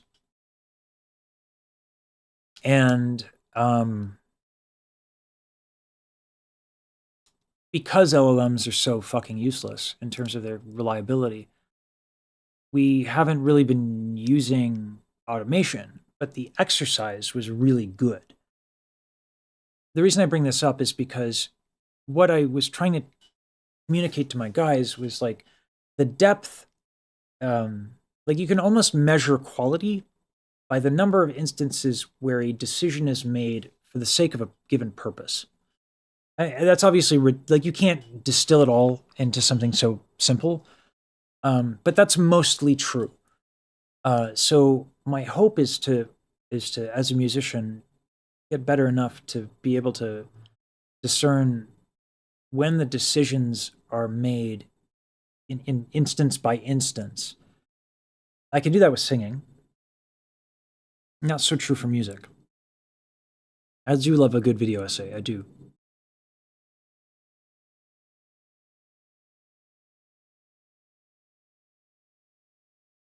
Perpetual, not ephemeral.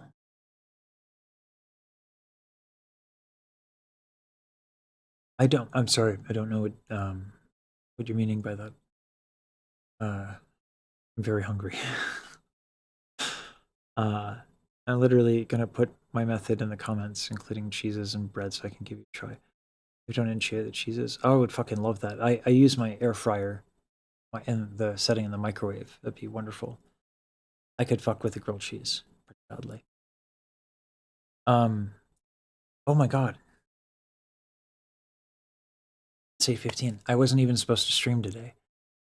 But I couldn't resist Saber's offer. This was wonderful, y'all. Thank you so much. If I don't eat, I'm gonna keel over. So like, I gotta go do that. Thank you for, I can't believe like y'all will listen to me pontificate like this. I'm sorry if this was boring. Should not be transient, it's content. Yes. Yeah, I think moment to moment, you should be keeping in mind an arc and a series of decisions. But yeah, I'm sorry. No, you're gonna get me started. You're pulling me back in. Like, well, hold on, wait. No, there's more to pontificate about. Son of a bitch. I have not slept well at all for the last several days. The level of excitement that I've had has been infectious. Yeah,